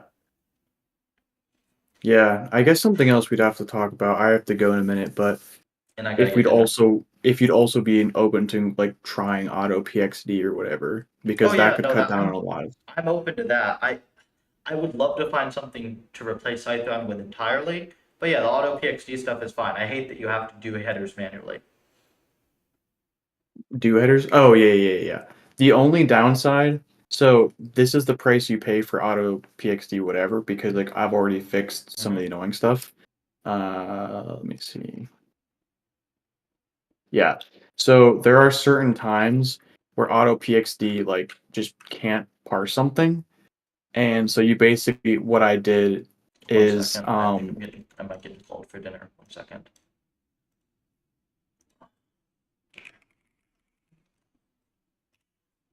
Yeah, okay. Yeah, last thing here. What did you say? You got to do all if I'm saying enter. is basically like the only price you'd pay that I know of for users, the users would have to do anything. There may be certain, like there will be certain piece of code that for whatever reason auto PXD can't parse because it's stupid. I'm trying to remember what code here, but there's some code in this function. The auto PXD is like, yeah, I don't know what to do with that. So you just add like an if def Oh, around the jeez. function, like that's it. That's all you do. That's so annoying. It is Having annoying, build but the system side, like build time stuff that's just screwy is just so obnoxious. But in this case, it's pretty benign because like it's very easy to say like you could add something to README or somewhere, just like hey, if you're getting this error, and it tells you like hey, at this function at this line, I can't parse this, and the error is not particularly clear, but it does tell you that. So you just say okay, if you're getting an error that looks like this, like add this line, add All this right. line, go about your day. Like We it's can pretty consider easy. this. This should be part of though a larger look at what bindings system we're using because I don't know Fair. about Python longer term anyways because people are like consistently hitting shit with the Python. It's Yeah. just Python in theory is amazing, but their error messages just suck. And Yeah. like it's not it's been a project around for a long time.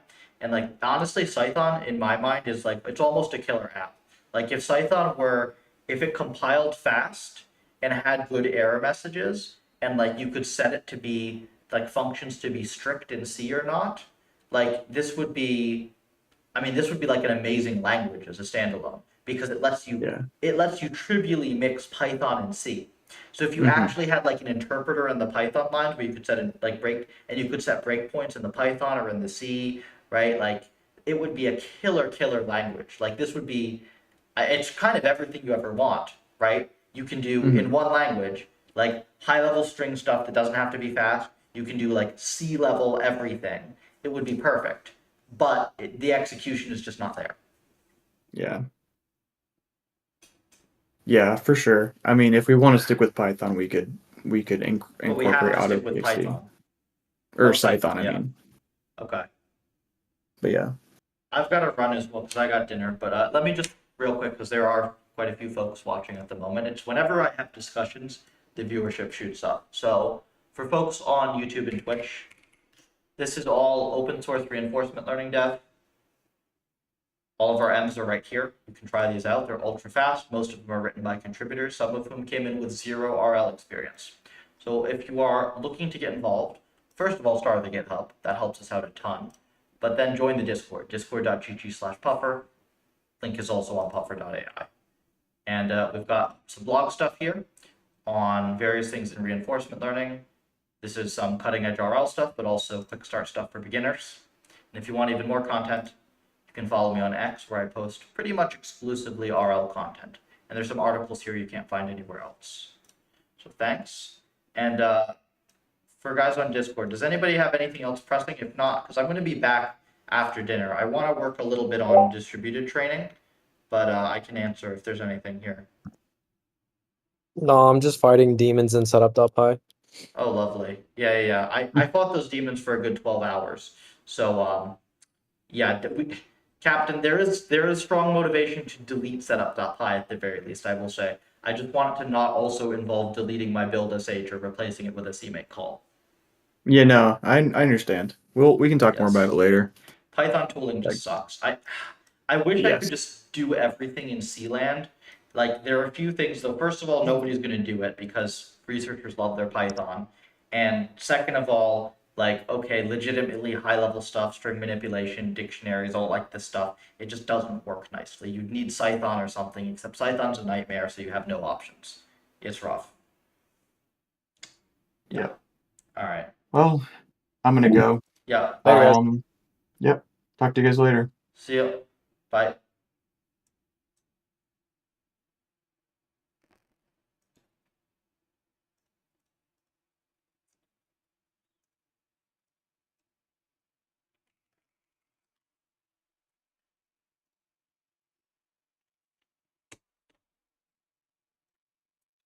Okay, see you folks, thank you.